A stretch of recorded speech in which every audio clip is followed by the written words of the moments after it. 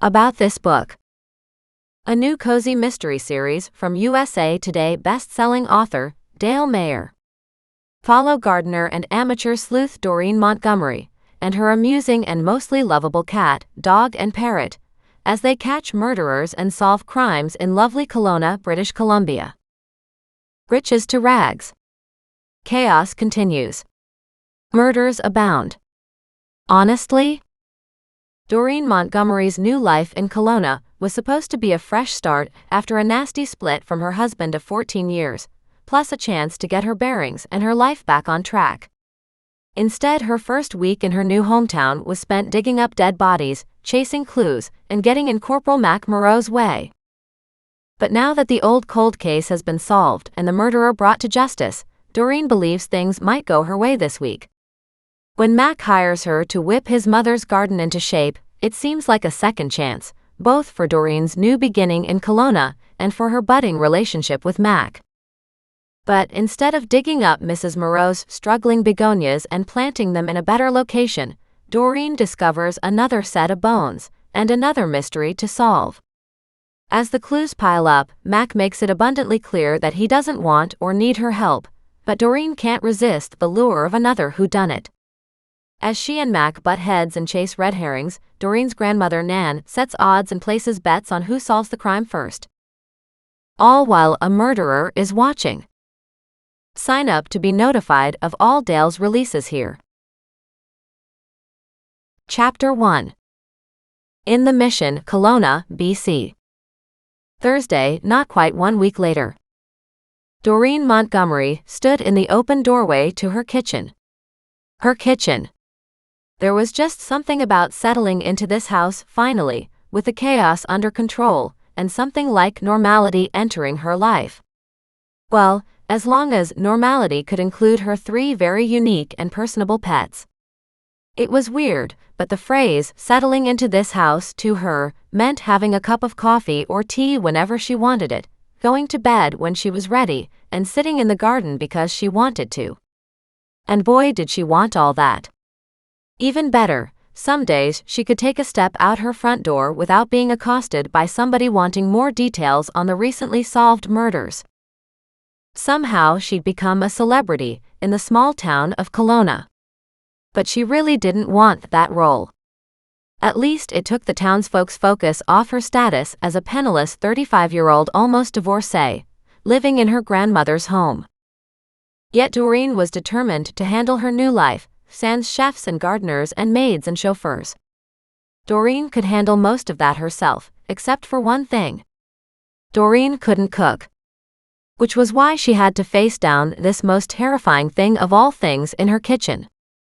She strode forward to fill Nan's tea kettle and placed it on the stove, the appliance she had a hate-hate relationship with.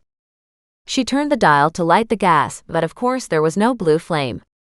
However, immediately she could smell gas wafting toward her nose. She snapped off the dial and glared. "You're not a stove. You're a diabolical demon. I don't understand how you work, what makes you work, and why the hell anybody would want something like you in the house," she announced to anyone nearby. The only ones listening were Muggs, her pedigreed basset hound, content to lay on the floor out of the way, and Thaddeus, Nan's huge beautiful blue-gray parrot with long red tail feathers, currently walking on the kitchen table, hoping for food scraps. "I've already fed you this morning, Thaddeus." Doreen shook her head. She should have never let him eat there. Now she'd never be able to keep him off her breakfast table. Goliath took that moment of calm to appear, racing around the kitchen, through Doreen's legs, and out again into the living room area. "Goliath!" Doreen yelled, righting herself. "Stop doing that, or you'll end up hurting me and you too." Goliath was the gigantic golden Maine Coon cat, the size of a bobcat, that came with the house. Goliath, being Goliath, was disruptive, picking any inopportune moment he could possibly find, yet sleeping the rest of the time. Initially, Doreen had considered Goliath's races through the house were in pursuit of a mouse, heaven forbid, but Doreen had never seen one or any evidence of one inside. She decided this was Goliath's normal behavior. Sighing, Doreen glared again at her stove. Is it too much to ask for hot water for my tea? Other people manage to produce incredible meals by using one of these things. And then there was Doreen. Her stove was a black gas-powered devil.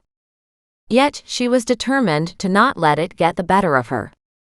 Again she reached forward to turn on the gas and then froze. She couldn't do it. What if something was wrong with the gas line? What if something really was broken? At least that gave her an excuse to stop her half-assed attempts at cooking.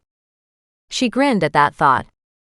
Feeling like it was a cop-out but grateful nonetheless, she picked up the electric tea kettle she'd found in the back of Nan's pantry when Doreen had first arrived, filled it with water, and plugged it in.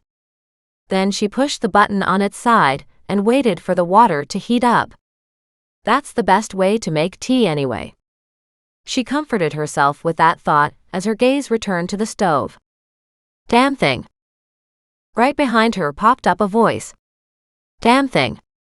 Damn thing. Talking parrots should require an owner's manual, and circumspect owners. She turned and shook her finger at Thaddeus. Don't you repeat that. Damn thing. Damn thing. Damn thing.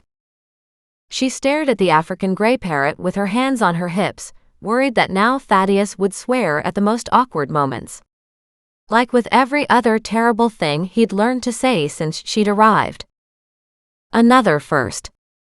Doreen was free to swear now. Free to say anything she wanted. Throwing off the shackles of her marriage had also freed her tongue. Maybe not such a good thing. She did have an image to uphold. She wasn't exactly sure what that image was yet, but it was here somewhere, and she was supposed to uphold it. Nan's image had been tarnished for a little bit with the recent murder cases. But Doreen had cleared Nan's name, and that was what counted. Such a sense of peace flowed through Doreen now, as if she'd somehow successfully passed a major test, probably one of many as she made this major life transition. Muggs waddled over and rubbed against her thigh, giving a bark. I haven't forgotten you, you silly boy. Doreen bent to give him a quick ear rub. When he barked again, now sitting at her feet giving her that woeful look, she reminded him, I've already fed you too. As the tea kettle bubbled beside her, she opened the kitchen's back door and stepped onto the long flowing veranda along the rear of the house. The dark slash beside the second set of veranda steps at the far end, where one of the bodies had been dug out, was still a raw insult to the garden that should have been here. And of course, the rest of the garden was even worse. She wanted to wander and plan and design how and what she could do with this space, but, since she had no money, it was hard to imagine any workable options at this time. At least she had no pressure to do all of it now. That brought back memories, when she had been only a decoration on a rich man's arm, how she directed gardeners to do what she wanted, regardless of the cost. As she stared at her massive backyard space, non-stop ideas filtered in. She smiled with delight, then walked back inside, grabbed her pad of paper and a pencil, and was about to step outside again when she realized the tea kettle was still on. That had never bothered her before, but now she couldn't leave the house while any appliance was running. The thought of having this house, her home, burned to the ground was too unnerving. She'd only recently settled into having something of her own, and couldn't bear to lose it. Making tea for herself over the past couple days had been an eye-opening experience. She used to get fancy lattes with beautiful patterns on the top without realizing they came from a $5,000 machine and a skilled barista. What she could do with $5,000 right now. She cringed every time she thought about the seemingly insignificant cost of one of those fancy lattes that she'd consumed on a daily basis when married. A humble cup of home-brewed tea was a simple pleasure now, those fancy coffees an indulgence. Something she could no longer afford. She waited until the tea kettle fully boiled, then dropped a tea bag into a large chipped mug Nan had left behind and poured the boiling water atop it. Checking the fridge, she was relieved to find a little bit of milk left inside an open carton. She opened the top, took a whiff, and grinned. It was still sweet. She poured a splash into her tea, put the carton back into the fridge, picked up her cup, and said to Muggs, "Are you ready to go outside?" Muggs barked joyfully at the trigger word. The door was already open, but she propped it to stay that way with one of the chairs off the veranda. Muggs ran forward, his great big saggy facial jowls wobbling and shaking with every step. Thaddeus flew overhead, although how the bird could fly Doreen didn't know. When she had first arrived, he didn't fly much. Now he did a half soaring and half free fall to the ground. But he did it very elegantly. Or at least it would be elegant if the words pouring out of his mouth weren't "damn thing." Damn thing. Why did he have to repeat himself? She had heard him the first time, unfortunately. Goliath raced past again, his tail in the air. Apparently, this was a family outing. She chuckled. It was a beautiful day and everything felt right. She wandered the far back area of the property, her entourage in tow. The paperwork still had to be processed to legally transfer the house, compliments of her grandmother, into Doreen's name. Nan had chosen to move into a nearby senior's home and had left her house to Doreen. She'd been absolutely stunned and heartened by Nan's generosity at a time when Doreen had been desperately in need of a place to call home and a pillow to lay her head on at night. Thaddeus flew down and landed on her shoulder. Doreen stroked the beautiful bird's head. Good bird. But Thaddeus didn't repeat that. Figures. Now she wandered the backyard, taking delight in the garden, knowing it was hers forever. Even though overwhelmed with weeds, the garden held so much potential. Seeing several small trees in the mix, Doreen walked closer and gasped. "Fruit trees," she cried out in joy. Bending down to avoid the unruly branches, she studied the leaves and identified an Italian plum, maybe an apricot too, and one she wasn't sure of, possibly a cherry tree. Fruit trees were a delightful addition to her garden. This place could shine with a little effort. Everything outside came alive in her mind as she contemplated the improvements she could make. Doreen heard muffled grunts and stopped to see what Muggs was digging up. Thankfully, it was just dirt this time. Gardening was Doreen's one and only talent. But designing a garden that somebody else would implement was a whole different story than making it happen by her own elbow grease. She didn't know the last time she'd held a shovel in her hand. She wasn't at all sure how much physical strength would be required to clean up this backyard. Plus, she'd signed on to do some gardening for Mac's mother, hopefully for some much-needed money. Just the reminder of the local detective who'd helped her navigate the nightmare of finding several bodies in her garden last week made her chuckle. He was a very interesting man. And likely thought she was nuts. Then it had been a crazy week, her first week living in one of the oldest neighborhoods in Kelowna Mission, so she could hardly blame him. Mac had helped her through this trying time. He had been a godsend when the bodies had showed up at her place. Not that the dead bodies were her fault by any means, but somehow she happened to trip over them. Or maybe she should blame Goliath. Or Muggs. They had both helped, or hindered. Then there was Thaddeus. She frowned as she watched her brood, especially the dog sniffing deep into the brush. "Muggs, don't you dare find any more bodies," she warned. "We've had more than enough corpses in our world." Muggs gave a heavy woof and continued to waddle forward, the grass splitting wide to let his girth through. She grinned. He had been with her for 5 years already. She had inherited both Goliath and Thaddeus from Nan, as part and parcel with her house. Goliath had an attitude. He came and went on his own, and still demanded that she look after him when he did show up. Kind of like her soon-to-be ex-husband. Only Goliath had had his tomcat ways fixed, and her almost ex-husband had not. She chuckled at that. That's what we should have done. We should have had him fixed.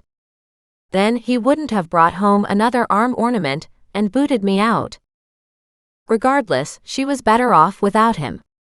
Now all she had to do was figure out how to make money. At least enough to keep the electricity on in the house and food in the fridge. It was proving to be a bigger challenge than she'd realized.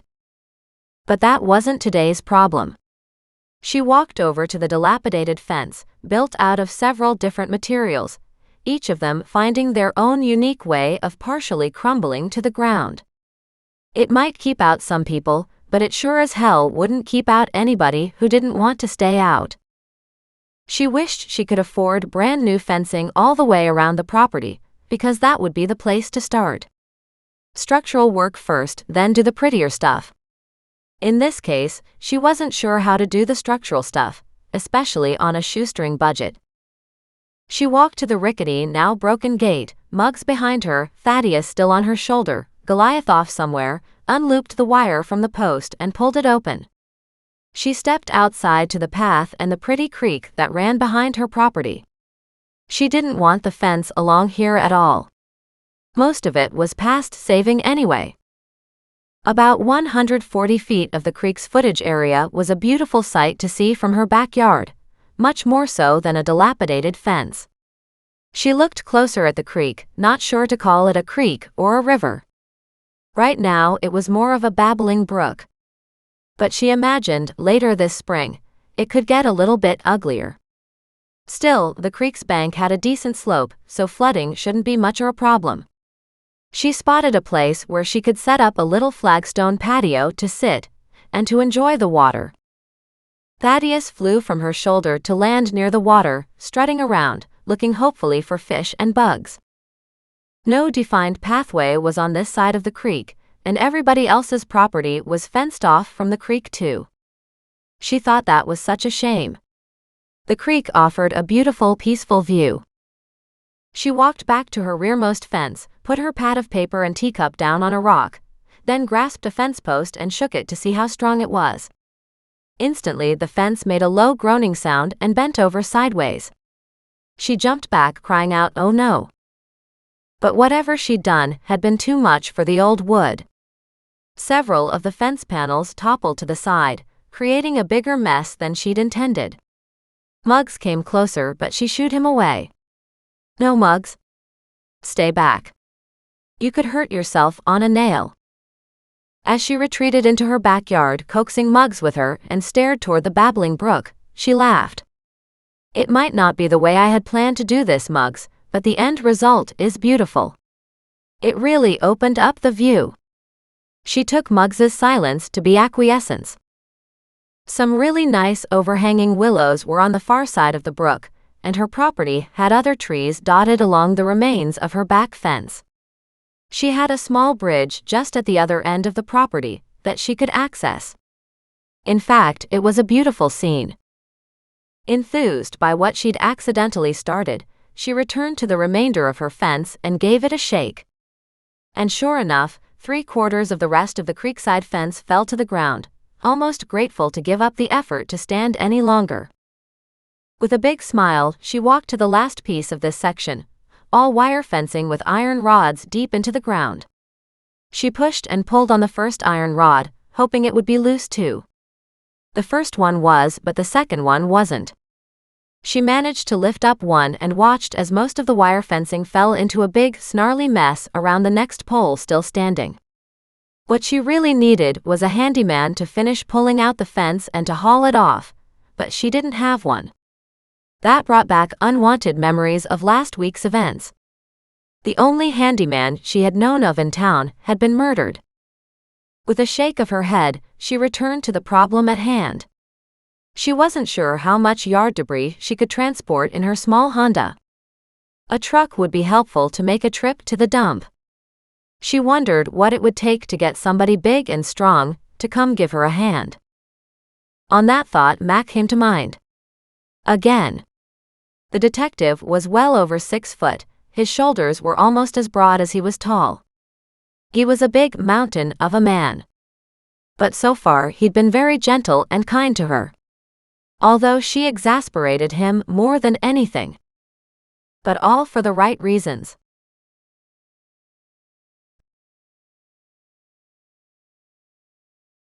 Chapter 2. Unfortunately, Doreen wasn't sure Mac believed that though. Nor had he believed her at first about the dead bodies. It took closing an old cold case and several more current cases before he did. So all in all, Mac should be thanking her. Maybe he should even be paying her for her assistance. She brightened for a moment, contemplating the idea of a fat check coming from the local Royal Canadian Mounted Police, and then shook her head. Not going to happen. She shrugged. It was her current reality. And, for whatever it was worth, she was a whole lot happier now than when she had been a plastic Barbie, who never worried about money. She stared at the scratch on her palm, blood already welling up. She should have worn gardening gloves. No point looking at her damaged nails. Besides, she couldn't see them for the dirt. Doreen? She spun around and yelled, "I'm in the back." She turned toward the felled wire fence and sighed. This would make a mess of her hands. And possibly her back. She headed to her teacup, scooped it off the rock, and took a sip. When she heard footsteps, she pivoted to see Mac walking toward her, holding Goliath while scratching his furry head and talking to Muggs who had run to greet him. She set down her cup and beamed. There was just something about Mac. Mac grinned, setting the cat free on the grass, giving Muggs a smile and a quick ear rub. Leave you alone for a week and look at you. You're ripping the place apart. She laughed. Well, someone had to, she said with a smile. Thaddeus decided to join them now, landing inside the backyard. Hey boy, Mac said, waiting for the bird to walk to him for a quick pat on the head. All three animals clustered nearby to watch the big man. What brings you by? Doreen asked. He pointed to the front of the house. Is that crowd bothering you? She shrugged. The notoriety is definitely different. Can't say I'm accustomed to it. However, the stress is easing slightly. Well, you are accustomed to notoriety, just not necessarily at this level. She winced at the reminder of her wealthy now estranged husband, and the number of times she'd been photographed as his partner, at one do or another. She nodded. Point to you. Doesn't necessarily mean I like the sensationalism though. He motioned to the fence. Did you mean to take that down? She glared at him. Does it look like I did it by accident? He laughed. With you, anything's possible. He walked over and tested the corner post. This won't stand for long either. He looked at the long and rambling busted-up fence on the side edge of her property, shared with one neighbor, and the big fancy fence butted up against it that was her neighbor's. Are you going to remove this side too? Is there any reason I can't and just use the neighbor's fence? He shrugged. That's what I'd do. With a big fat smile, she asked, Can you pull out the last of those posts? She was almost rubbing her hands together in joy at the thought of getting rid of this huge eyesore. Having this much of the ragtag fencing down had opened up so much of the creek's natural beauty that she couldn't wait to get rid of the rest of her creekside fence. It seemingly took him nothing but the same effort to lift a cup of coffee, and he had the huge iron post up and out of the ground. She couldn't even rock the pole slightly. It's a big mess back here, Max said. For now, the only good place to drag this old fencing is in the middle of the backyard. It'll take some of this plant stuff here with it. That plant stuff you're talking about happens to be perennial bushes that I would like to keep. He glared at her but twisted so he had the post with both hands, pulled it higher over his head, and dragged what he could toward the center of her backyard where it ended up in a big heap on the lawn. You'll need some good wire cutters to clip this into manageable pieces. What I need is a truck to make a trip to the dump, she announced. I can't get very much in my car at one time. After you work on Mom's garden project, we'll probably make a trip to the dump, depending on how much yard waste we need to get rid of at Mom's house and how much new compost we may need to add. We can always take some of your yard debris at the same time. She beamed. Now that would be lovely. Then she frowned. I don't think I have any tools that will cut up this wire fencing. I don't know. Nan had a whole pile of them in the hall closet. Doreen glanced at him in surprise, and then remembered the hall closet full of an odd assortment of things. You could be right. I'll go check. She started toward the house before suddenly turning and calling out, "Careful. Don't hurt those plants." He shot her a look but continued to struggle with the posts. Leaving him standing there, tugging at more fencing, trying to pull it up without damaging the plants, she headed inside to the closet. Once there, she wasn't exactly sure what wire cutters looked like.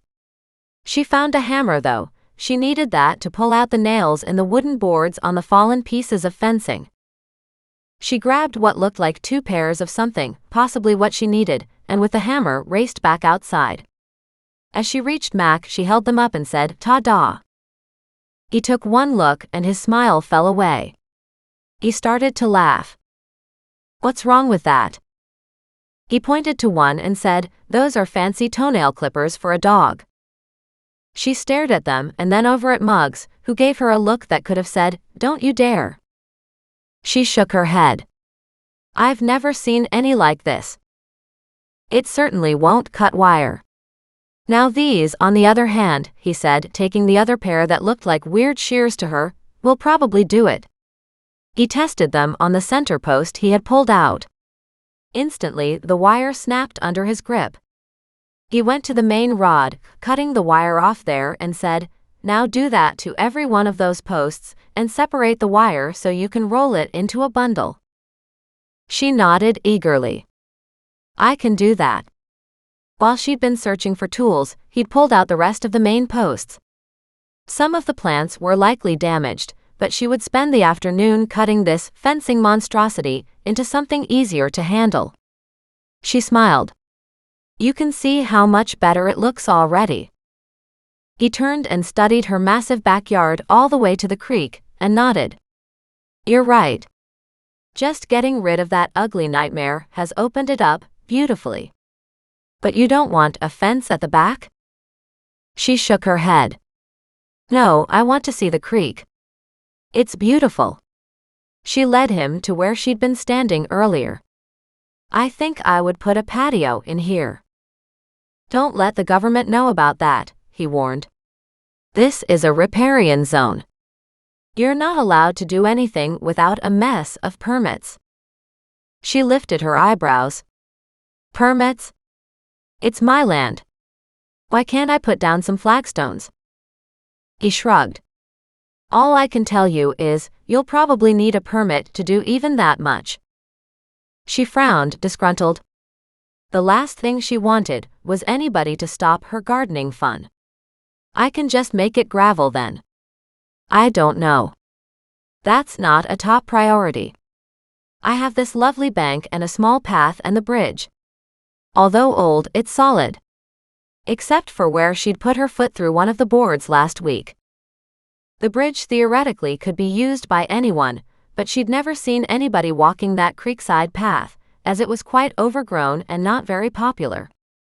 But for Muggs, it was a great way to get exercise. He could use it. Just then, Thaddeus hopped onto the pad of paper on the rock, sending it and her pencil flying into her teacup. The teacup fell with a crash to the rocks below, and Thaddeus hopped farther away from the damage. But of course, in his high piercing voice he called out, "Damn thing! Damn thing!" "Oh, Thaddeus, why do you say that?" She walked over, collected the busted pieces of china and the pad of paper now covered in tea. It was her fault. She shouldn't have put it here. But she had no table or outdoor chairs at this spot that she could have otherwise used. "I see you're teaching him more words."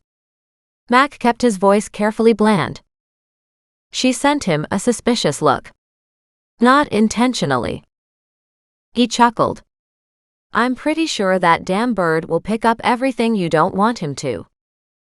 Thaddeus looked at Mac with beady eyes, tilted his head to one side, and said, "Damn bird. Damn bird. Damn bird." She groaned. "Watch what you say around him." Mac held out his hands. "Me. I'm not the one who taught him the first phrase.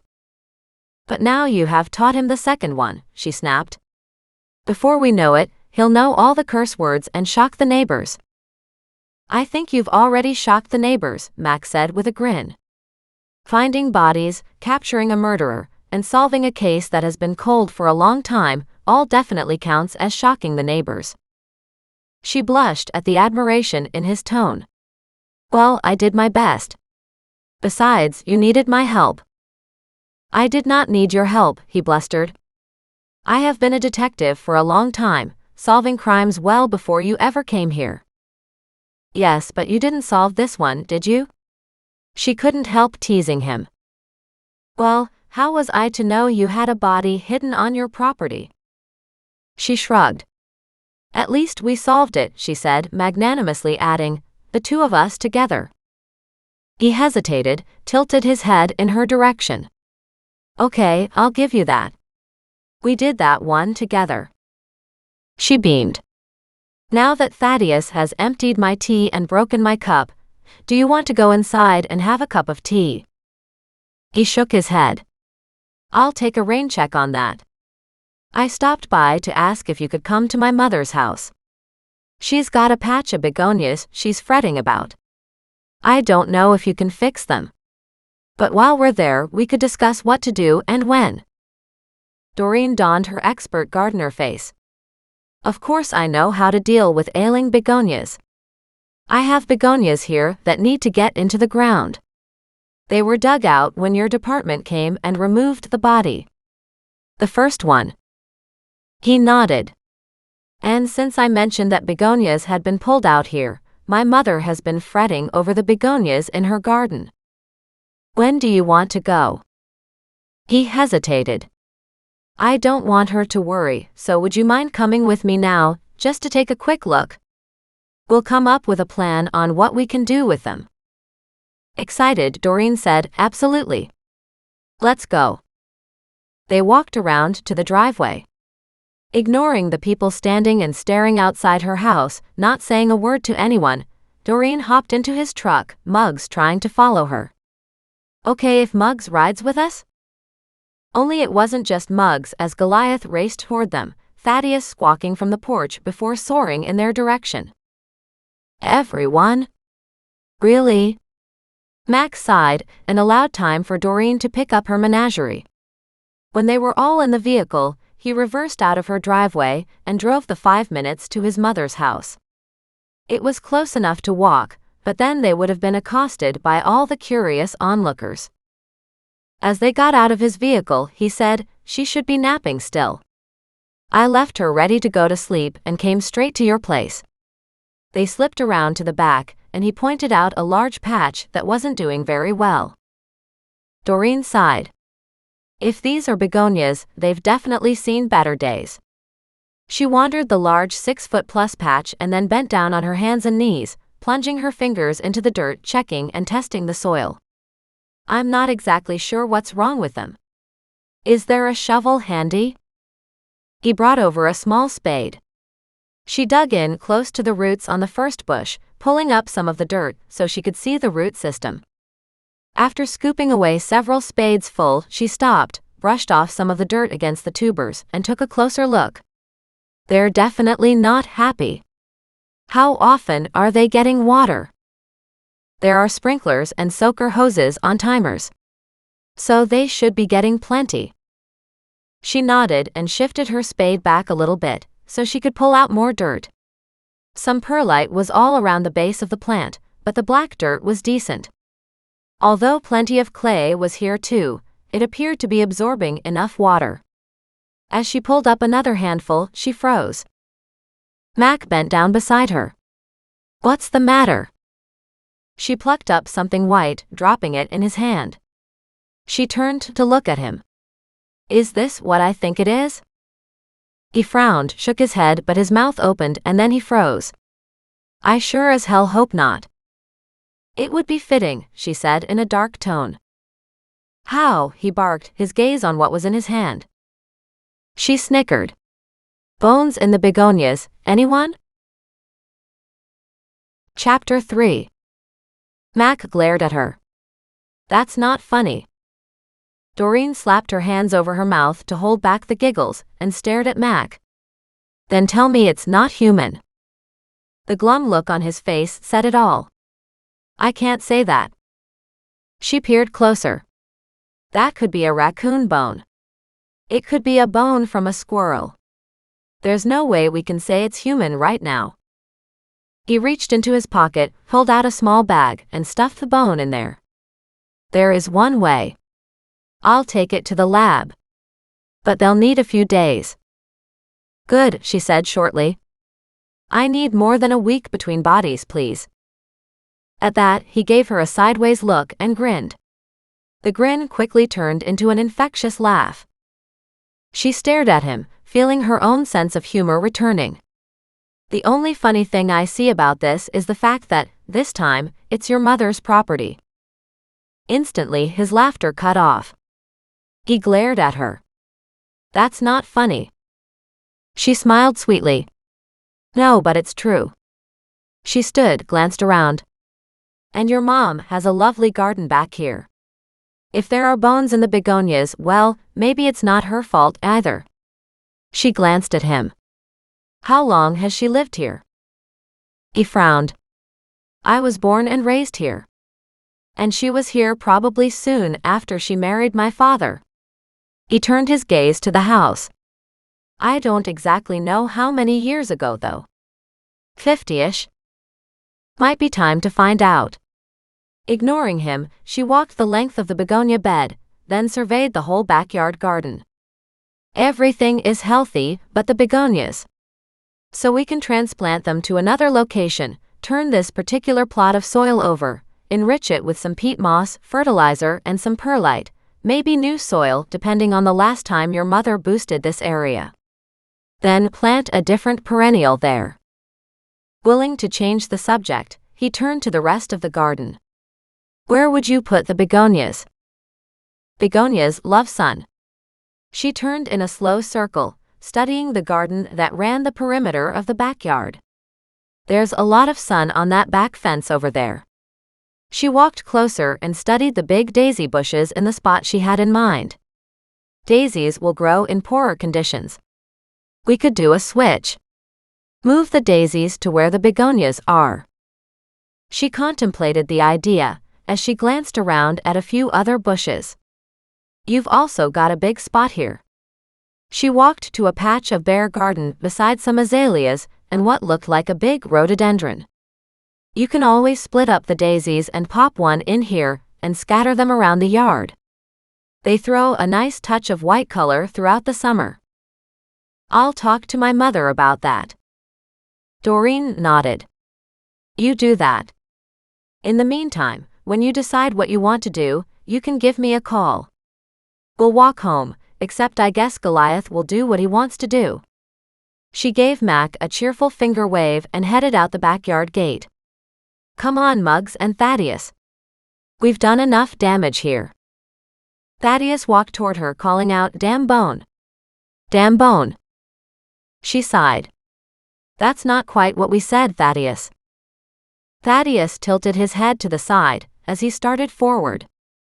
She held the gate open for him, and before he passed through, a golden streak raced through the opening. It almost sent poor Thaddeus tumbling. Goliath, remember your manners. Goliath stopped, turned, gave Doreen a malevolent look, and slowly loped forward. She bent and caught Thaddeus.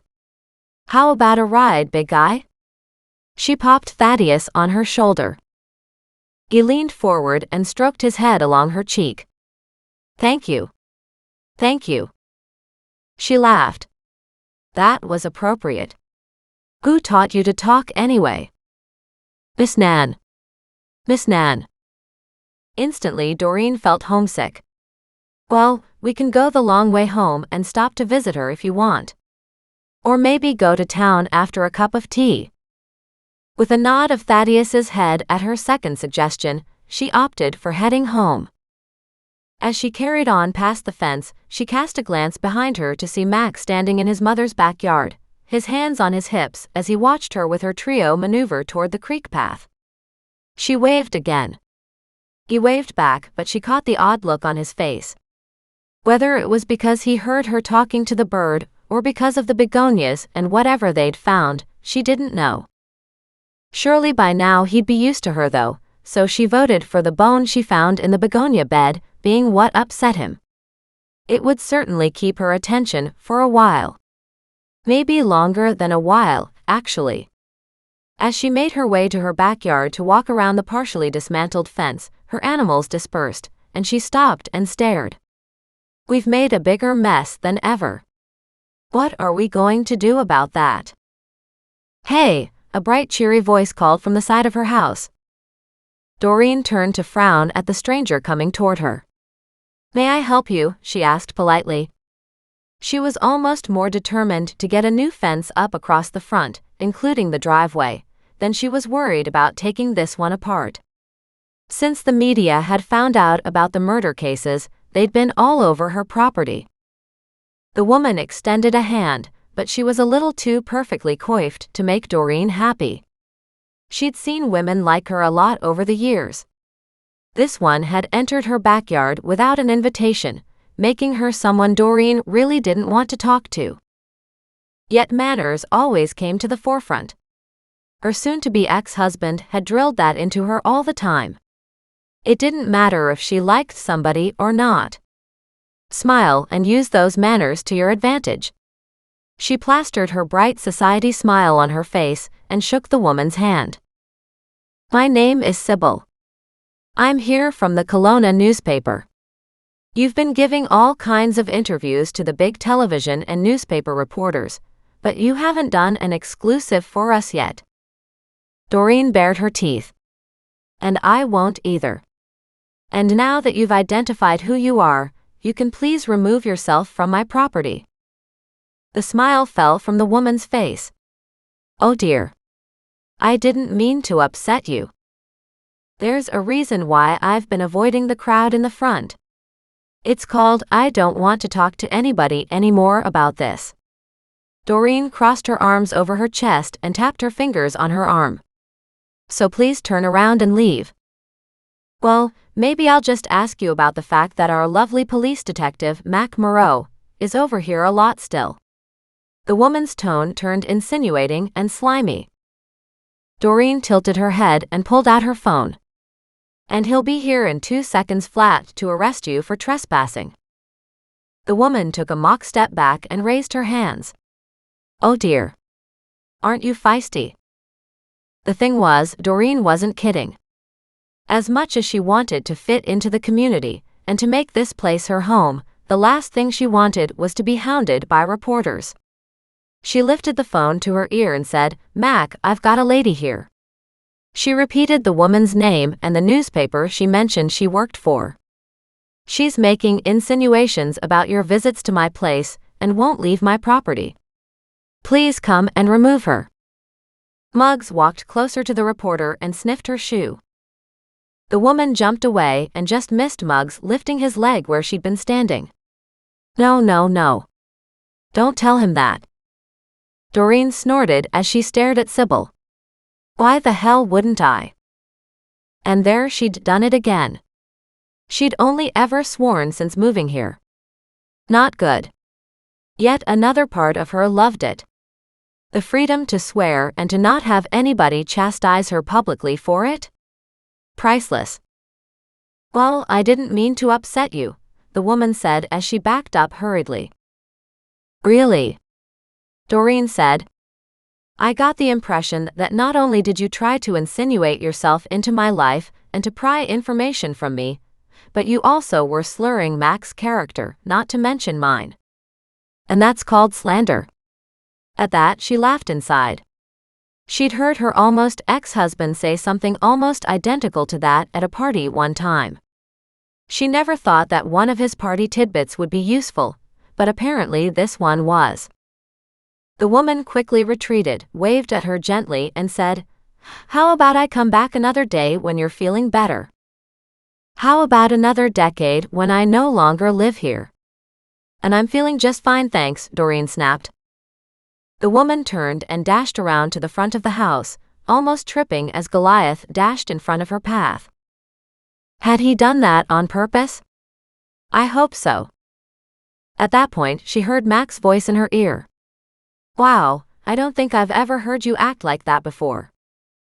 And, to her mortification, she actually had dialed Mac. She just dialed half the digits, or so she thought. Instead, she had completed the call, and Mac had been listening in on her conversation as she had yelled at the reporter. Mac, I don't know what's happening to me, she said, bewilderment in her voice. This has been such a circus. His voice softened. Take it easy. You have good reason to be irate. Let me know if she comes back, and I'll have a talk with her. Well, if she comes back, I'm likely to set one of the animals on her. Muggs didn't like her. But I don't think she even noticed when he deliberately lifted his leg. He didn't pee on her, did he? Mac's voice was raised in a fascinated horror. No, more's the pity. She shook her head. The woman moved because of what I said. She doesn't realize how lucky she truly is. Mac laughed. You and those animals. Are you okay now? I was okay before. I didn't mean to dial your number. I was using the phone more as a prop to get her to behave. But I accidentally completed the call. I'm sorry you had to hear that. I'm really not as incapable of taking care of myself as I might seem. You're doing very well. Have a little self-confidence and trust in some of us, and you'll be fine. And just like that, he hung up the phone. She smiled and straightened her shoulders. Mac was right. She was doing much better. Hell, she'd helped him solve several murder cases. And that was huge. Maybe if she could do it again, she'd get some respect from people around here, and not just a macabre fascination. It pissed her off that the woman had been so bold and nervy as to come into Doreen's backyard. Doreen wondered what her rights were as a homeowner. She wandered around to the side of the house and stared out toward the front yard. The woman was there with her cameraman. And they were taking pictures of the front of her house. She understood from Mac that she could not do a whole lot about that. But damned if she would let them on her property. She walked into the kitchen, locating a large piece of corrugated cardboard by the laundry. She picked it up, grabbed a permanent marker, and wrote "No trespassing" on the front, and then on the bottom she wrote "Trespassers will be prosecuted." Walking back outside, she then grabbed one of the fence posts Mac had pulled out. An I-beam, he had called it. She walked to the garden right at the front of the property, ignoring the cameras that clicked and whirled in her face. Several people called out to her. She ignored them all. Thaddeus joined her as she punched the cardboard through the post twice so the sign would stay up, then pushed the vertical metal post into the edge of the soft garden bed. Then she twisted it so people could see her sign. Without saying another word, she turned and walked to her front porch. The people standing there gasped and said, "Well, I never." She stiffened her back and kept on marching. Thaddeus flew ahead to meet her at the door. Muggs wasn't with her, he'd stayed in the garage. Smart dog. He didn't like the nosy crowds any more than she did. Of Goliath, there was no sign. She walked up to the front door and said, "Good riddance." As she stepped inside, Thaddeus turned and called out to the crowd, "Good riddance. Good riddance." She gasped, ran inside with Thaddeus at her heels, and slammed the front door shut. Chapter 4. Back inside, she headed for her kitchen and her trusty electric tea kettle. Her soon-to-be ex-husband always headed for the bottle when he found a situation stressful. When she'd lived with him, she'd always gone to her room to get away. Tea had never been part of the equation. But now it was the solace she needed. And given what she'd been through, it was very necessary. Besides, it could be much worse. It wasn't like she was pouring alcohol into her tea. Although, if she'd had any around, she might today. But with money so tight, she had none to spare for such an indulgent item. She put the tea kettle back on, glaring at the stove. If only she could figure out how that thing was supposed to work properly. She knew all about cooking shows and cooking videos and stuff, but somehow, whenever she tried a recipe, it ended up being a big mess or only half done. And she just didn't understand how it was all supposed to go together. She wondered about taking a cooking class, but again, there was the money issue. On top of that, she didn't want anybody to know how absolutely inept she was in the kitchen. Nan had told Doreen that boiling eggs was simple, just a pot of water and eggs. But she had yet to try it. Partially because of the damn stove. She couldn't seem to get it to light properly. She should have mentioned it to Mac. She pulled out her phone intending to call him, but realized how much she'd been leaning on him lately. That wasn't fair to him. As long as she had an electric tea kettle, she could plug that in and have tea and broth. She also had a microwave, and was learning to use that. With another cup of tea, she headed back outside to the rear garden. As soon as she stepped out the kitchen door, she saw the mess from the fence. She sighed, but was distracted as Muggs ran straight for the open edge along the creek. "Muggs, you stay on the property," she warned. Muggs turned to look at her. And then, ignoring her, wandered to the other side of the gate. The gate still stood, which was foolish because the fence around it was gone. Stepping back into the house, she rummaged in Nan's messy front hall closet and found a pair of gardening gloves. They weren't very thick, but they would do for the moment. Taking her tea, she walked back outside again and sat on a big rock. With the clippers, she cut apart the wire fencing. She laid the poles neatly on one side, then, with manageable pieces of the wire fencing, stretched them out and stacked them up. It was hot, dusty work.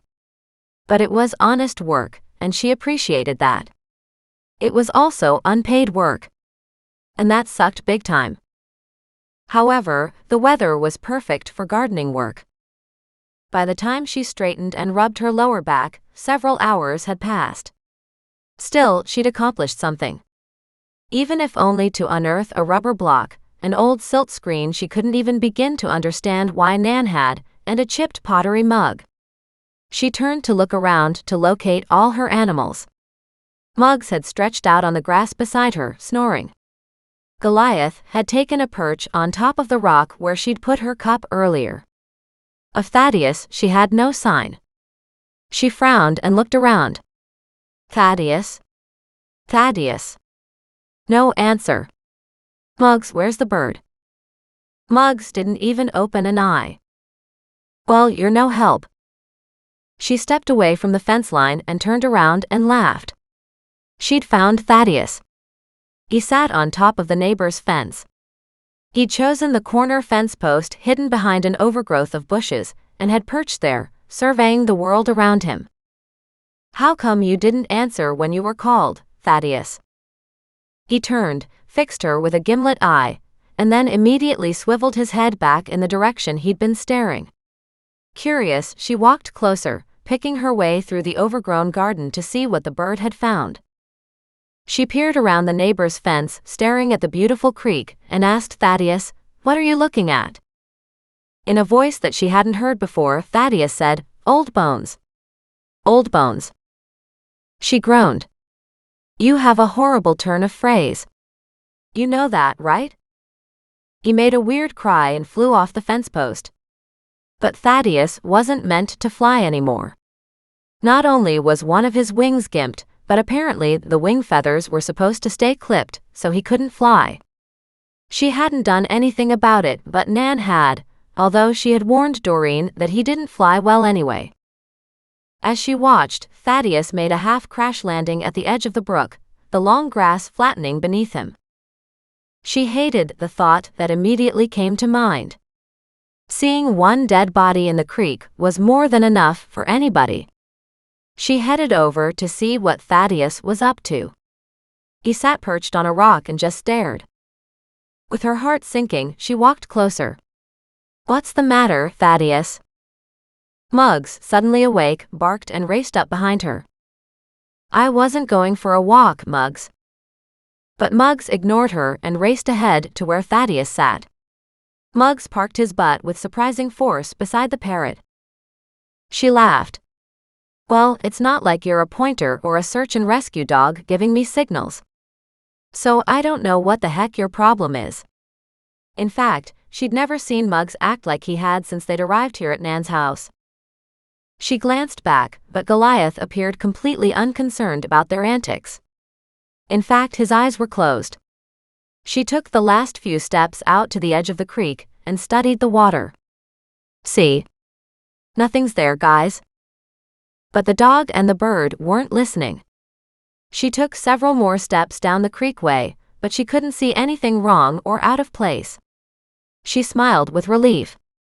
That was a good thing.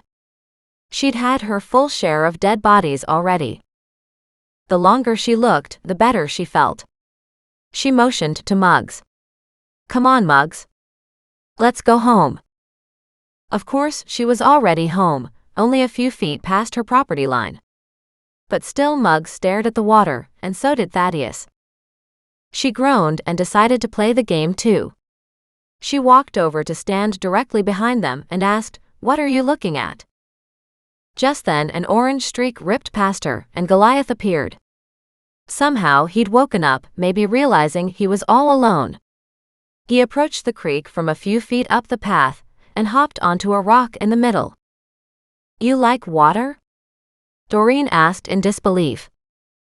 Goliath shot her a look. She wasn't sure what she was supposed to make of it.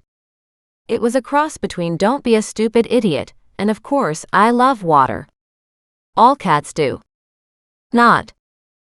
She shook her head at her fanciful thoughts until Goliath also stared down at the water. Now all three of them, from different spots, were focused on a point in the middle. She groaned.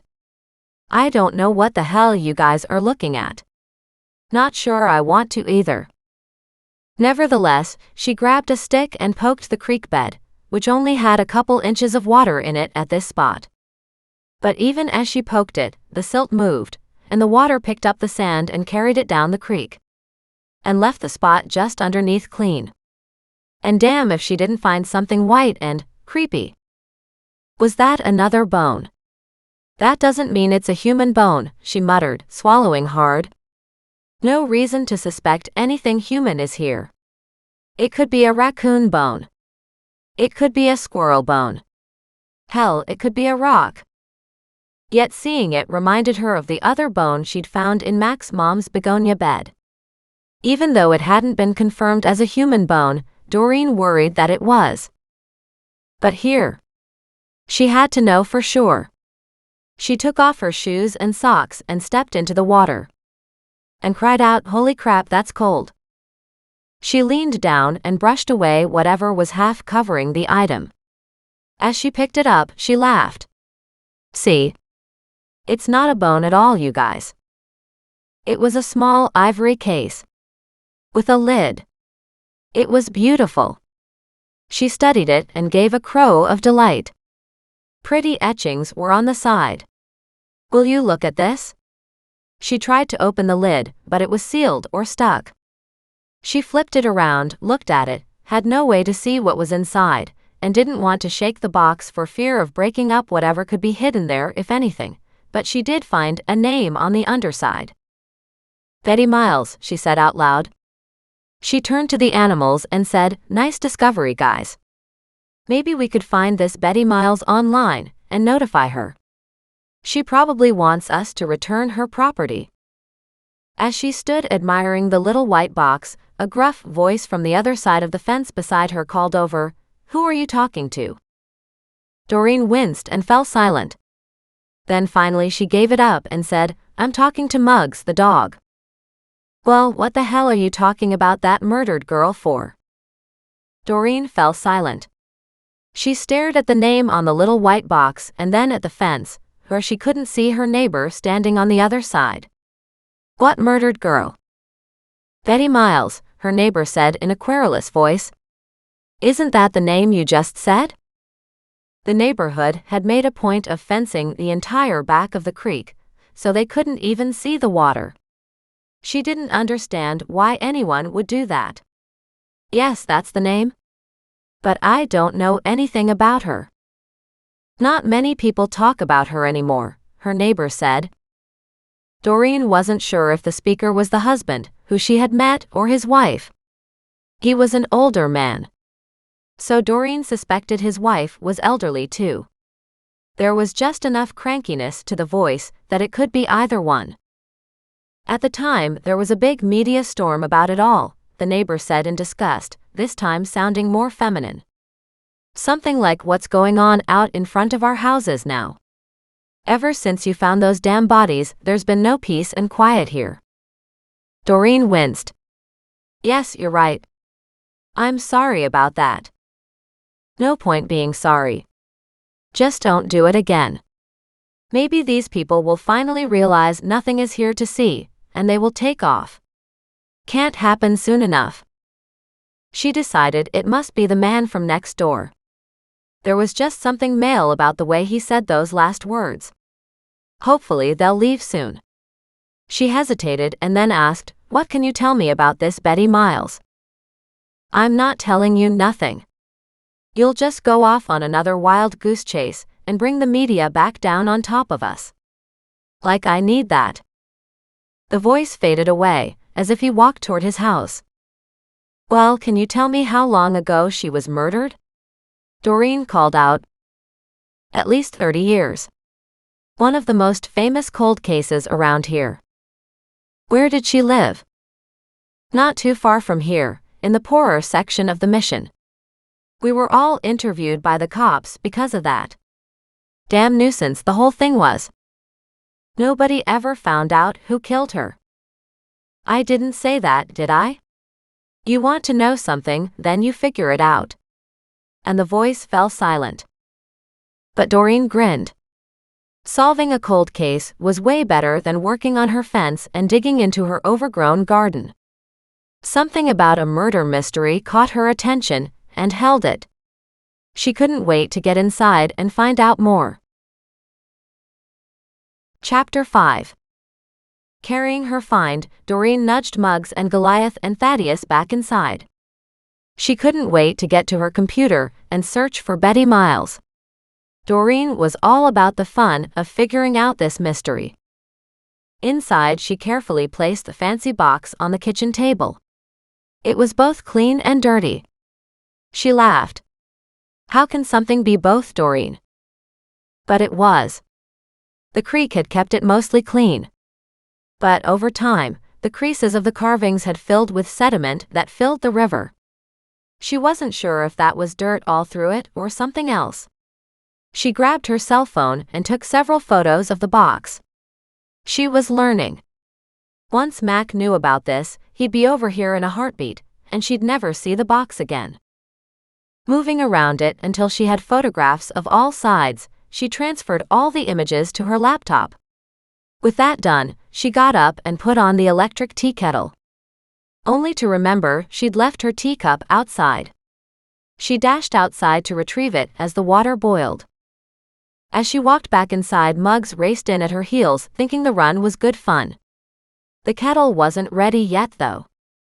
While she waited, she looked online for the cold case that her neighbor had talked about. She frowned, thinking about her neighbor's voice. And the trouble was, that voice coming from behind the fence was androgynous. Doreen couldn't tell who she'd been talking to earlier today. It had been querulous and cranky, as if nothing was ever good enough for it.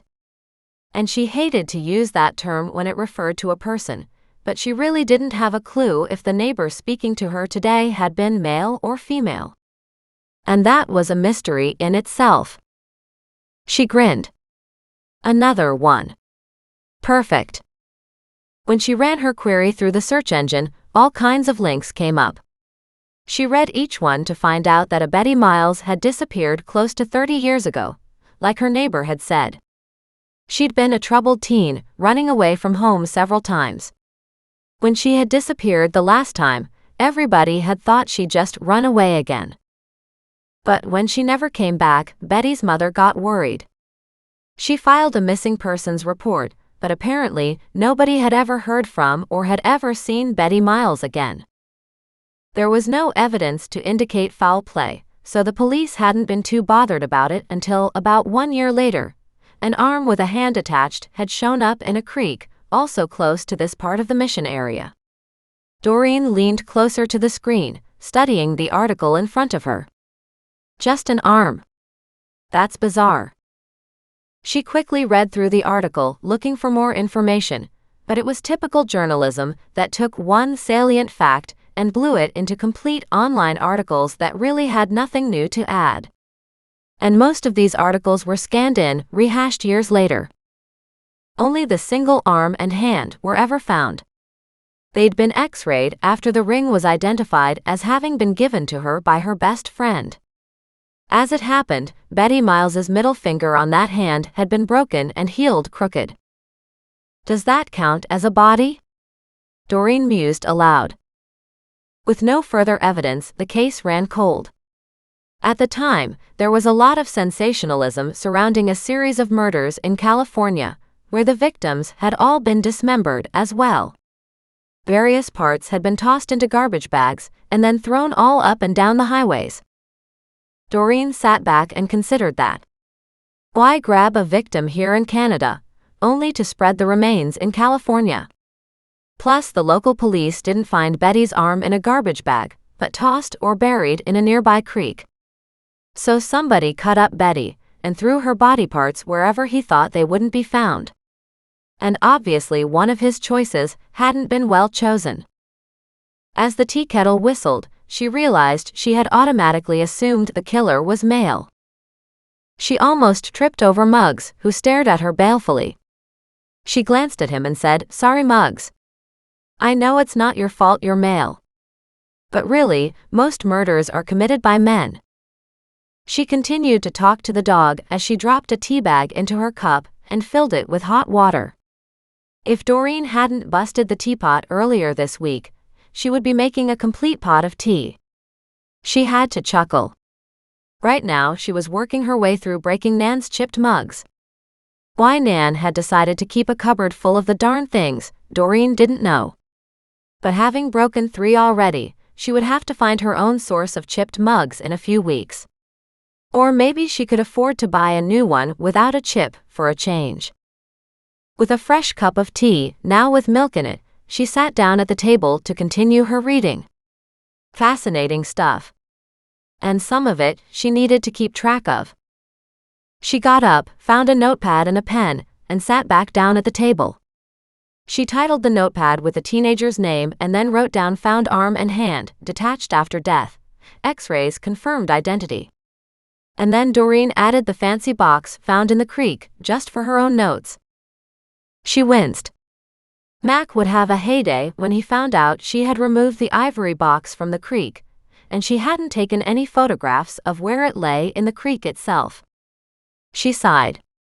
I really suck at this job. At the word job, she winced again. She glanced at Muggs, still staring at her. Hey, I've got enough money to buy your dog food with Nan's pocket change, so it's all good. I'll find work at some point. Don't you worry. Muggs gave her a soulful look, interested in something a little more than her words, to reassure him. She got up, walked to the cupboard missing its door, and peered in his food bowl. It was empty. With Muggs at her heels, his tail wagging, snuffling the ground around his bowl, she filled it up again. She spent a moment cuddling the big guy.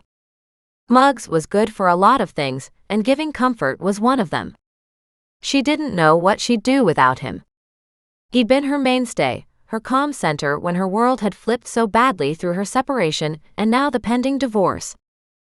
As she straightened up, her back screamed at her from the heavy garden work she had done earlier. She winced, grabbing the counter, finding Goliath there staring down at her. She shook her head. Oh no you don't. You got food already today. Meow. No. Muggs's bowl was empty. You ate his food, didn't you? She turned and walked toward the table only to have Goliath run along the countertop, jump down, and wrap himself around her legs, almost tripping her. She groaned, reached down, scooped him up and cried out, You're heavy. You've gained weight since I've gotten here. His big guttural engine kicked in, and he rubbed his head against her chin. She chuckled. I'm not that much of a sucker. But he rubbed his head against her chin again and again. Then she heard his tummy growl. Horrified, she walked over to his bowls to find his dry food was gone too. She shook her head. What is wrong with me? Normally, I would never have forgotten to feed you guys. She frowned and looked from one bowl to the next. Did you two just eat out of each other's bowls or something? It didn't matter because, according to Goliath, he was going to starve if she didn't feed him right now. She put him down, scooped up some dry kibble and poured it into his bowl. Immediately he dropped his head in and feasted. She stepped back. Doreen, you've got to be losing it. You've never missed a day feeding these animals yet. More than a little troubled, she returned to her seat at the table. Thaddeus wandered from one bowl to the other bowl. But he couldn't get his head into either. Both the dog and the cat were busy plowing through the food she'd given them. She watched Thaddeus for a moment. Thaddeus, did I feed you? Immediately his head turned, and he stared at her with a beady gaze. Thaddeus. Thaddeus. I know you're Thaddeus. That doesn't tell me if you're hungry or not. Thaddeus, hungry. Thaddeus, hungry. Thaddeus, hungry. She groaned. Of course you are. More to the point, you're only saying that you are so you don't lose out. I highly doubt any of you are starving. She got up and walked over to the big hall closet where she kept the bird food. Thaddeus watched her, striding along behind her, his tail dragging on the floor. She didn't understand why he did that. She would look it up later, but it seemed that she never got on top of all of her questions to research when it came to the animals. She always got sidetracked by something else. It was a little disconcerting. She pulled out a handful of birdseed and returned to the kitchen table. She plunked down his food on top, watching as he dug in. There. All animals fed. Do any of you care about me? I don't think I've eaten in hours. On cue, her stomach growled. Life never used to be this difficult. She was torn between getting food for herself and doing more research. Finally, she gave up, walked the few steps to the fridge and opened it. But if she didn't want sandwiches, it would be eggs for her. And that wasn't something she cooked very well yet. That was why the eggs were still there, like a taunting specter in front of her. She slammed the fridge door shut again. So it would be cheese and crackers again, which she gathered together on a plate. She found some cucumber and cut that up on the side. She stared at the simple meal and sighed. Remember when we had steak and lobster with red wine? None of the animals gave a darn about answering her. Such was her life now too. Resuming her research again, her phone rang. She glanced down at the small screen. It was Mac. He seemed to have a sixth sense when she was looking into stuff she shouldn't be. Shaking off the misplaced guilt, she answered his call with an overly cheerful voice. Hey Mac. What's up? What are you up to? She could hear the worry in his voice. Silence. Nothing, she hurriedly reassured him. How could he know? Now I know you're up to something, he declared. I'll be there in 5 minutes. Chapter 6. She groaned and slammed down her phone. How could he possibly know? He didn't have to rush over, but he would, because he was suspicious and wary of her. However, it was a good excuse to have Mac make some coffee while he was here. He was the best at making coffee she'd ever met. She could make a decent cup, but still, he had a special touch. It was frustrating because it was the same damn coffee maker and the same damn coffee that she used. But when he did it, magic happened. Like everything else that happened in the kitchen, other people seemed to have a special touch. Or maybe she was missing it. Either way, her self-confidence was non-existent when it came to food preparation of any kind. She continued to surf on the internet and sipped her tea until Mac arrived. As soon as she heard him pull into the driveway, she slammed down the lid of her laptop. She got up and walked to the front door, opened it, and studied the crowd outside. A few vehicles and only one TV station van were here now. Maybe the crowd had finally gotten bored and had left to find other more amusing pursuits. Mac waved at her as he closed the door to his vehicle. He walked up her driveway, his stride determined and forceful. She liked that about him. He never hesitated. He always seemed to know what he was doing, and why. Whereas for her, life was just one big question mark. He stepped onto the front porch. Looks like the crowds are finally dispersing. Good, she snapped. They can go bug someone else for a while. He just grinned, motioned her inside, then stepped in behind her, shutting the door. Did you put on coffee? No, I didn't. You can put it on yourself. He laughed, not fooled in the least. You still haven't figured it out, have you? She flushed and looked at him with a sideways glance. That's not fair. I make coffee every morning. Yeah, chances are you aren't putting in enough grounds, he said. She stood beside him and watched as he measured the water, poured it into the back of the maker, and then brought out her small grinder to grind the beans and afterward to put them into the coffee filter. She shrugged. I do exactly the same thing. Maybe. And maybe I'm just gifted. Because it was too close to her earlier thought, she wouldn't give him the satisfaction of agreeing. Any results from the lab on that bone we found in your mother's garden? Max snorted. It's too soon for any results, Doreen. She walked over to the table and sat back down again, opening the lid on her laptop. But then she realized he would ask questions about what she was looking up. So she pushed the lid closed again.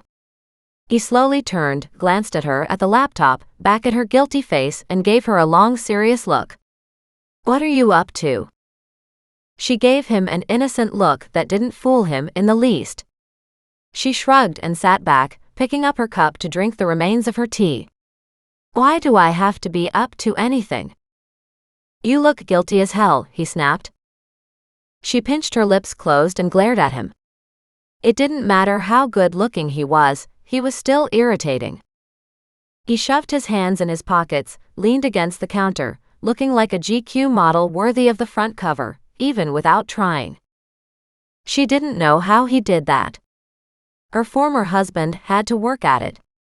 He had these fancy lotions and creams and hairsprays and conditioners to style his hair, more than Doreen used even back then, and his suits were always dry cleaned.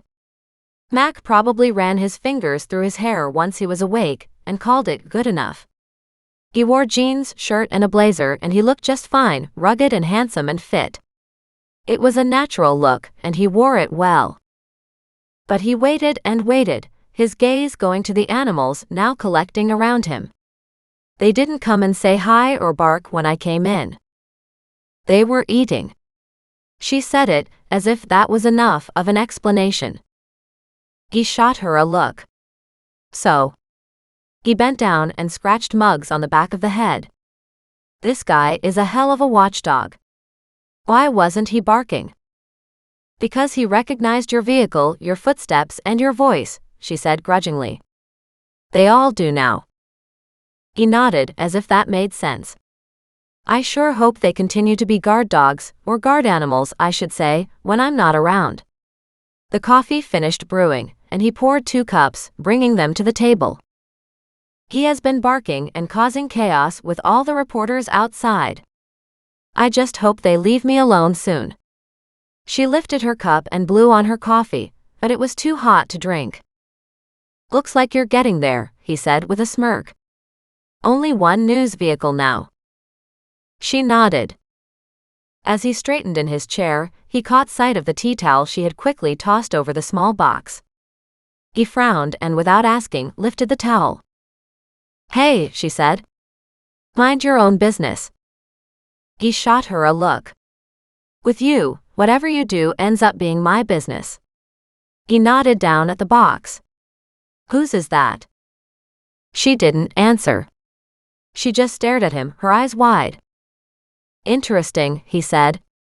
The minute you react like that, I know something major is going on. He picked it up and studied it. It's pretty. Yes, it is. Whose is it? He repeated. She shrugged, testing her coffee. Perfect. I found it, so it's mine. And then he flipped it and saw the name underneath. His eyebrows shot up and his jaw dropped. Slowly, ever so slowly, he turned and stared at her. His shoulders sagged. He sat at the table and took a swallow of his coffee as he continued to eye her. What? She flushed but didn't say anything more. Doreen, talk to me, he ordered on a low growl. Something about a man with authority in his voice made her give up all her secrets. I found it in the creek. Where? Just past my place, she explained. Actually, the animals found it. I went over to take a look at what they were all staring at, and I found it in the water. The animals found it? He turned to look at Muggs, Goliath, and Thaddeus. Which ones? I think Thaddeus first saw it from his perch on the neighbor's fence. Then Muggs finally woke up and barked at it until Goliath joined in. That's when I got really curious, saw something white, and dug around in the creek. He studied her for a long moment and then gave a hearty sigh. You better show me. Why? It's just a nice little box. But she hurried to drink more of her coffee before leaving the house. And if I open your laptop, I won't find the name Betty Miles in your search bar or research up on the screen related to her, will I? She flushed, dropping her gaze to the notepad in front of her. He nodded. That's what I thought. He motioned toward the back door. Let's go. She glared at him but hopped up, opened the door, and called all the animals. Mac wants to see the location for the box you found today, guys. Come on. Muggs ran out, barking cheerfully. Goliath sauntered past as if orders were beneath him, and he was only accompanying them because he felt like it. Thaddeus, on the other hand, flew to her shoulder and cheered them on with a war cry in her ear. She led the way to the back of the property. You made a great start with the fence, Mac said. Hard work, isn't it? Yes, it is, she confessed. I was working until the animals started acting up. Then I found the box and came back in. Why did you call me? Instinct, he said bluntly. It told me to get over here before you got yourself into more trouble. Apparently, I'm already too late. She snorted. I don't think even your instincts can keep me out of trouble. He laughed out loud. Isn't that the truth? They'd reached the back of the property. He stopped for a moment and smiled. I can't believe everybody has this creek view fenced off. It's beautiful. She turned enthusiastically. See? That's what I thought. Especially since my fence was just a nightmare. They both turned to look at the mess of fallen wood and iron poles and wire. He motioned at the stack she had managed to cut up. You've done more than I thought you would. She shrugged. I still have a lot of work left. She turned and stepped behind her neighbor's fence. She motioned at it. You know who lives there? I met them when I was investigating the murders last week, Mac said. I thought you'd met him. I did. I just wondered if his wife was really there. I haven't met her. Why? Because I thought I talked to her today. But then I couldn't decide if it was a her or a him. She took a few more steps, studying the creek, trying to place her animals as they were earlier today. Muggs had gone to the outcropping. And as she thought about that, Muggs moseyed past her to the outcropping, parking his butt in the same position it had been in earlier. Goliath sauntered around to the far side. I think they were at opposite sides of the outcropping earlier today. But their placement was similar to this.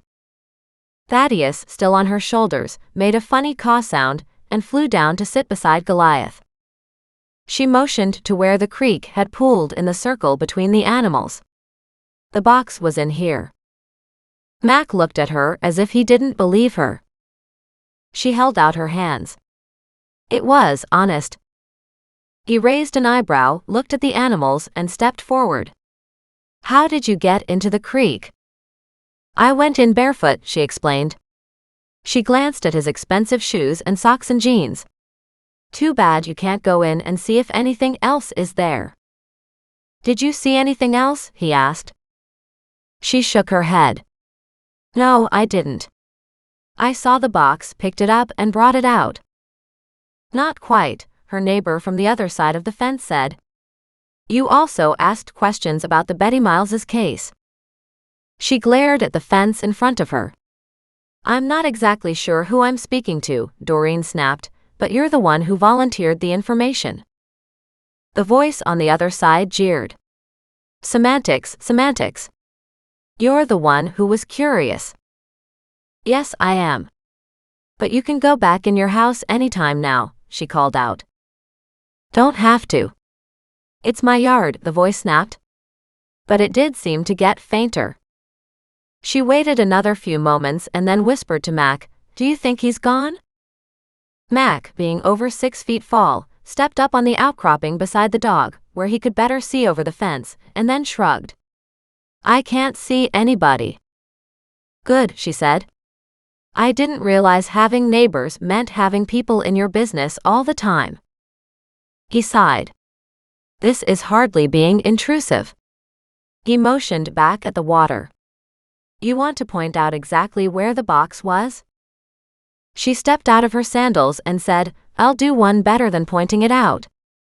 I'll show you exactly where it was. She stepped into the water and gasped. How can it be so cold?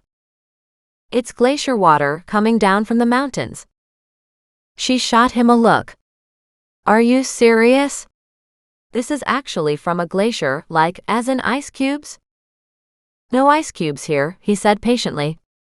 It's water, remember? Not frozen over, at least not yet. She shrugged. Still, there should be ice cubes at this temperature. She leaned forward and studied the water, then pointed. Yes, see that indent from the box being here? No, not really. The creek has filled the void. He squatted at the bank beside her and studied it.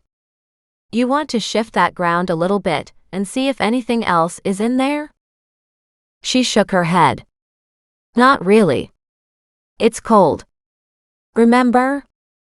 Of course you want to because I see something silvery. If you don't want to get it, I will. He rested one hand on the ground and stretched out his other arm. Right in front of her, his hand disappeared into the cold water and into the space where the box had rested. He stuck his fingers right into the dirty sand and rock. Aha! What? I found something. And pulled his hand back out. In his palm was something shiny, metal, and very old-looking. Chapter 7. Mac wouldn't show her the ring, and trying to rush him to the kitchen so she could take a look faster was like trying to push a grizzly bear with hemorrhoids. He kept snarling at her to stop prodding him. She groaned when he finally turned the corner to her property, and she danced around him, nudging the cat and dog ahead of her. Muggs barked in excitement so much that he went in circles instead of gaining any distance, and Goliath just sauntered like he didn't care what anyone else did. He'd get there in his own time, kind of like Mac. Thaddeus was his usual talkative self, but making no sense. Body in the water. Body in the water. No, Thaddeus. There was no body in the water, she said. We didn't find any bones or a body. Nothing to do with a human body. Nada. Thaddeus cocked his head at her and started his stiff-legged walk forward. Body in the water. Body in the water. She raised both hands in exasperation. Okay, so my body fell in the water. Why can't you say things once and then never again? She scolded the bird as she walked forward. But she kept an eye on Mac. He studied the ring in his hand and took his sweet time about it. She stopped, waited until he caught up, slipped her arm through his, and tried to speed him up toward the kitchen. "I don't know why you won't let me see until we're inside," she grumbled. "I saw enough to know it must be a ring, but I want a closer look at it." He slanted his gaze down at her and grinned. She rolled her eyes. "That look of yours." "What look?" he protested.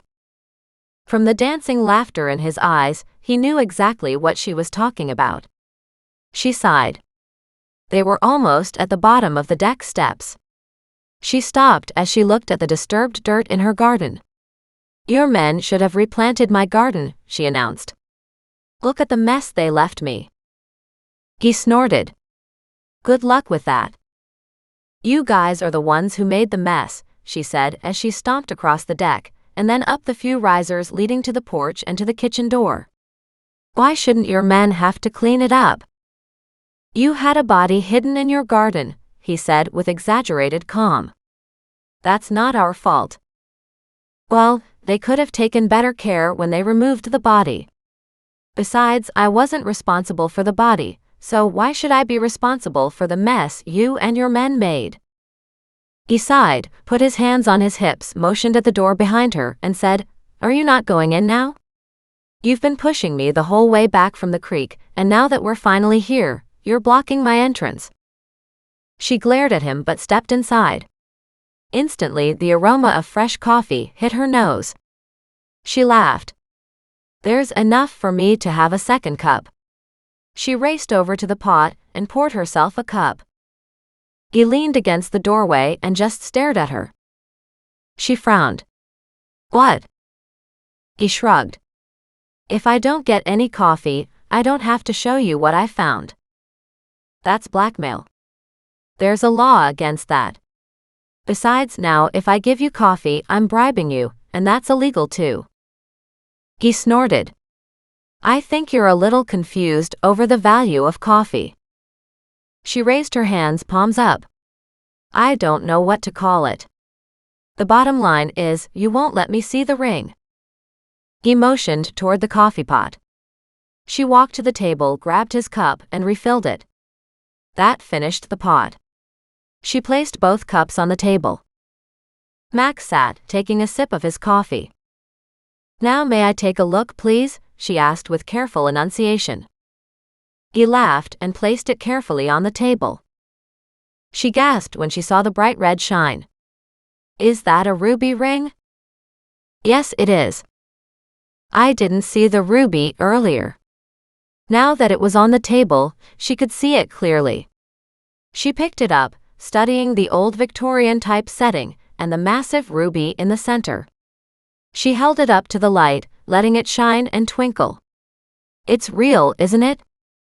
He shrugged. "The experts will determine that. I don't know enough about gemology to understand if it's real or just a really good fake." She studied the setting. "It's also real silver." She rubbed the inside, feeling for an inscription.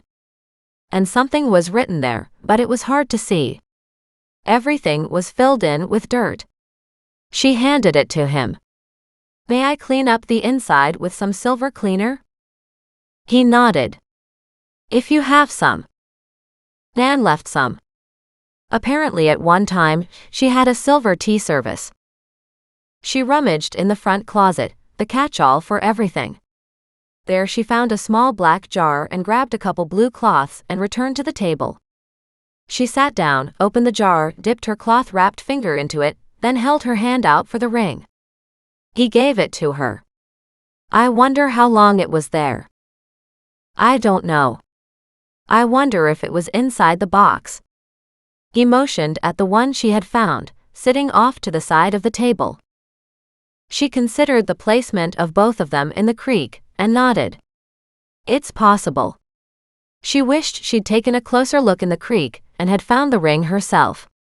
She cleaned the inside of the band, taking special care to clear out the dirt from the lettering. When it was clean, she tried to read it, and then shook her head. Either my eyes aren't what they used to be, or that's really hard to decipher. He took a look, then held the ring higher, directly underneath the light over her kitchen table. When he moved it to one angle or the other, he said, "I can't read it, but it looks like initials of some sort. Likely the original owner's initials." She smiled. "It's antique looking. Depending on its age, it's probably a real ruby." He handed it back to her. "Is it okay if I clean the rest of it?" He considered the ring in her hand for a moment, and then nodded. Depending on how long it was in the creek, any forensic evidence could have been washed away. "What aren't you telling me?" she asked. When he refused to answer her, she offered her own opinion. "You recognized this ring, didn't you?" She gave him another moment to share with her, but when he didn't, she huffed out a sigh. "Fine. Be that way." She polished it, and the band brightened to a warm silver. She handed it back to him with a sigh. "That's a lovely piece." "It is." Something in his voice made it sound like he wasn't terribly enthralled about the concept. She glanced over at him. The hand originally found was also adorned with a lovely piece. Would she have had 2 expensive rings? Her girlfriend gave her the one but 2. "We can't know for sure she had it," he corrected without making any attempt to misunderstand who Doreen was talking about. No jumping to conclusions. "No, but considering it was found beside a box with her name on it, it could have been her grandmother's ring," Doreen said slowly. "Any family member might have passed that on to a much younger family member." He nodded, but from the look on his face, he wasn't happy with her suggestion. Was there anything like this in her cold case file?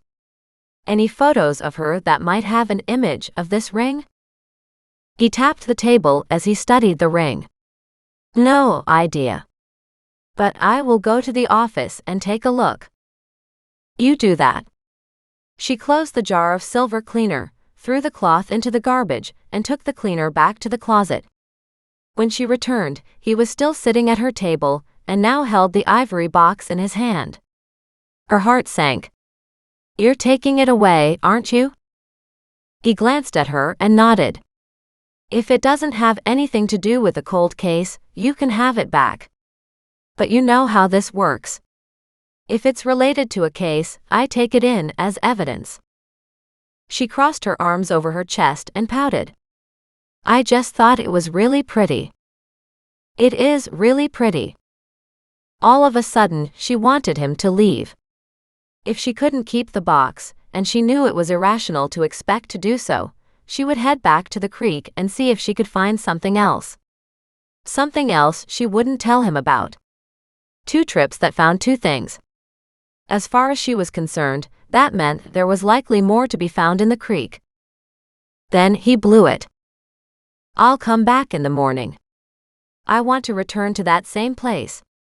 He shot her a hard gaze. No more digging in the creek looking for more items. She stared at him, immovable at her table. Would he ever get up and go to his office? He nodded slowly. "I know exactly what you were thinking. You're probably waiting for me to leave, so you can head back out there. And honestly, it makes sense. In 2 trips we found 2 things. But that doesn't make either of these items yours." "I'll take a receipt for them though, please," she snapped. He smiled. "You can have a receipt for the box. But I found the ring." She sat down back in her chair, pulling her coffee toward her. "That's just mean." "It's valuable," he said gently. She nodded. "I know. Why do you think I wanted to keep it? What would you do with it?" She stared at him in surprise. "Sell it and buy food." She had said it so simply that he sat back in shock. After a long moment, he asked slowly, "Are you that short on money?" Sorry she had brought it up, she mumbled something, hoping he'd just forget about it. But he wouldn't forget about it. "If you really need work, I'm sure somebody in town is hiring." "I'm planning to pass out resumes," she said tiredly, "but I'll wait a few more days." It's pretty embarrassing when nobody gives a damn about what's on your resume. They just want to ask questions about the recently solved murder cases from last week. He winced. Yeah, I can see that. All these murders don't make you the most employable person, does it? She shook her head. I'll be fine for a week or two, as long as no more bills show up in the mail. She ran her hand over her forehead. Reading the mail was starting to unnerve her. Who knew there was so much to pay on a monthly basis? She still had some of the money she'd found by going through Nan's clothes. What Doreen really hoped for was to get something from the commission of the sale of Nan's old clothes. She needed to contact Wendy, the store owner, and see if there had been any progress on that. She'd do that soon. Doreen looked around the kitchen. I'll go through the house and see if I can sell something. Nan has several antiques here that could be worth some serious money. She picked up her coffee mug and took a sip. It still tasted mighty fine. She took a bigger sip before setting it down. He watched her over the rim of his mug. So, you want to do my mother's begonia garden? Straightening, she studied his face. She hated to think he'd do this out of pity, but she needed the money. Her pride was a small price to pay for a full stomach. Besides, he'd been talking about her helping out in his mother's garden for a while long, before her confessing to being so broke. Hopeful, she asked, did your mother decide to go ahead with fixing the begonia bed? I talked to my mom, and she wants the begonias moved to another spot, and something new put in the empty bed. That would be good, Doreen said. The begonias would be much happier. She tilted her head to the side, remembering the look of the dirt there. But you'll have to bring in something to nourish that bed. Otherwise, anything we plant will struggle. It's not a very big garden. I can pick up a few bags of topsoil, maybe a bag of peat moss to hold in some moisture. I'll stop at the local gardening store on my way home, maybe tomorrow or the next day. When do you want me to start? Inside, she was delighted. She didn't know what he would pay her, but $50 right now was $50, and she needed every dollar she could get her hands on. She wasn't used to paying bills. These several days had been a brutal awakening as to how life really worked. And how it was for people without any money. There were gas bills and electric bills and phone bills. If you were lucky at the end of the day, there was money left over to buy food. More often than not, she'd had nothing left over. You'd save a lot of money if you would cook for yourself, he said gently. She shot him a resentful look. I would, if I didn't have to deal with the devil himself to do that. He frowned at her and glanced around the kitchen, as if questioning what she was talking about. What do you mean? She snorted and pointed at the stove. That thing. It's the very devil. Every time I try to do anything with it, it fills the room with a horrible gas smell. I'd be sick before I could even cook something. Better to go hungry than fight with that nightmare. Chapter 8. Max stared at her in disbelief, a strangled sound escaping despite his best attempts to hold it back. But that quickly became a chuckle, and before long, the room filled with a big rolling sound as he laughed. She stood and glared at him. You can leave if you're just going to laugh at me, she snapped. But she doubted he even heard her, his laughing was so loud. She stomped her feet in frustration, making him howl all the more. What is your problem? He dropped his chin to his chest, still chuckling. Finally, after several big gasping breaths, he raised his head and said, It's a stove.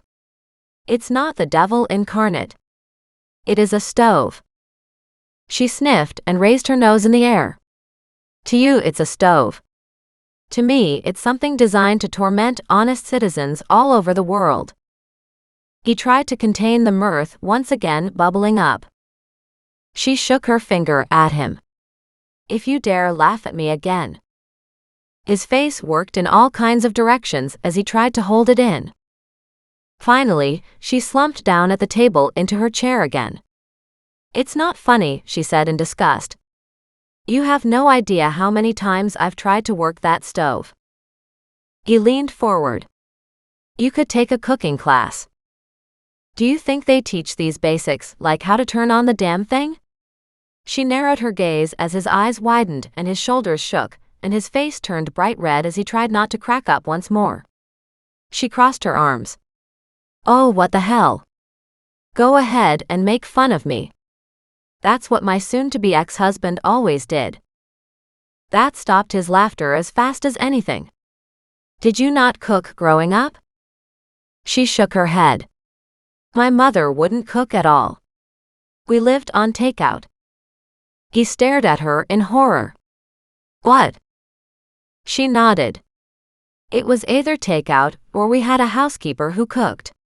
I never was in the kitchen. All throughout my marriage we had chefs, and I wasn't allowed to do anything. I couldn't even get my own tea. It was his turn to sit back and stare. I can't imagine a life like that. Well, I can't imagine a life like everybody else must have had. It seems like I was raised in an entirely different way from the rest of the world. I married into a similar atmosphere, and now find myself completely flummoxed by the basics. He glanced around the kitchen, then back at her, a speculative look on his face. How are you surviving if you can't cook? She shrugged. I can make cheese and crackers. His jaw dropped. She waved a hand at him. Okay, it's not that bad. I can make a sandwich. And what else? She glared at him. Anything that comes out of a can or a jar that doesn't require cooking. Takeout is my best friend. But even more so is the deli. I eat a lot of bread and peanut butter lately. She stared morosely at the table. I feel like I must have something in common with starving students. They always talk about ramen noodles and peanut butter sandwiches. In a deceptively calm voice he said, ramen noodles have to be cooked. She stared at him in outrage. Really? I've been eating them dry out of the package. And that did it. He almost fell off his chair to the floor as he howled. Pissed off at herself and at him, and frustrated by the whole world for making something so simple so complicated, she picked up her coffee and headed to the back deck. She'd be damned if she would sit here and let him laugh at her. Still, if she were rational and detached from the whole thing, it would be funny as hell, providing it happened to somebody else. The fact that it was her, that was a whole different story. As she walked in the backyard onto the grass, or what was supposed to be grass, she tried to focus on the broken fence in front of her, and the weeds in the garden. It all seemed like too much. She should be eating well to do this kind of physical work. And she'd lied, as she couldn't afford takeout. It was too expensive. Her last grocery shopping had been fruits and veggies for a salad, and some hearty bread. She could at least have those with cheese. I'm sorry, Max said from behind her. Her shoulders stiffened and then relaxed. Whatever. I'm glad it made somebody's day. I could show you if you want. She froze. She didn't know how to take his offer. Was he being genuinely helpful, or did he just want his funny bone tickled every time he came over? Because she knew he'd find her inability to do anything in the kitchen amusing. She didn't have anything left but her pride, and that hadn't gotten her anywhere so far. She turned to look at him, studying the sincerity in his face. Show me what? Well, we could start with lighting the stove, he said with a big smile. She glared at him, but was cutting her nose off to spite her face if she said no. And I want you to show me how you make the coffee. Mine never tastes the same. He nodded solemnly. You wrote it down before, didn't you? She frowned. I did, but it doesn't taste like yours when I make it. Back in the house, she snatched up her pad of paper where she'd been taking notes on the Betty Miles case. He caught sight of the name at the top and glared at her. No digging into cold cases. The thing about cold cases, she snapped back, is that nobody gives a damn. They're cold. They're old. They're gone and forgotten. Nobody has forgotten Betty Miles. He waved a hand over her kitchen table. Look. You just came up with a name on the box and your neighbor popped up, heard you, and told you about the girl. It was a big case at the time. Nobody has forgotten about her. She shrugged. In which case, nobody should object to me taking a look around to see if I can find anything, should they? He glared at her. Now she felt better. And why was she so infamous? She was just a teenager. She was. She was a troubled teen. But a lot of very expensive jewelry disappeared around the same time, and there were suspicions it was all connected. But all of the threads fell apart. The prosecutor couldn't pull together enough evidence to charge anyone. So she became known as the thief as well? She was a local, and there was a lot of press about the missing jewels, so she became quite infamous. The fact that she'd been dismembered and we'd only found one arm just added to it. And we are sure it's her? Yes. He pulled the ring from his pocket. I'll check and see if this is one of the missing pieces of jewelry from back then. Her eyes lit up. You suspected that right away, didn't you? No, not necessarily. She sniffed.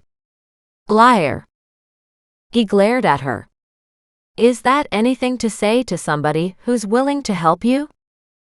Immediately, she felt bad. He was trying to help her.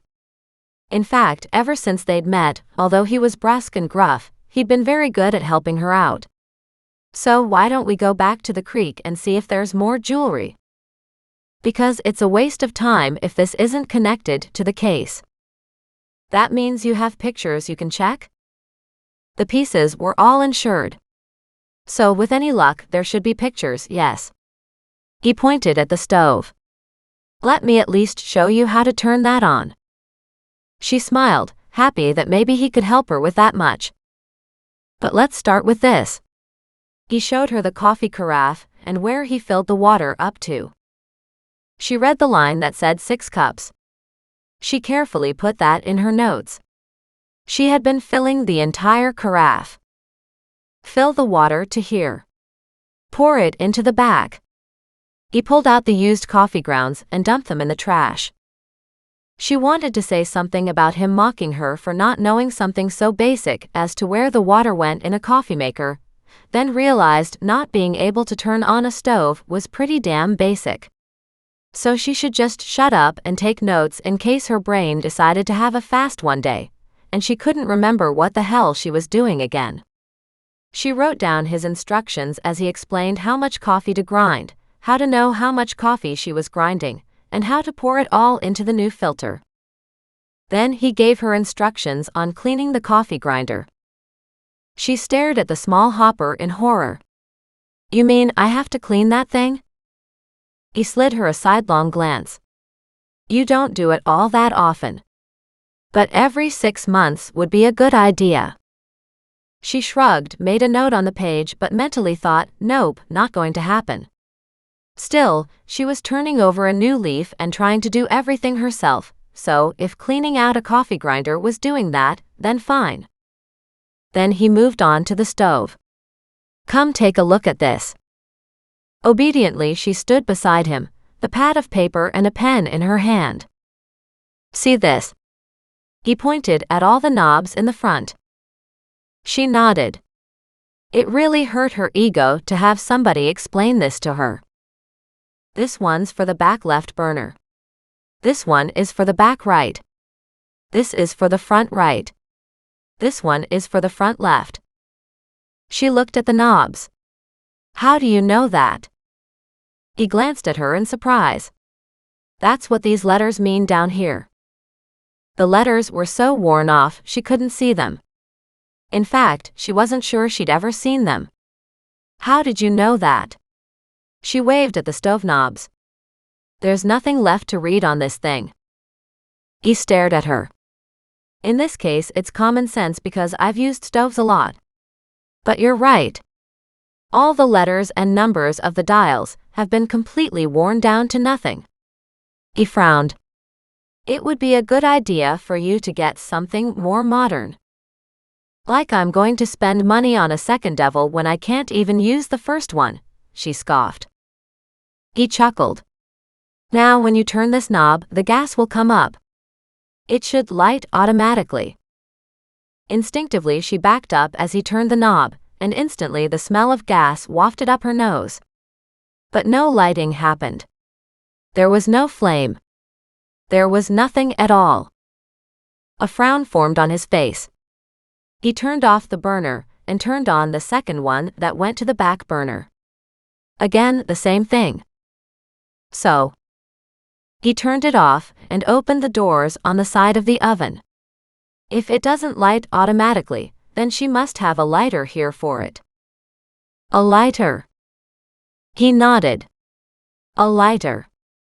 Something that will ignite the gas to a blue flame. She stared at him in horror. As in flames? Like fire. Real fire? Inside the house.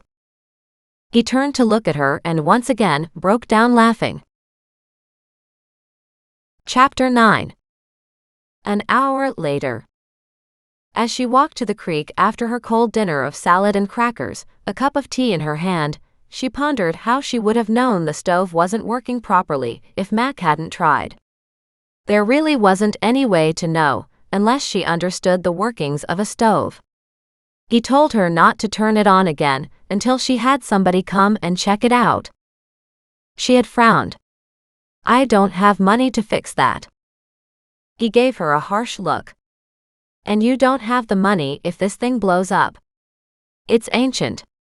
None of the lighters work, and I wouldn't trust the gas either. It comes on too strong too fast. It probably just needs to be checked out. Don't worry about it. The repairman is a friend of mine. I don't think he'll charge you very much. Her gut clenched at the not very much. That was relative. It varied from person to person, but in her case there really was no variance. Any money was too much money. She stood at the creek for a long moment, unsettled. And then thought of Nan. Doreen hadn't seen Nan today. Buoyed at the thought of seeing her grandmother and hearing Nan's quirky stories, Doreen pulled out her cell phone and called her. Hey Nan. Have you had dinner? I sure have. Are you coming to visit me and have a cup of tea? Nan invited her over. She stared at the tea in her hand and smiled. Absolutely. You okay if I bring the animals? I'd be heartbroken if you didn't, Nan declared.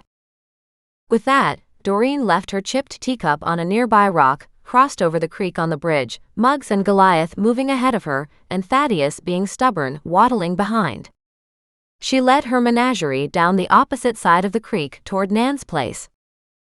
It was a bit of a roundabout way, but it was much nicer than going through town. Not that Nan lived very far away. This route just tacked on 5 minutes. But it was 5 minutes along the creek, so who could argue with that?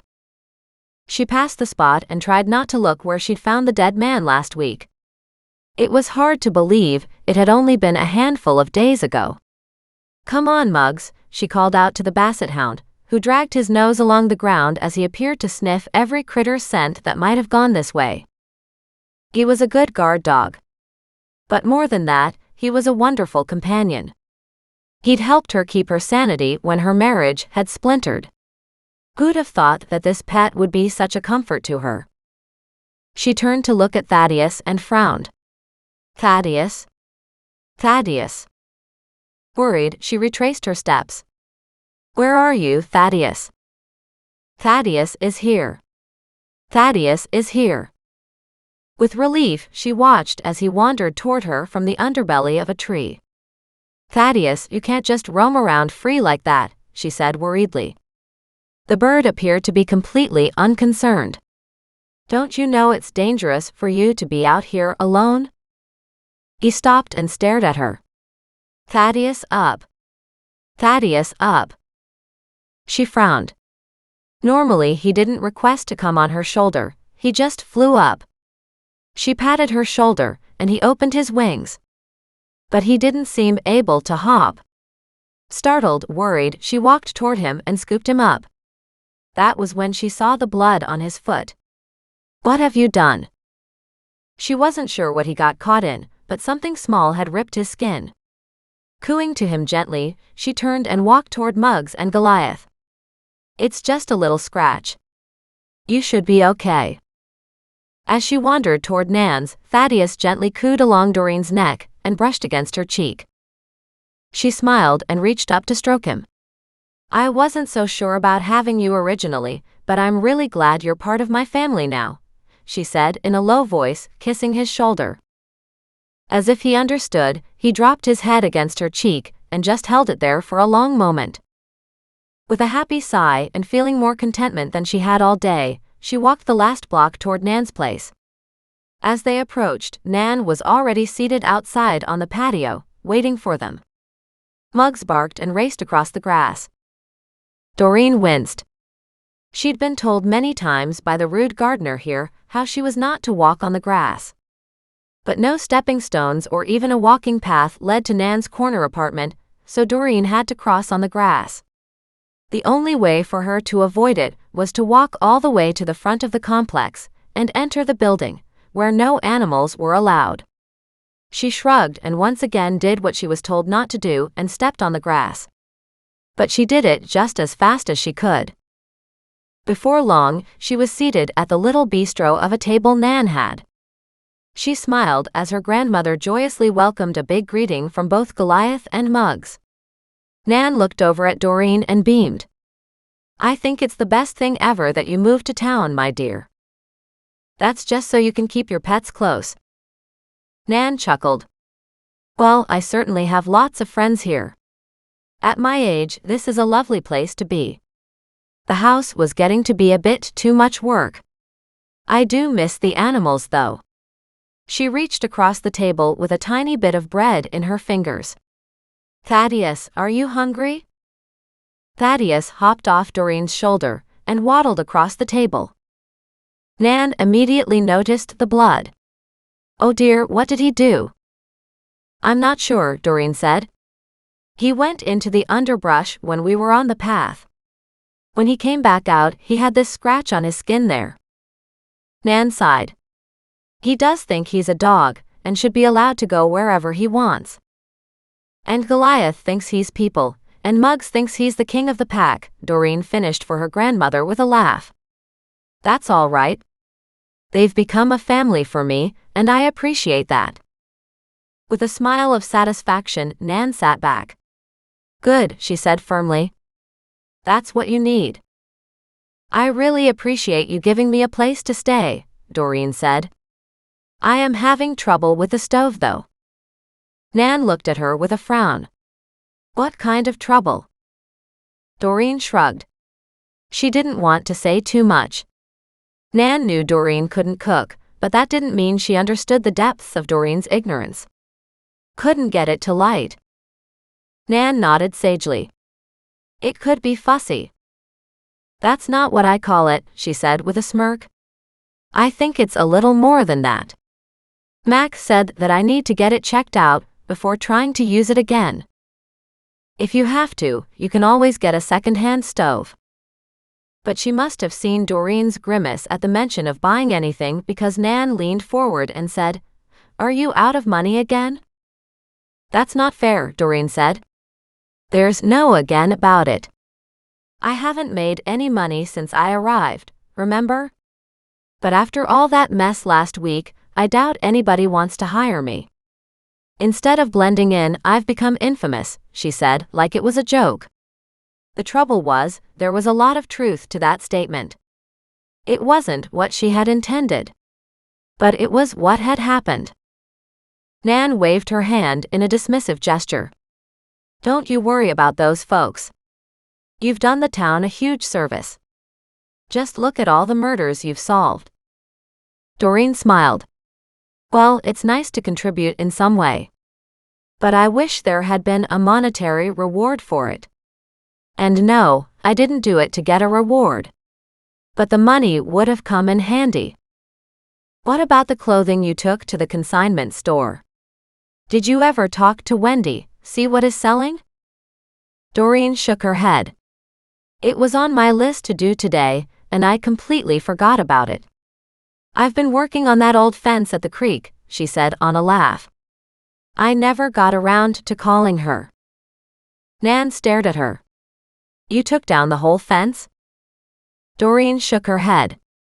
You know, the one neighbor has a really nice fence, and there was that old fence on the property on the left side. So I decided I didn't want the fence along the back blocking the creek because it really was broken and ugly looking. And that one side fence wasn't necessary with the neighbor's nice new fence. Nan laughed at that. No doubt the place needs some work. But you won't be able to do it all yourself, she warned. I know. Mac stopped by. Then he helped me pull up the big iron stakes from the back corner. She picked up her teacup and took a sip.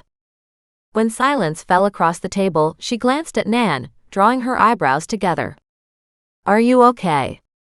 She studied the odd look on Nan's face. Then suddenly her grandmother's face cleared, and she smiled a bright sunny smile. Of course I'm okay. I think it's delightful that Mac came to help. He didn't come to help, Doreen said firmly. I'm to do some gardening at his mother's place. So he came to talk to me about that job.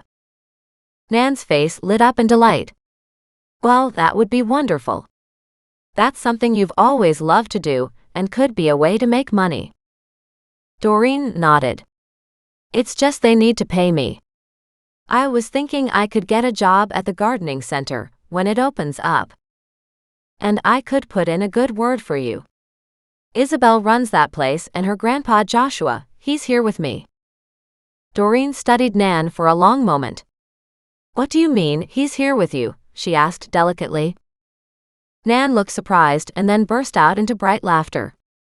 Well, he's not with me, silly. She laughed again. I mean, he lives here at this residence with everybody else. He's much older than I am.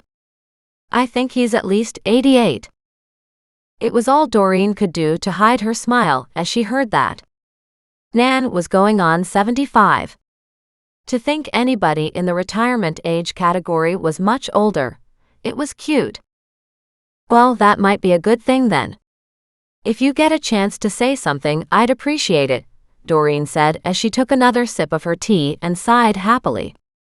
My life is so much different now. Good, Nan said firmly. It needed to be different. You were just a shell of a woman back then. Nan had said many things like that before. Most of the time Doreen had brushed it off. But she was starting to understand what Nan meant. Back when Doreen was married, she wasn't allowed to have any of her own thoughts. She couldn't put forth any suggestions as to what to do or how to solve a problem, and anything she did say, her ex-husband would toss off as being ludicrous. It had really demoralized her to realize she had nothing of value to contribute. He hadn't wanted her to contribute. That had been part of the problem. He'd been all about being the lord of the house, and everybody else was below him. He also was a sexist, and women were good for very few things. Unfortunately for her, Doreen's self-confidence had quietly eroded with the constant criticisms over the way she dressed, or the fact she hadn't done her nails properly, or that she didn't look as well presented as somebody else's wife. And if she opened her mouth about anything business-oriented, he'd mock her.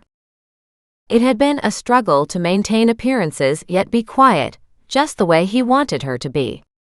She'd presented this pretty face to the outside world, but inside her had been nothing. Nan was right. Doreen had been a walking shell. Chapter 10. It was lovely to have her grandmother so close. Nan had lived here for so long that she knew everyone who lived in the mission area of Kelowna. Doreen studied Nan's face over her teacup for a long moment and then impulsively asked, "Do you know anything about Betty Miles?" Nan was so startled by the question that she almost dropped her teacup. Oh my. I haven't heard that name in forever. Doreen leaned closer. But you have heard it? Of course I have, Nan said with a bright smile. Anybody who lived in Kelowna back then knew the story. What story? Nan took a moment to collect her thoughts. She sipped her tea quietly while Doreen shuffled impatiently in her seat. There was no point in pushing Nan. As she would often say, there were few rights one had at her age, and doing things in her own time, in her own way, well, that was one of them.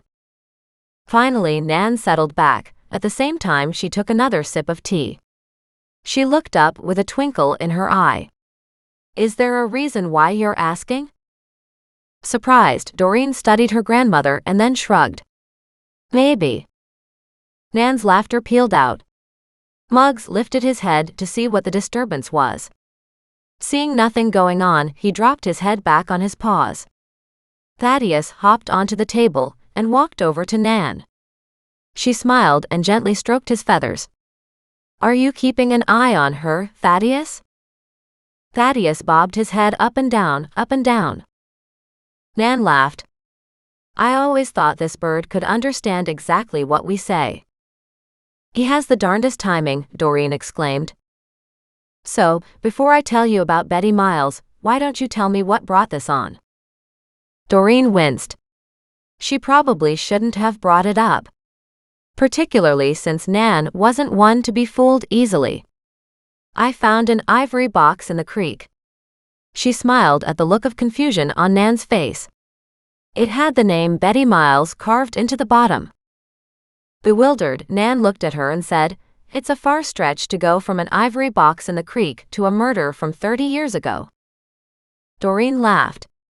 And I wouldn't have known that name from Eve's, except for your neighbor. Nan leaned forward. Left or right? Left. The husband or the wife?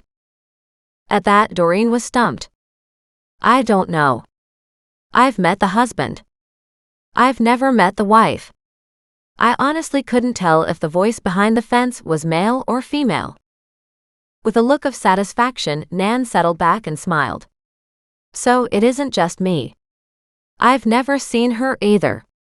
Or at least not in many years. And any time I spoke to one of them on the phone, I never could tell if it was her or her husband. So do we know for sure she lives there? Or that she's even still alive? I have no idea.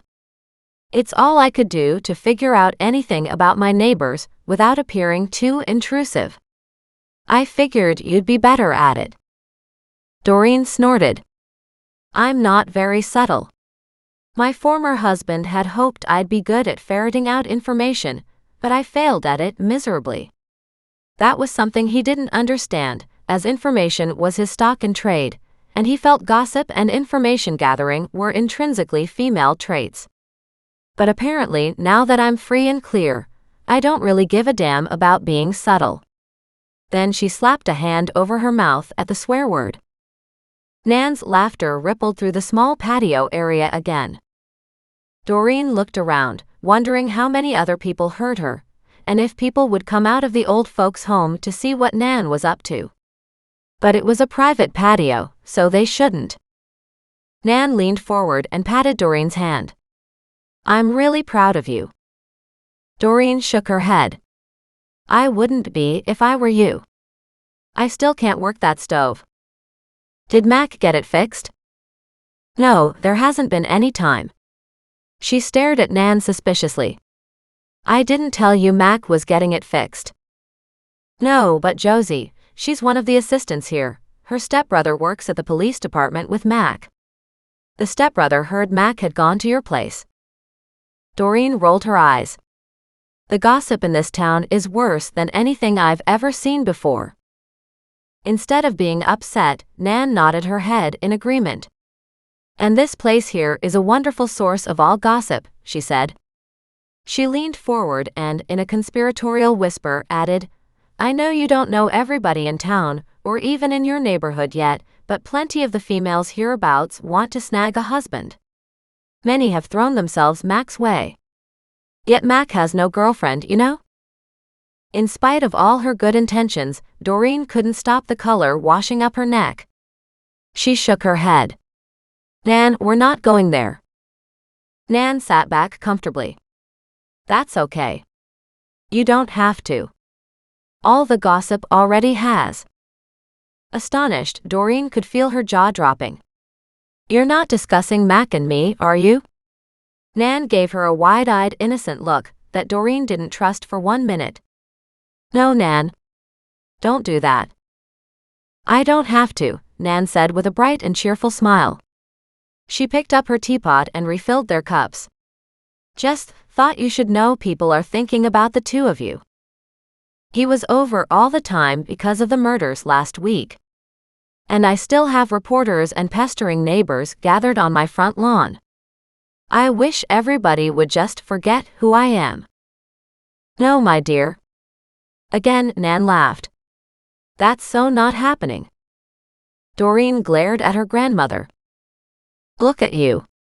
The first chance you get, you put your nose into another cold case. That's not fair, Doreen protested. But she had to admit that, once she'd had the taste for solving these cases, it did get into her blood. I just asked you if you knew the name. You asked me about the case as well. Nan took a sip, then she set down her teacup. Doreen struggled to remember if she had asked Nan about the case. Nan was so very good at twisting words around and adding a slight change to the context that Doreen wasn't exactly sure anymore if she had asked about the case or not. She was pretty sure she hadn't, but no way would she argue that point with Nan. Body in the creek. Body in the creek, Thaddeus cackled. Doreen stared at him. We didn't find a body in the creek. Immediately, Thaddeus turned and pinned her with that gimlet eye. Okay, we didn't find a body in the creek in the last few days, she quickly amended. How the hell could that bird know when she was lying? But in truth, she'd honestly forgotten about that body. She was a little overwhelmed with the thought of another body. Not that she'd found anything like that. Nan looked at her with a bright light in her eyes. Doreen groaned. Thaddeus was with me when we found the ivory box, and he was with me when the neighbor was talking about Betty Miles. I'm loving the fact that Thaddeus and you have bonded so well. Nan glanced to see Goliath stalking a bird in her garden. Even Goliath seems to have taken to his new ownership quite well. That's because it's a zoo at my place, Doreen said in exasperation. They eat each other's food. They get into my food. They're in my bed. The cat and the bird are on my kitchen table. Muggs can't jump that high or he would join them too. They are just all over the place. Nan tried hard to hold back a grin, but Doreen caught sight of it regardless. She glared at her grandmother. You're being impossible today. At that, Nan laughed again. You do bring such joy to my life. Instantly, Doreen felt bad. She cupped Nan's frail, papery, thin-skinned hand with her own. You've been a godsend to me. Nan squeezed her fingers. Likewise. The two women shared a glance of complete understanding. Then Doreen settled back again. And you still haven't said anything about Betty Miles. With a chuckle, Nan sat back as well, lifted one foot and rested it on the side of the garden bed, crossing the other over it at the ankle. Because it's a little complicated, and we don't know a whole lot. What do you know? Betty was a difficult teen who got into trouble a lot. She came from a broken home, living in a poor section of town.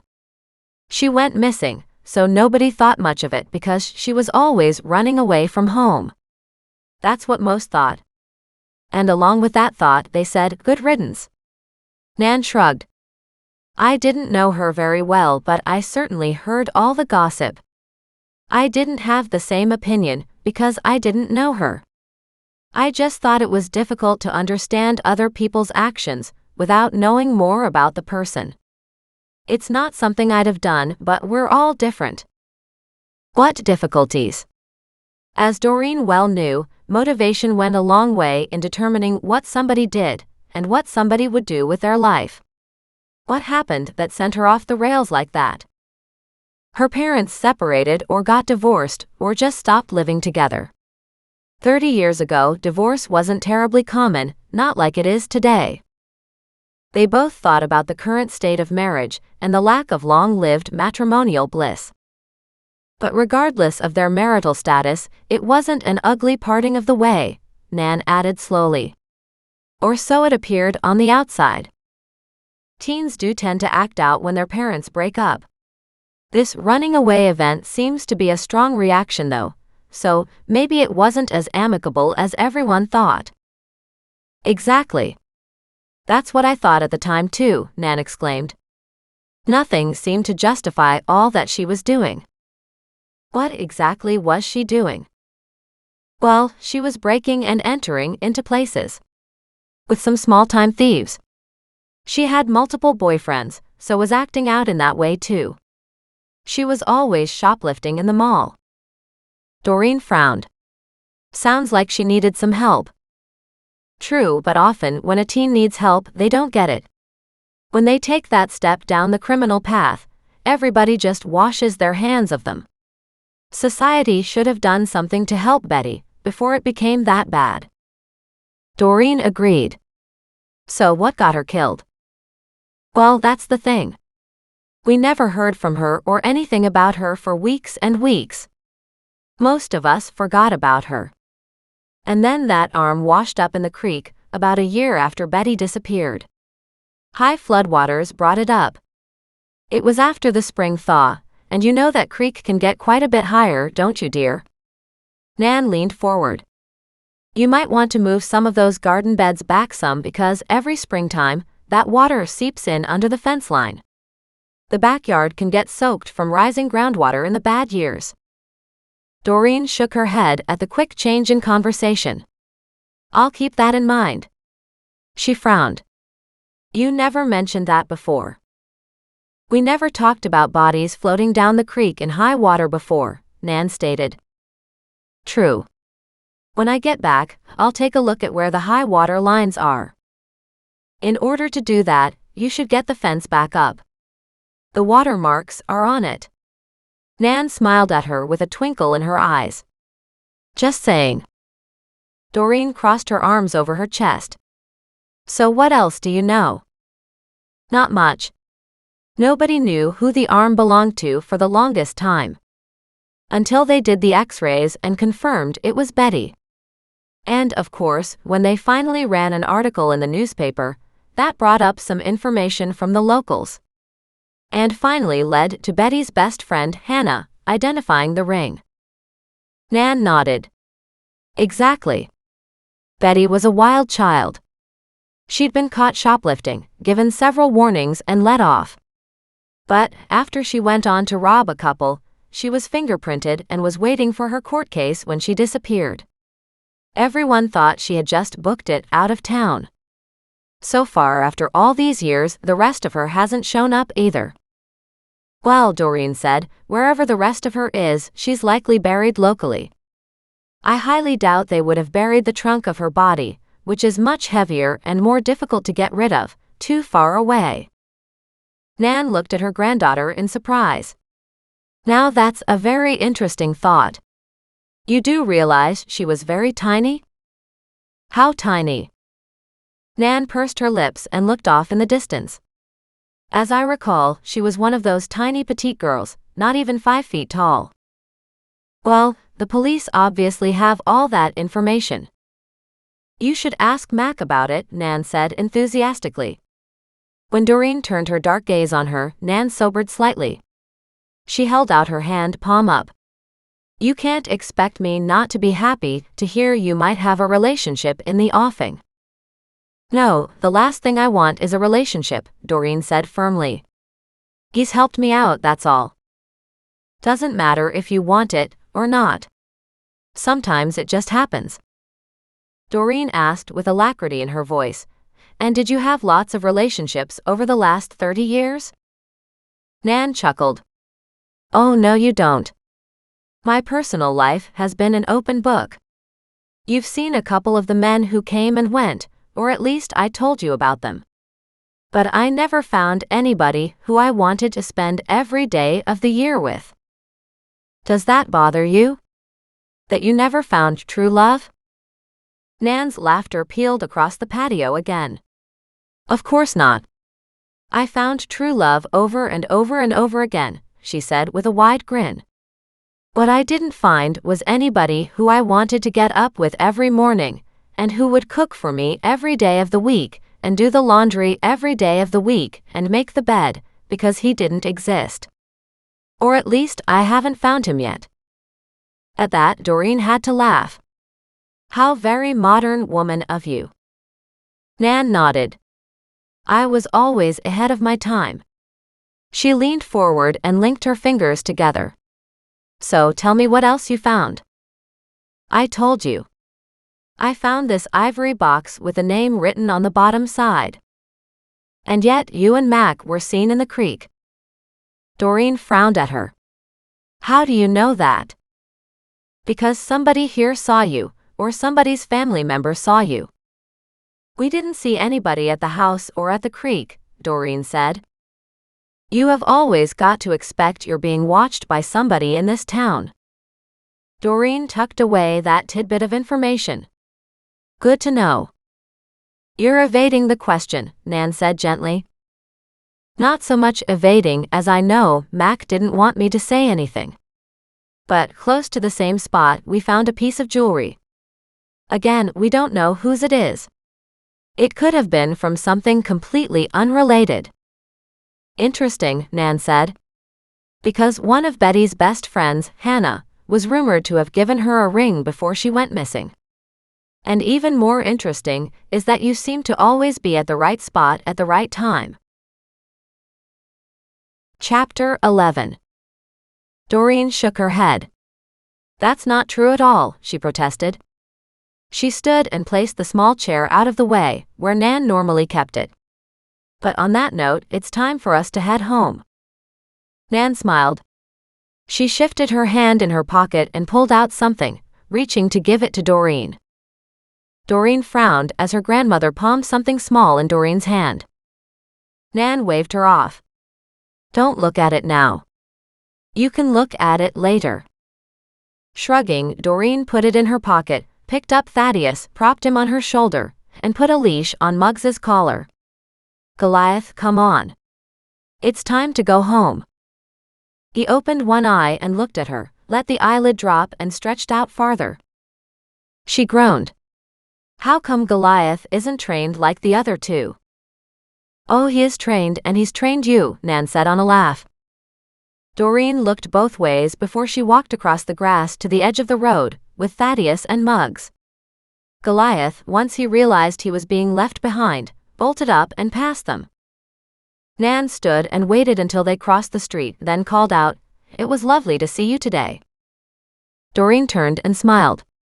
It's always lovely to see you. And with a wave, she moved her odd family up the street toward the creek. On any given day, she'd much rather walk the path behind all the houses that led to the creek than to travel the streets.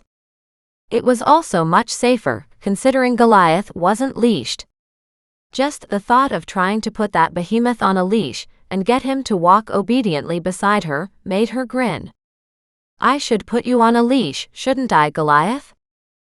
He ignored her like he always did. It took them several minutes to get to the end of the block, and then around the corner to head toward the path that would eventually take her to the creek. But it was still a beautiful day. Yet it was late, as she'd stayed longer at Nan's than she had planned to. But that was okay. She had nothing taking up her time anymore. Doreen grabbed her cell phone from her pocket and dialed Mac's number. Hey Mac. When do you want me to move your mother's begonia patch? How about this weekend? His voice sounded distracted, as if she'd caught him at a bad moment. This is Thursday already, isn't it? She smiled. Yes. So, the day after tomorrow, I can meet you there. Is 9 in the morning a good time? Sure, but I can do it without you. That is, if you trust me to handle your mom's garden. And can we actually work in the garden? Or is it off limits after what we found yesterday? I don't think that was a human bone, so yes, and I trust you to handle mom's garden, no problem.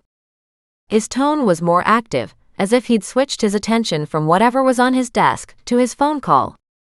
It's you I can't trust. Hey, she gasped in outrage. He chuckled. Meaning, I can't trust you not to get into trouble.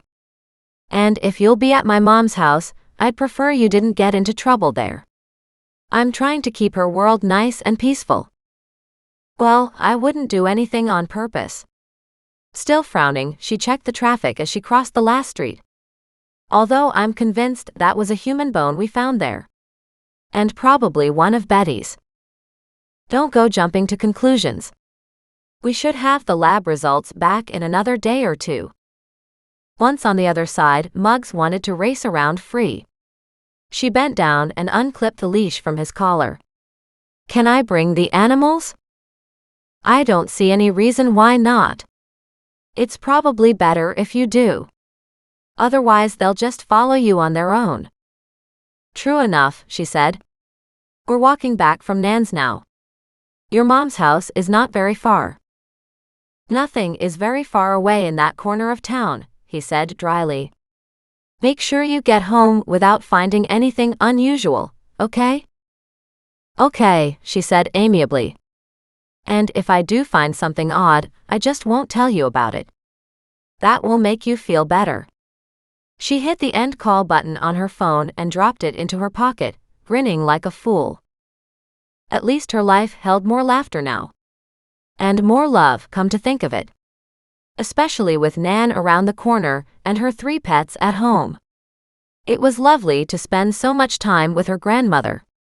Doreen didn't realize how much she'd missed having family in her life all these years.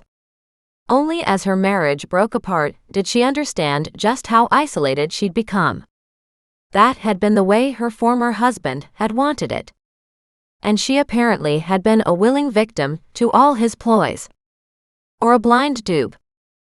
As she looked back on it, it made her angry to see how much she'd lost over the years. Would it have hurt him to let her see Nan more often? Of course it wouldn't have. But he didn't like sharing. And would it have hurt her to stand up to him more often? Maybe, but it would have been better for her and Nan in general. Doreen turned the corner onto the path behind all the properties that led to the creek. The path was barely walkable since it was so overgrown with greenery. She idly contemplated what it would take to cut it back, but then realized more people would use it, and she didn't really want that. She liked having the place to herself. She could cross the creek at a couple places with the low water levels, and, given a choice, she always wanted to be on the far side, away from the properties. It was nice to know that this chunk of nature was just a few steps away from civilization. She whistled as she walked. She might not have any money and she might not have a job, yet she smiled a whole lot more than she'd ever smiled before. She shoved her hands into her pockets, her fingers wrapping around the small roll Nan had given her. She pulled it out and frowned. Nan. Nan had slipped her a $100 bill rolled up tight. Doreen carefully unrolled it, disconcerted, and yet smiling. Thanks, Nan. I could use the money. I really wish you didn't feel like you had to do this, though. It was such a kind-hearted gesture on Nan's part that it almost brought tears to Doreen's eyes. She didn't remember Nan being so generous in the previous years, but then Doreen hadn't needed the money while married. Now, of course, $100 was huge. It could pay bills and buy food. Just the thought of food made her want to head back into town to pick up something more substantial for her meals. Cheese and crackers wouldn't hold her for long. What she really needed was to deal with the devil stove. She picked up her cell phone and quickly dialed Nan. When there was no answer, she left a message saying, "Thank you so much for the gift, Nan. I really appreciate it. I wish you didn't need to help me, but, considering the facts of my new reality, I do need it right now. So, it's much appreciated. Doreen walked the rest of the path, delighted with the extra bright ray of sunshine in her world. As she got back to her property, she crossed the small bridge and ambled through her backyard. The sight of the downed fence made her wince. I should have done more work cutting this apart today. But she hadn't. She'd allowed herself to get distracted. She was too tired now to deal with it, plus the sun would be setting soon. As she walked up to her house, she realized somebody was inside. Her heart froze. She quickly ducked around to the side of the property. Muggs, sensing something going on, took one glance at the back door and growled. She knew how he felt. What kind of watchdog are you, Muggs? You were supposed to tell me before I found out. But of course, he ignored her. This time, he raced furiously to the kitchen door. Well, if she'd wanted to stay quiet and not let anybody know she'd arrived, that just went out the window. Thaddeus ruffled his feathers against her shoulder. She could tell from the look in his eyes that he wasn't happy either. Of Goliath, there was no sign. Figures. When trouble was brewing, he's not anywhere to be found. She sneaked around to the front of the house and stopped when she saw an appliance repair van. Was this guy looking at her stove? And who had let him in? Frowning, she stepped up to the front door and walked inside with Thaddeus, shutting the door and leaving Muggs outside, barking at the back door still. She carried on right through to the kitchen to find her stove pulled out all the way. A small wiry man lay on the floor beside and behind her oven. Thankfully, she could hear noises from the back of the stove and knew he wasn't dead. She stopped and said, "Hello?"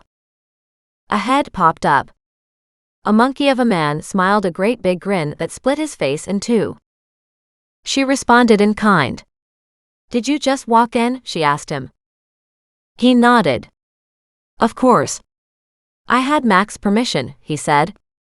"You weren't home and I figured you really needed this fixed, so I didn't want to wait." He frowned. "I didn't take nothing." She stared at him. "I'm just surprised and still adjusting to small-town ways." Muggs continued his guard dog barking at the rear kitchen door. Then Thaddeus strutted in, peering at the stranger. The repairman must not have thought either was unusual, as he nodded to her and continued with their conversation. "Most everyone lets me come into their houses, even if they're not home. Mrs. B from 2 blocks over, she has me in regular. I'm pretty darn sure she expects me to clean the stove every time I'm there.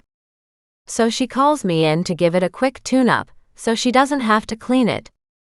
And Mr. Argon, over on the far side of town, he has me come in for his fridge on a regular basis.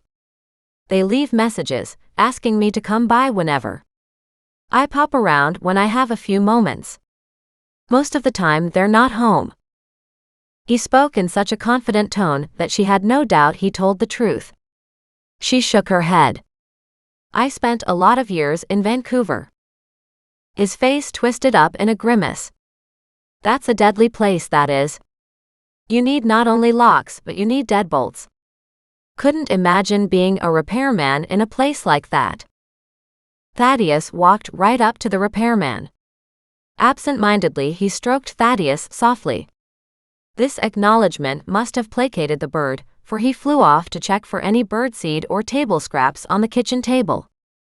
"You need security clearance to get into houses there." The repairman shook his head and plunged back down behind the stove, his voice wafting out from the space. "So your stove is almost dead," he said. She walked closer, staring at the thing in front of her. Almost dead? She hated to ask, but she hadn't been aware it was alive in the first place. She knew Mac would be having a heyday with her right now. "Yeah. You need to get a new one. I might be able to keep this thing going a little longer, but I wouldn't count on it. And just when I was figuring out how to use it," she said humorously, "I haven't the money to replace it." "Of course," he said in a surprise comment. "Most of us don't. Repairs never happen at convenient times." She tried to figure out what he meant, or if he was just trying to make her feel better. He stood. I've got one in the store you can have for $100.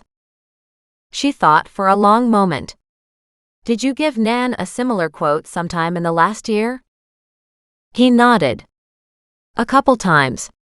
I told her that she was getting to the point where it couldn't be used anymore. But she always shook her head and said, "It'll be fine. It'll be fine. It'll be fine," Thaddeus repeated, strutting atop the table. Doreen shook her head at the bird, but at least Muggs had stopped his barking at the back door. And I gather we've run out of the "it'll be fine" comments? He laughed. We ran out a while ago. In actual fact, you shouldn't be using this at all. But if you really don't have the money, maybe you could do without a stove for a while longer. He glanced around the kitchen. But this room's pretty clean, so I can see you're not really into kitchen gadgets. She wasn't at all sure what clean meant in this context, or what it had to do with kitchen gadgets. When she raised an eyebrow in question, he motioned at the long bare countertops. You don't have all your counters cluttered full of mixers and bread makers and rice cookers, he said by way of explanation. So you probably need the stove to cook with.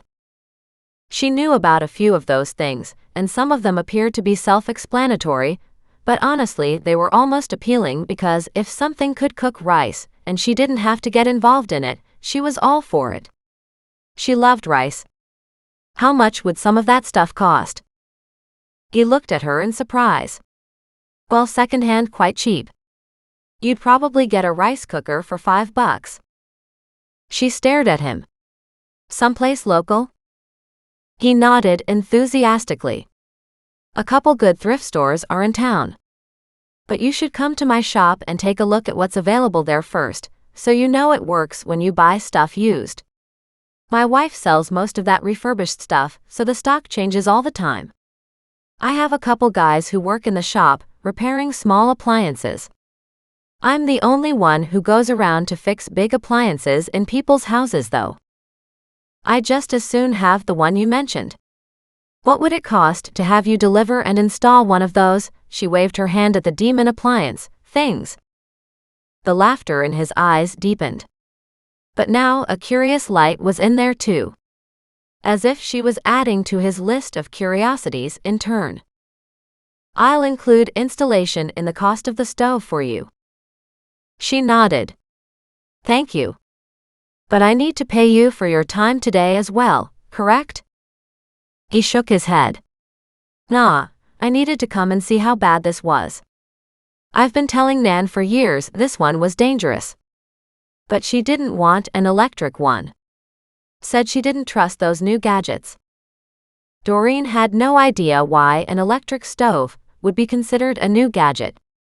Electricity had been around for a long time. And it had to be way safer than an actual fire underneath a pot on a stove. That was too unbelievable. Yet that pretty well described Nan. Doreen really had to do something about this horrible thing. How long would it take to replace this one? The repairman frowned for a few moments, as if contemplating his schedule. If you don't need it today, I can probably bring it on Saturday. I need to make sure it's still available, and that my wife didn't sell it. Maybe when you get back to the shop, you can take a look and let me know. He nodded. He was fiddling with something in the back, and then all of a sudden he nearly whispered, "Oops. Yeah, this isn't going to work anymore." He held up some rigid cable-looking thing. The attachment on this end is bad news. Bad news. Bad news, Thaddeus added. The repairman frowned at the cable, then the oven. I really don't want you using it again. She wasn't going to say she hadn't used it yet. What about the gas? No problem, he said. I'm a licensed gas fitter. I'll shut this down here. I think you're probably better off with an electric stove, unless you really want another gas stove, but they are more money. Of course we need the 220 power for an electric stove, he muttered, half under his breath. He hopped over the corner of the counter, now standing on the same side of the stove where she was, and carefully maneuvered it back into position. Isn't that kind of useless? You just pushed it back, and you'll have to pull it out when you bring another one. He looked at her in surprise and shrugged. I move these suckers all day long.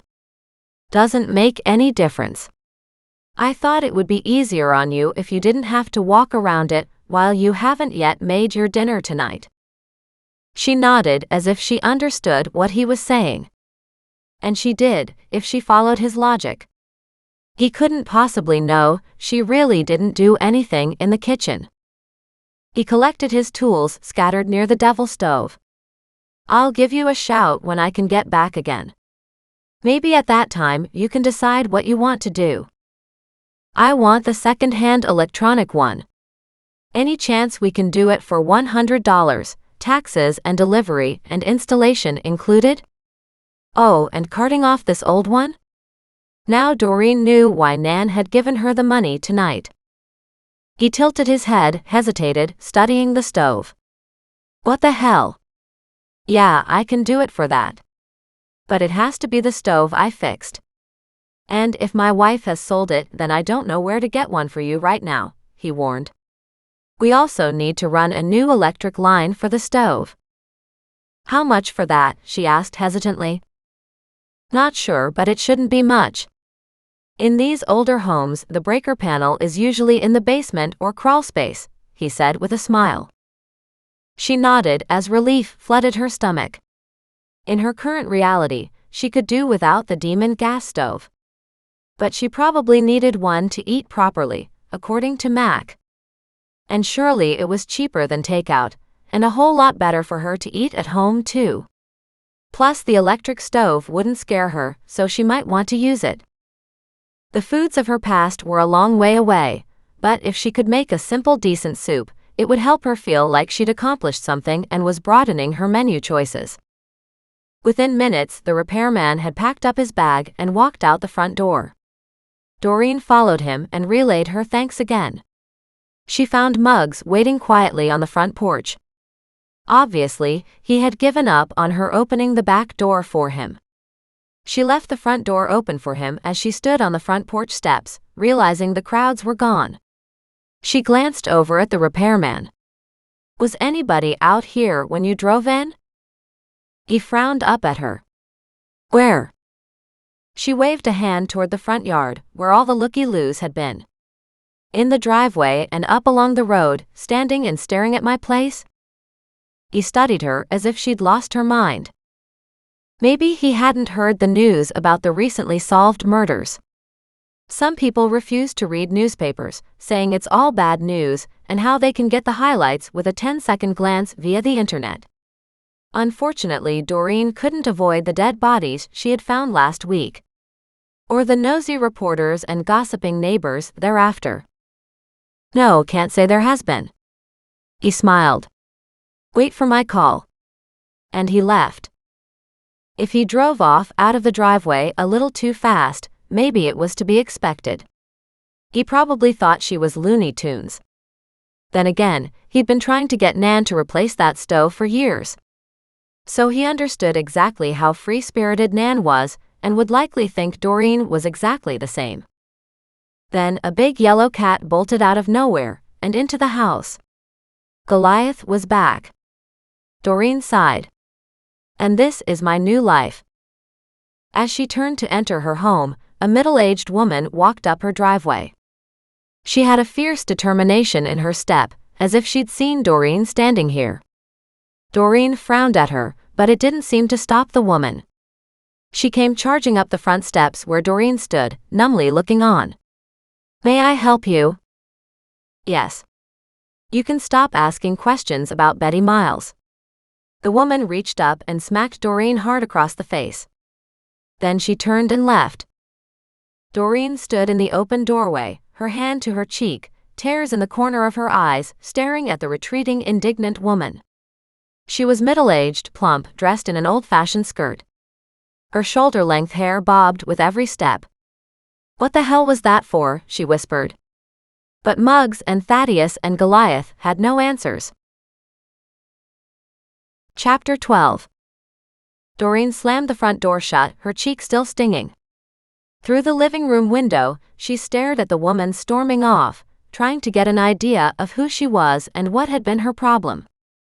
The stranger continued to the end of the cul-de-sac, turned left, and kept going. Her back was stiff with righteous indignation, and her footsteps were clipped, her arms swinging at her side as she plowed forward. Likely half of Doreen's neighbors saw the altercation, or at least the woman's angry departure. So much in Doreen's life sucked right now. For what had been a lovely start to the day, this was an ugly ending. She walked back into the kitchen, realizing all her joy at having $100 to spend was gone too. She should probably be grateful the repairman had accepted the deal, or at least verbally. That didn't mean he still had the refurbished one available, but she hoped so.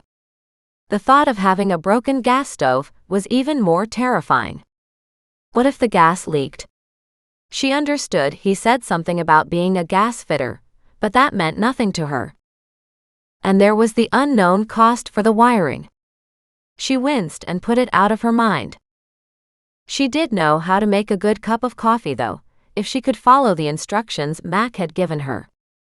And right now, after that undeserved slap, she could use a cup. She found her notepad with the instructions, and carefully tried to make a pot of coffee based on Mac's newest detailed steps. She walked to the fridge, opened it, winced, and closed it. There was seriously nothing to look at inside. No cheese meant crackers with peanut butter. She headed over to the cupboard. Even the animals ate better than she did. She sat down with her meal at the otherwise empty dining table. Her phone rang just then. She glanced at the caller ID and growled. "What do you want?" she answered. After a seemingly surprised silence on the other end, Mac asked, "Is there something you should be telling me?" She slumped her chin onto her free hand and propped herself up on the table. "I figured that's why you were calling.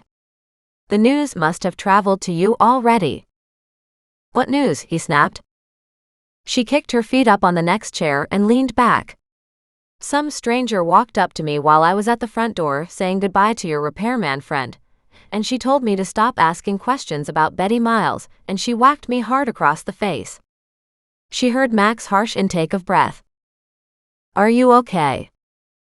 Kudos to him for being concerned about her safety first and foremost. That was part of what made him such a nice man. "Yes. It still stings though. I don't know why she did it. I don't even know who she was." "Can you describe her?" "Matronly, probably 30 or 40 pounds overweight, maybe mid-40s, wearing a skirt, blouse, and a long cardigan." She shrugged. "I can't tell you much more than that." "That describes a good 1/4 of the population of Kelowna." He laughed. "Only there's nothing funny about this," she said in a morose tone. It was a terrible shock. "You want to press charges?" Mac asked, serious all of a sudden. "No," she was obviously very distraught. "I just don't know about what." "If she told you to stop asking questions about Betty Miles, chances are she's related to Betty in some way." "But Betty went missing 30 years ago, Mac." "If she's a family member or was a good friend or somebody who was caught up in that investigation, the passage of 30 years doesn't matter." "It still hurts today," he said quietly. "I know for you, it's a fun puzzle to solve, something to distract you from the ills in your own world, but you're raking up old ground that can cause pain to any number of people." "I hadn't thought of that," she said quietly, turning her attention to the darkening sky outside her kitchen window. Just then, the coffee maker beeped. She hopped to her feet. "I'm hoping I made a decent cup of coffee. I followed your instructions." "Good. It sounds like you could use a cup right now." "Yeah, not to mention the fact that the gas stove can't be fixed." "Ouch," he said. "That sucks. Did he give you a cost estimate on a replacement?" "He said he had an older second-hand electric one, if his wife didn't sell it, and he would handle everything, including installation and hauling away my old one, for $100. That's cheap, really cheap, Max said in surprise. Normally I trust him, but that sounds very cheap. Maybe I should give him a call and see if that electric stove is okay. How dangerous could it be? I thought the gas stove was bad enough. I don't even want to be in the kitchen right now. What if the gas is leaking? She could hear the rumble of Mac's laughter as it left his chest. She frowned at him through the phone as she poured a cup of coffee and held it close, sniffing it. I get that I always say stupid things, but it's really not fair that you get to be amused when I'm not. Sorry, it's just the way you say things that makes me smile. So what's so funny in this case? He's a gas fitter. He would have capped off the gas line and you'll be safe there. Considering the age of that house, maybe an electric stove is safer. But then again, I don't know what the wiring looks like. Wiring? She turned to look at the kitchen. I know it's an old house. So you're saying the wiring is not safe either? I'm not saying anything of the kind, he said hurriedly. Don't worry about that now. She took an experimental sip of her coffee. Not bad. She had only made 2 cups worth, in case it didn't turn out right. Plus, she couldn't expect to drink more and sleep tonight. She wouldn't mention all that to Mac, as he'd just laugh at her again. Now I get to worry about strangers walking up to my house and smacking me across the face, she grumbled. And how would she have known I was asking questions? You know what the mission's gossip is like, especially with your current notoriety. It was just the 2 of us talking, although I did talk with Nan today. There you have it, he said in exasperation. That old folks' home is the worst for gossip. And gambling. Although I haven't heard Nan mentioning any of that this week. I'm surprised she mentioned it at all.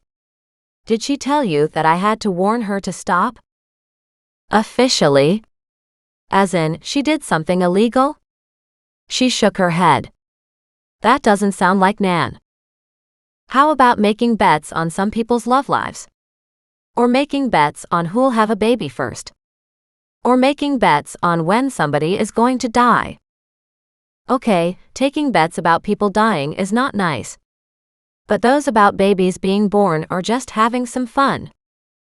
That's all fine and dandy, until she acts like a bookie out of that old folks' home. At that, Doreen sat back and thought about it, then she giggled. And giggled until she was laughing to the point that tears ran down her face. Oh my goodness. I can so see her doing that.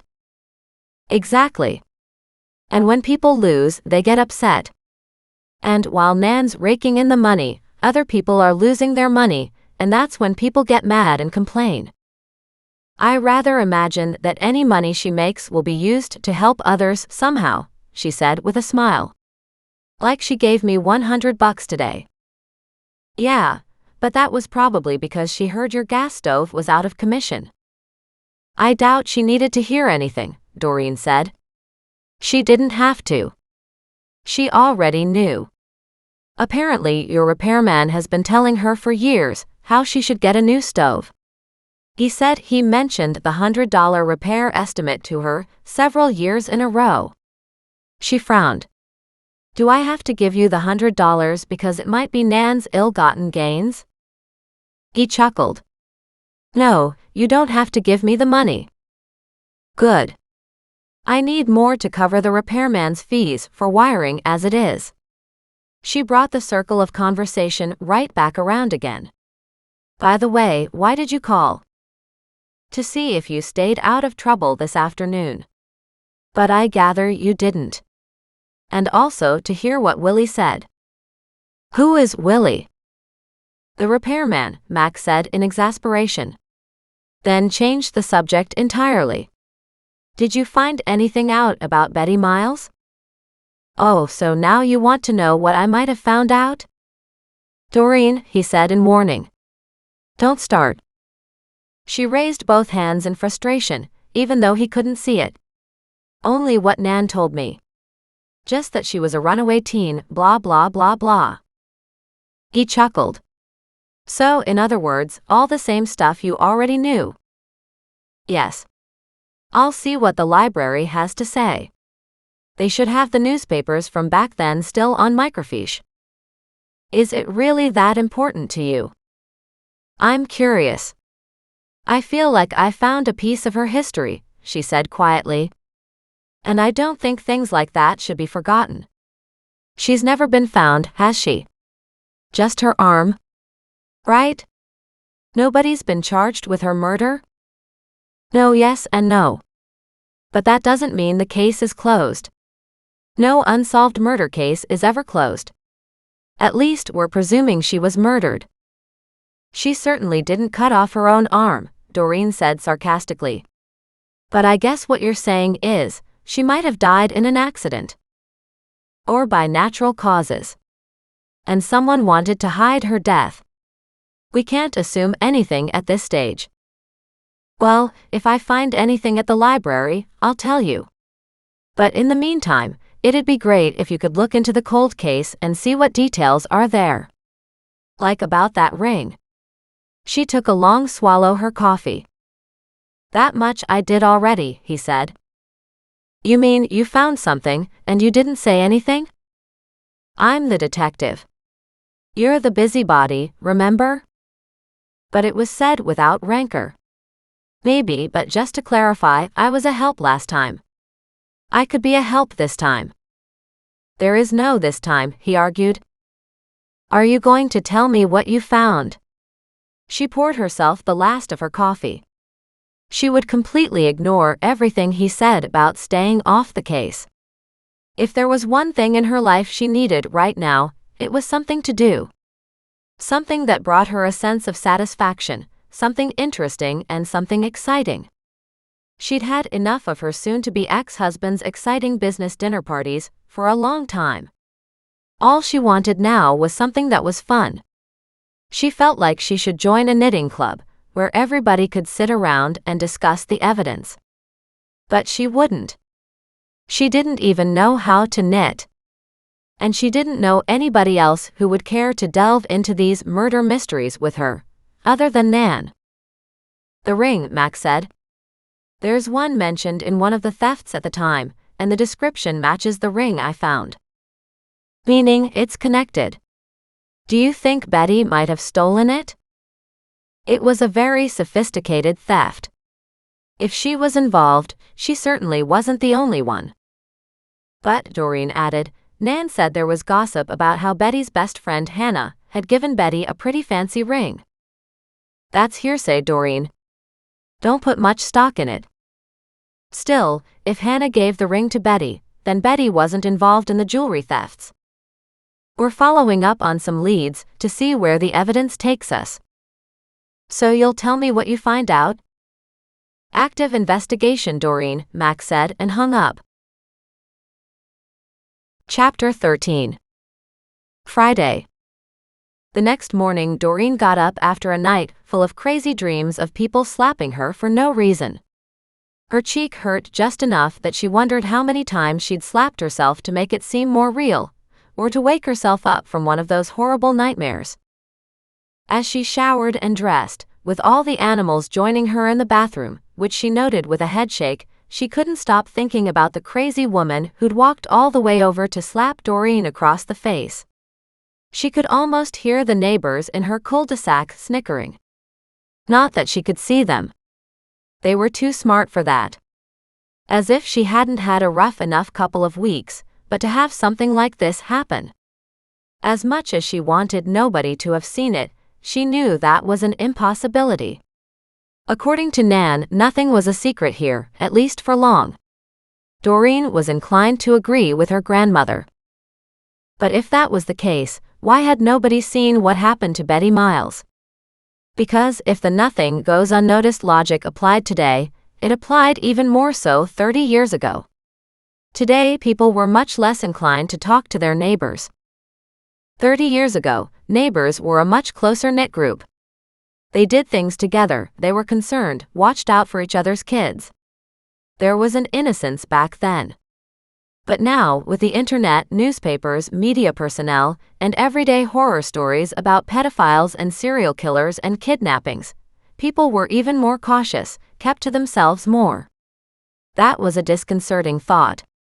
And it brought up yet another wave of disappointment in her own life. She had never had children. She wasn't sure if she ever would, but her biological time clock certainly ticked away without any prospective father in sight. And no, she wasn't going there with Mac. She could have children at her age and later, but by the time she got married and had a baby, she'd be that much older. Besides, what kind of a mother couldn't even cook? Shaking her head and getting back to the present, she still had no answers to this current puzzle. She walked downstairs, the animals in tow because they all wanted to be fed. She had figured out that if she fed all three at the same time, there were less issues of the cat eating the dog's food, or the bird eating the cat's and the dog's food, or? Plus separating their eating bowls helped. So Doreen put 3 of Nan's leftover teacups in the hall closet within each pet's bag of food. She scooped up 1 of each, carried it to the kitchen, and dispensed them as quickly as she could, returning the teacup scoops to the closet. Now she could think in relative peace as she returned to the kitchen. This was all so stupid. If only she knew why the woman was so angry at her. It wasn't like Doreen had asked anybody other than Nan about Betty Miles. If the woman was family or friends with the deceased, you would think she'd want closure. Doreen's gaze caught the stove, still sitting here staring at her, dare she say, mocking her? She shook her head. What she really needed was a good night's sleep, not one filled with the stranger slapping her over and over. Groaning over her cycle of never-ending thoughts with no clear answers, Doreen finally sat down with her laptop as the first coffee dripped for the day. She stared at the clock in horror. Already 9 on a Friday morning. It wasn't like she had anything to do today that made getting up at any particular time important, but somehow it was important. She'd had it drilled into her, year after year, that she had to get up early in the morning and be perfectly coiffed for the day.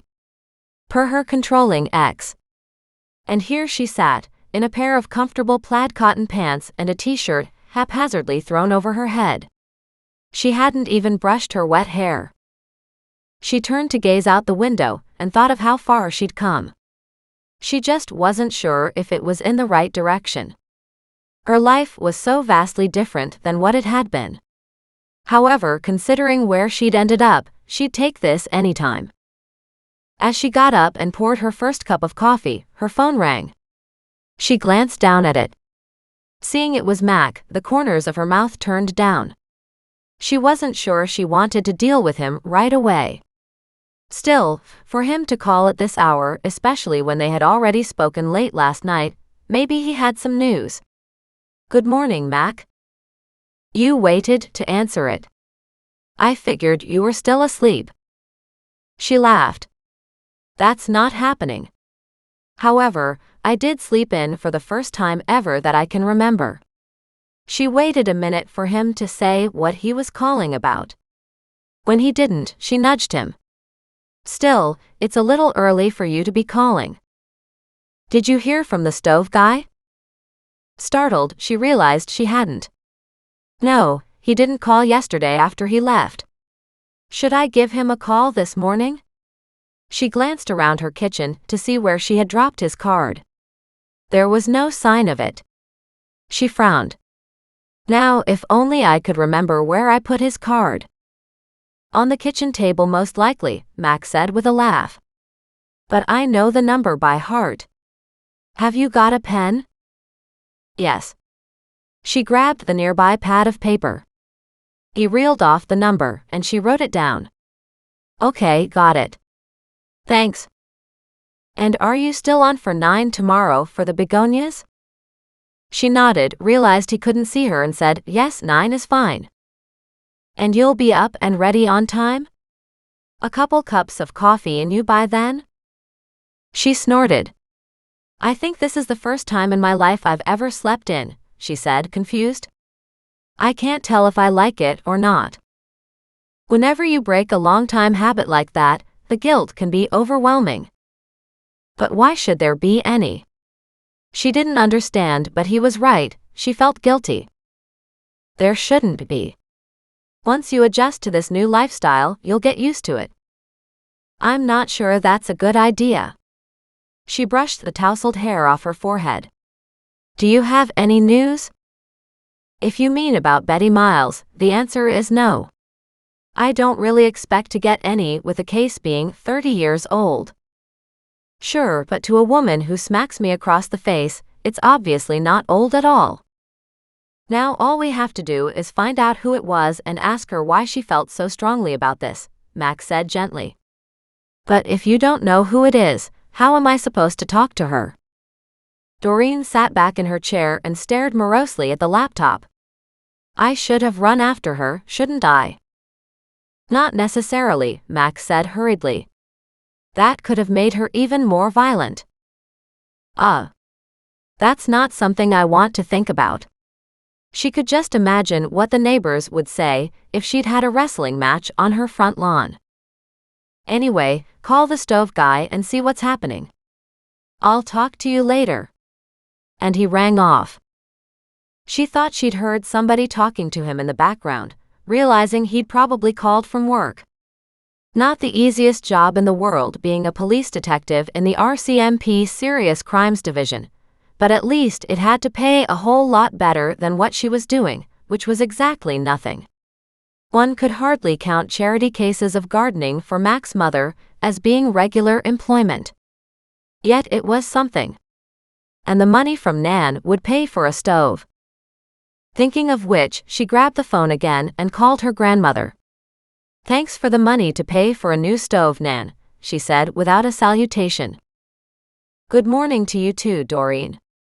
And you already left your thank you message on my voicemail machine. No need to repeat yourself, she said in a gentle voice. Did you have a good night? No, I didn't. I kept dreaming about people hitting me. Her grandmother gasped sympathetically. That's terrible, sweetie.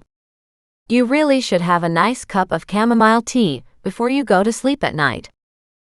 Doreen rolled her eyes. Sure. I'll add that on my list of things to buy out of my non-existent money, she said, then groaned. Sorry, Nan. I guess I got up on the wrong side of the bed, too. Bad nights will do that to you. Why would you think people were hitting you?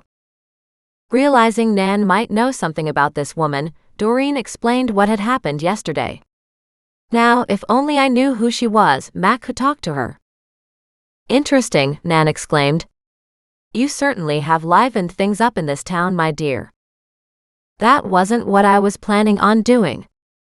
I was hoping to fit in and to become one of the nice, lovely little villagers, living here in the Mission, where nothing ever happens. Nan's laughter pealed through the phone. Do you have any idea who she could be? Not from the description you gave me, but let me think about it. Nan's tone was slower, more thoughtful. I wonder if any of the neighbors saw what happened. According to you, somebody always sees. You're right. That's exactly the way it works, she said. Thanks for giving me something to work on today. And with that, her grandmother hung up. Doreen dropped her cell phone on the table and checked on her animals. From her seat at the kitchen table, she could see Thaddeus atop his perch in the living room, and Goliath had left the kitchen for parts unknown, which was normal for the cat. But Muggs rested at her feet as she drank the last of the coffee in her cup. She got up and poured another cup. With Muggs at her heels, she opened the back door and stepped out into the sunshine. The weather in Kelowna was normally beautiful. There were a few hot spells in the summer and a few cold spells in the winter, but, compared to living in other parts of Canada, back east or up north, or enduring the heavy rains of down south, this was lovely. She walked around the garden, noting the downed fence that still had to be dealt with in the middle of her yard, and realized today might be a good day to tackle more of that. At least then, if Mac came around with his truck, he could make a trip to the dump for her, if he didn't mind. With that, she chewed on her lip, worrying there would be a price attached to her dump run. She'd like to think it was free, but it seemed nothing in life was free anymore. Her stomach grumbling, she went inside and checked out the contents of the cupboards. She knew it was bad when the leftover dog food looked appealing. She pulled out the last of her crackers. She still had some peanut butter, so that was enough for breakfast, but she was ravenous. All the salad and sandwich fixings were gone, although she did have a couple of apples left. Rummaging through one of the kitchen drawers, she found several granola bars. She would have to make that trip to the grocery soon. As she eyed the contents of the pantry, it looked as if she could survive today, and Mac would pay her tomorrow. Hopefully. But they hadn't discussed that issue yet. She was pleased she still had some of the money she had found when sorting through Nan's clothes. That was for real emergencies. Like food. But her stomach grumbled as she contemplated her breakfast. She sat down and scarfed an entire plate of crackers and peanut butter, then cut up an apple. After that, she went for her third cup of coffee. With it, she sat outside on the deck steps and ate a granola bar. When she finished, she went inside to put her coffee cup in the sink and propped open the back door so the animals could go in and out as she worked in the backyard. She grabbed Nan's work gloves and headed to the garage for the wheelbarrow to deconstruct the remainder of the downed fence. She worked steadily all morning. When her phone rang, she stopped, wiping the sweat off her brow, and saw it was almost noon. It was Willie, the stove guy. "I'm out front with my buddy. I have the replacement stove here too. Are you home?" Delighted, she told him, "Yes. I'm in the backyard working. I'll come around to the front." She hung up and raced around in time to see a panel truck backing up her driveway.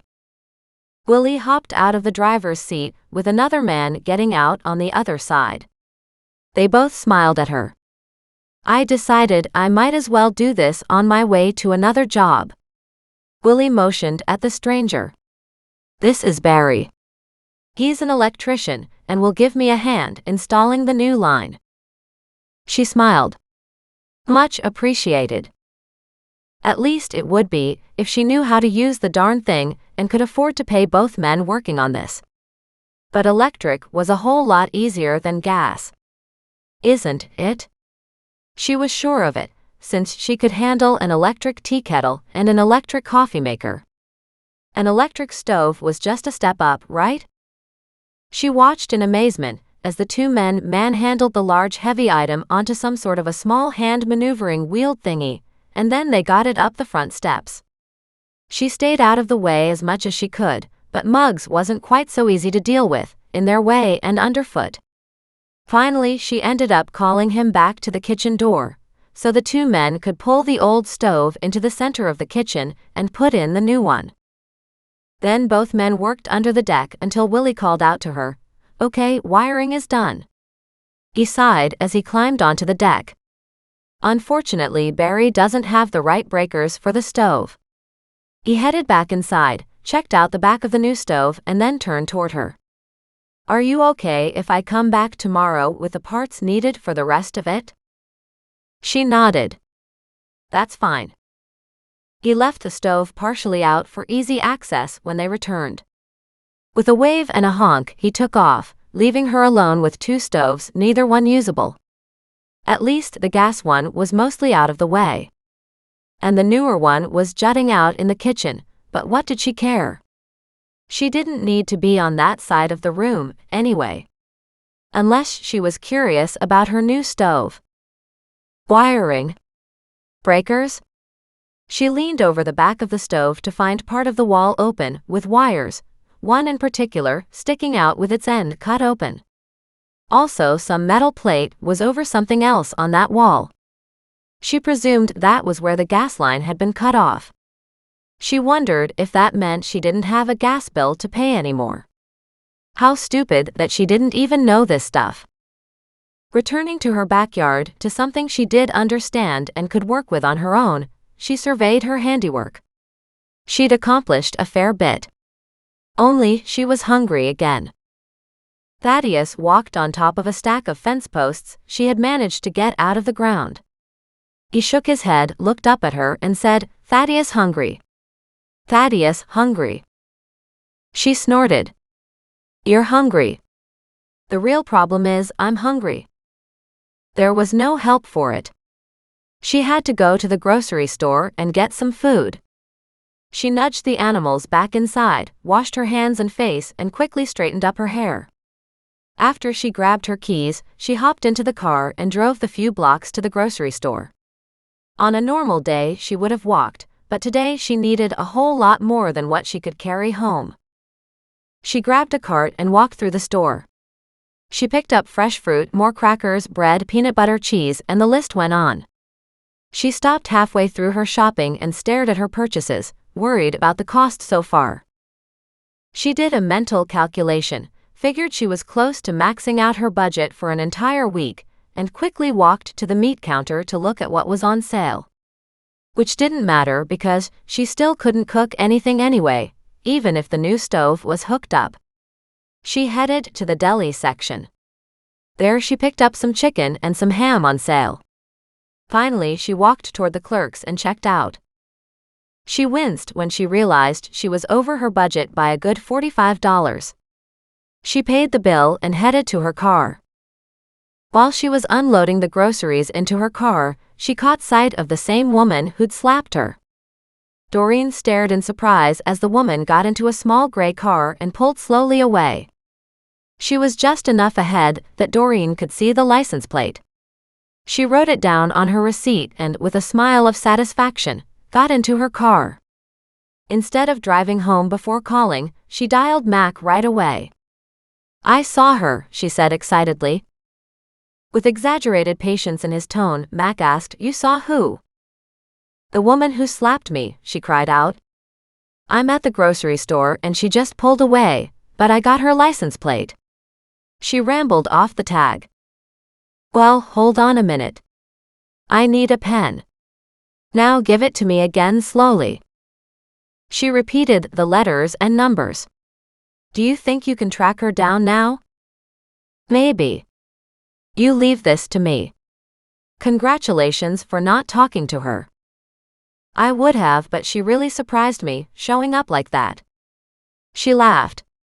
"But I did good, getting the license plate, didn't I?"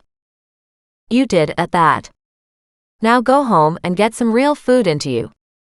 There was a pause before he said, "You did buy food, didn't you?" "Of course I did," she said indignantly. "There's no of course about it. You're always starving. You need to eat more." "I would buy some meat, but I still don't have a working stove." "Would you know how to cook it anyway?" "No, but I'm willing to try." "Why don't you have a stove? When did Willie say he'd come?" She explained the problem, adding, "Maybe by tomorrow night I'll have a working stove." "And what's the first thing you'll make?" She stopped, thought about it, and then said, "I haven't a clue." She laughed out loud. "Go back to work. One of us needs to be employed." She hung up on him, grinning like crazy at the thought of Mac finding out who had slapped her. Chapter 14. Doreen unloaded her groceries and stopped for lunch. Feeling better now, she could get more done. Although she didn't want to, Doreen was determined to get the downed fence cleaned up. Most of it was stacked, but she had more to do. She pocketed her wire cutters, grabbed her gloves and her cup of tea, and headed back outside. Muggs immediately headed to the garden, digging and rooting through the dirt. Goliath found a big rock, hopped on top, and curled up to go to sleep. Thaddeus, on the other hand, was bugging her. He insisted on riding on her shoulder, even as she bent to pick up piece after piece after piece of wood, wire, junk, and nails. "Thaddeus, can't you find some other place to sit?" And damn if that the bird didn't call out, "No. No." She sighed. "How come you can be so amiable and easy to get along with most times, and then there are times like right now?" He made a funny sound, almost like a trill. She likened it to laughter. She glared at him. "It's not fair. Everybody is laughing at me. You're not allowed to laugh at me too." Trying to ignore him, she bent down for one of the last few pieces of rotten wood and added it to the appropriate stack. She should probably carry all this stuff out to the front driveway, so it could be loaded from there to take to the dump. But that looked like a heck of a lot of work. Still, she didn't have to do very much at a time. If she could get one stack to the front yard, that would help. She chose the rotten wood because it was the lightest. When she had the wheelbarrow full, she realized it would take at least 3 if not 4 more full loads. She picked up the wheelbarrow by its handles, determined to make this work. It took a lot of effort to get through the rough backyard, but when she made it onto the path that ran alongside the house, it was much easier. She dumped all the wood onto a tarp on the paved drive. She didn't know if the tarp was necessary, and she certainly wasn't capable of lifting it full of wood, but it might keep her driveway relatively clean of nails and excess dirt. She came back and did it again and then again. By the time she was done with the rotten wood, she was exhausted. She called out to Muggs, "Come on, Muggs. Let's go for a walk by the creek." Woof. And Muggs ran toward her. His jowls and ears flapped in the wind. She laughed, loving the look on his face. Too bad she hadn't brought her camera. Although she did have a camera on her cell phone. By the time she got it up, the dog already stood beside her, his tail wagging so hard it might come off any second. She chuckled and turned to look at Goliath. "Goliath, you coming with us?" Goliath didn't even raise an eyebrow. Figures. And Thaddeus, no way to get rid of him, so with just Muggs and Thaddeus, she walked to the end of her yard and along the path behind her neighbors. She knew Mac wouldn't be impressed, but how was she not supposed to return to the spot where he'd found the ring and she'd found the ivory box? For all she knew, third time was the charm, and they'd find something else. She shivered. Let it not be a body part, please. With that thought uppermost in her mind, she studied the creek carefully. She was relieved when she couldn't see anything untoward. She found the spot where they'd been on the previous day. With a look toward her neighbor's fence completely closed off from the creek and with no knotholes for the neighbor to see through, Doreen crouched beside the creek. She could see the indent where the ivory box had been, but the creek bed was slowly filling it back up again. She pulled her sleeve higher and reached into the icy cold water. All she found was rock and sand. Moving slightly to the side, she checked where the ring had been. And again, found nothing unusual. Frowning, she widened her search and kept on digging. Again, nothing. She sat back on her heels and glared. "I was so sure something would be here," she muttered. "Well, it serves you right." She gave a squawk. And Thaddeus squawked in her ear. She lost her footing, desperately tried to catch her balance, but ended up in the creek. She let out a shriek as the cold water soaked her jeans. She twisted to glare at Mac standing there with a grin on his face. He struggled not to laugh out loud, but he lost the battle. Still chuckling, he stepped forward and reached out a hand. She stared at it suspiciously. "So why would you want to help me now?" She frowned at him. "You're the one responsible for the predicament I'm in." He gave her a look of sheer astonishment. "What did I have to do with anything? I didn't push you in. You're the one who fell in." He reached down, grabbed her under her arms, and plucked her up so she stood in the creek. She glared at him again as he noted her soaking wet clothing, and smirked. "Do you have any idea how cold this is?" He shrugged. "I had my hand in there yesterday. But I can't say I'm ready to go for a swim. It is a bit too cold for that yet." "So you think this is funny," she muttered. He nodded. "As a matter of fact, I do." She shook her head, then wrung some excess water out of her pants. "You know what? I'm so fed up with everybody laughing at me." Even Thaddeus laughed. At that point, Thaddeus was no longer on her shoulder. Damn bird flew away. Probably to stay dry. She turned to look for him, finding him in the middle of the creek, stuck on a big rock. "Thaddeus, hold on. I'm coming." He tilted his head to the side. When he went to open his mouth, she said, "Don't you say it." "Body in the water. Body in the water. Body in the water." She groaned. "You just had to say that, didn't you?" She extended her hand for Thaddeus to walk up her arm, and he grabbed onto her wrist and slowly made it to her shoulder. By now her shoes were pretty well ruined, and she was knee-deep in icy cold water. She slowly turned to make it back to the shore, where Mac waited. Muggs was there, watching the show. She saw with disgust that Goliath had even arrived. Suddenly Goliath took several pounces to the left and raced up to the bank on one of the jutting-out pieces. There was a fallen tree branch, which he hopped on, and sped down the end toward the water. "Goliath, don't," she cried out. But the cat wasn't listening. Expecting the worst, that he would head into the water himself, she raced over, trying hard not to fall with the current and the slippery rocks. But as she got closer, he stared at something intently in the water. "Mac, please tell me nothing is down there that I won't want to see." "Shouldn't be anything there. My team checked out this area pretty thoroughly the other day," Mac said. "He probably just sees a minnow or a frog." "A minnow?" "Sure, the creek is alive with all kinds of wildlife. Goliath is a predator at heart." Given the look in Goliath's gaze, she figured Mac had to be right. But she wouldn't be happy until Goliath was back away from the water. Cats hated water, so she didn't understand why Goliath was so darn close to the stuff. As she stepped closer, her gaze caught sight of something white in the creek. She froze, her mind cataloging what it was. She shook her head. "It can't be." Mac raced toward her. "What?" She turned to look up at him. "Please tell me it's not so." Mac quickly shifted until he stood on an outcropping from the creek, staring into the water.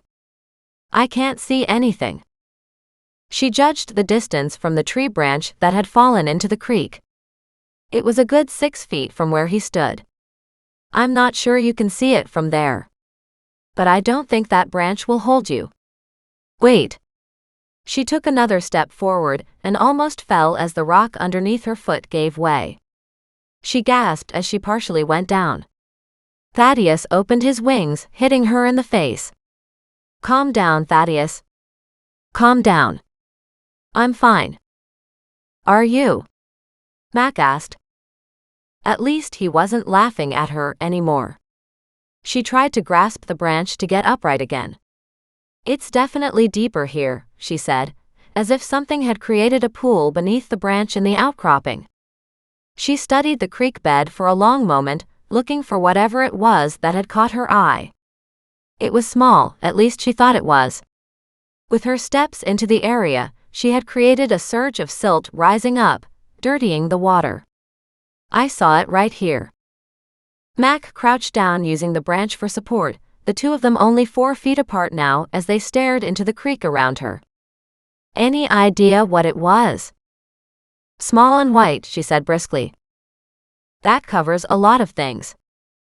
She shifted the branch off her slightly and thought she saw something white pop to the surface. She reached out and snagged it. "Got it." Mac held out his hand and she just glared at him. "You can see it after I take a look," she snapped. "There's got to be some benefit for me being soaking wet and freezing cold." She opened her hand and eyed the item in the flat of her palm. Her stomach knotted. She slammed her fist closed and held it out for Mac. He had to stretch most of the way across the 4 feet separating them, using the branch for support. Part of her really wanted to see the branch give away and watch him fall on his face into this ice-cold creek. But given what was in her hand, that was not a good idea. She dropped the thing into his outstretched palm and waited for his thoughts. "What the heck?" She gave him a terrified look. "It's human, isn't it?" He frowned. "I can't say that it is for sure. It could be all kinds of things. But she knew. Inside she knew. You have to get it tested. And did you hear back from what we found in your mom's garden? She looked down at the area where she'd seen the white thing originally. Now that the creek bed was a little clearer, she could see more. And what she saw wasn't exactly awe-inspiring. You want to get my shovel for me? He stood. Are you saying there's more? She gave him a grim look. Get the shovel and let me see what this is. He headed to the garden, and she waited, figuring out the best way to get this up without destroying anything. She was not sure exactly what she had found. When he returned, he took off his shoes and socks and rolled up his pant legs. He stepped around the area they were looking at, until he came beside her. She pointed downward and heard him whisper under his breath. Shit, that better not be what I think it is. He shifted to the side. Move out of the way, will you?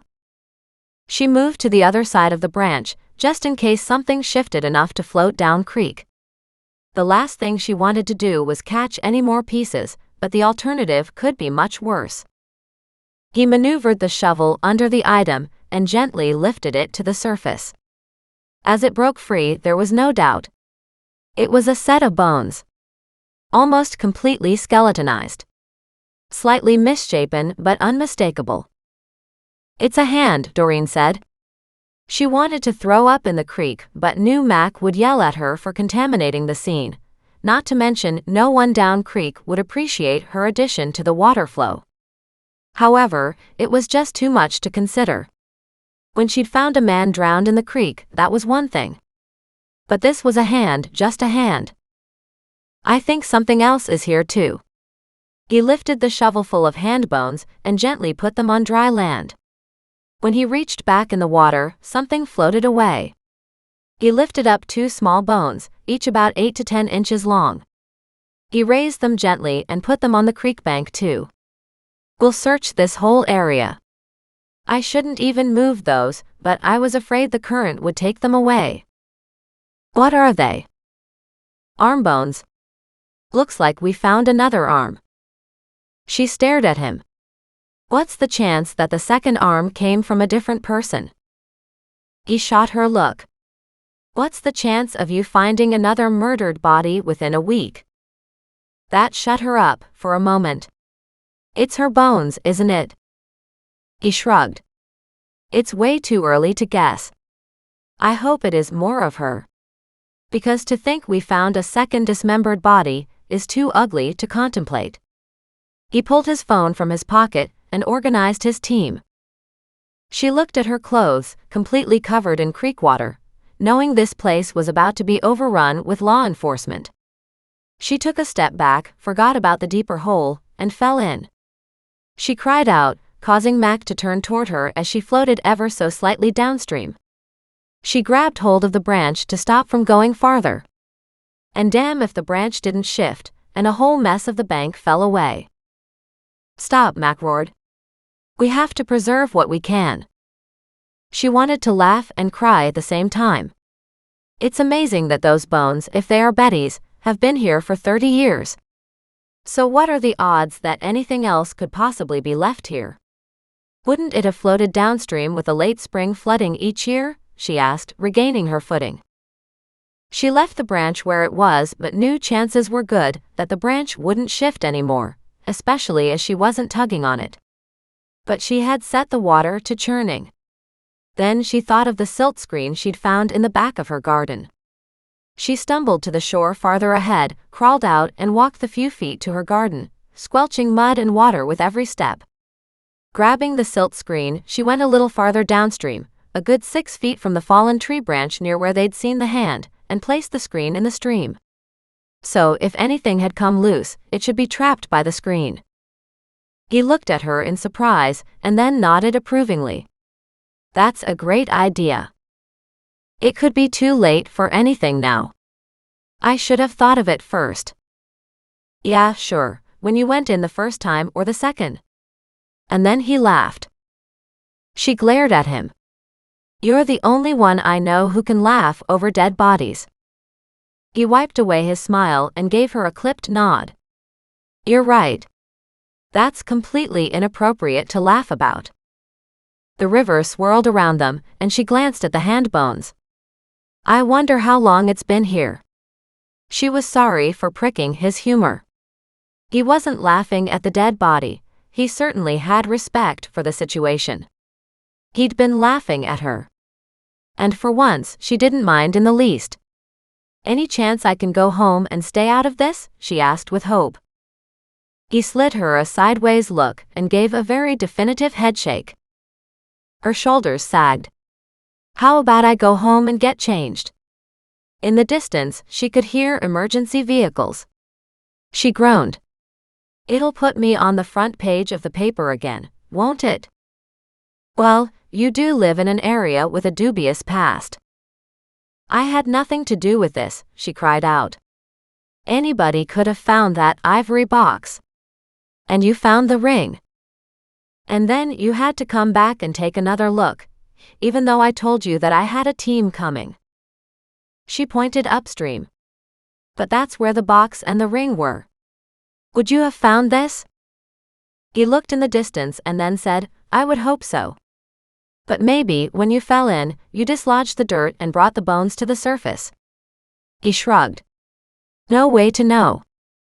Right. So, in other words, I'm not in trouble. You just wish I wasn't here at all. I wish you would follow orders for once.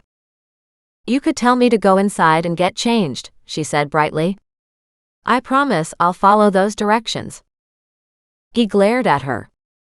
If I have to stand in here and freeze because of you, then you can stand in here and freeze too, he declared. Besides, the water is warming up. The sun is out, and it's a nice spring afternoon. I don't care how warm it is outside. This is still glacier-fed creek water. He grinned. Very true. Before she had a chance to say anything more, voices called from her backyard. Mac turned, cupped his mouth and yelled, Come to the edge of the backyard. As she and Mac watched, several officers rounded the corner. They stopped, took one look, and then raced toward them. What did you find? Did you call the coroner? One of the officers nodded. He's on his way. The man crouched near the shovel, noting the silt screen farther down creek, then considered their finds so far gathered on the bank. A hand. An arm? Mac nodded. Looks like it. The two officers walked to where Doreen was. Are more remains down here? She shrugged. I have no idea. But we disturbed the creek bed, so a few pieces could have floated down creek. She nodded toward Mac. He has a finger bone in his hand too. I put the silt screen here to stop anything else from going too far. After that, chaos once again filled her yard. She glanced at Mac. Now that the troops have arrived, surely I can leave the creek. All business now, he nodded. Yeah. Go in and get warm. She extricated herself from the water without any help. As she walked toward her house, Mug's barking added to the chaos. Mac called behind her, Make sure you take the animals too. She nodded. But I don't see Goliath. One of the officers standing with Mac said, Where did you put the finger bone?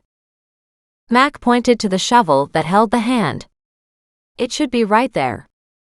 Walking away, she heard them discussing the fact that the finger bone had gone missing. She scrunched her shoulders and lowered her head.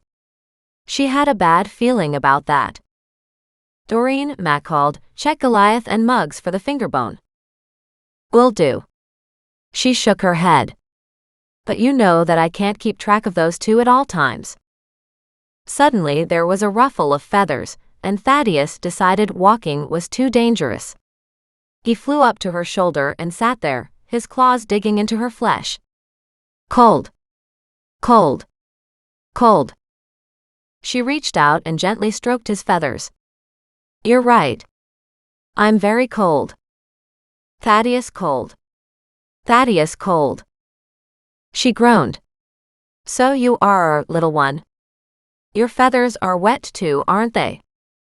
Up ahead, Muggs raced forward and backward as more people streamed around her house. She caught one of the officers and pointed to two people standing at the corner of her backyard, recognizing Sybil and her cameraman. Again. That's the press. Get them off my property. You don't want them here at all. When the reporters realized they'd been caught, the pair backed away. She called out, "If you come back on my property again, Sybil, I'll prosecute." They shot her a dirty look and stepped around the corner of the house, Goliath running into her sight from the opposite direction.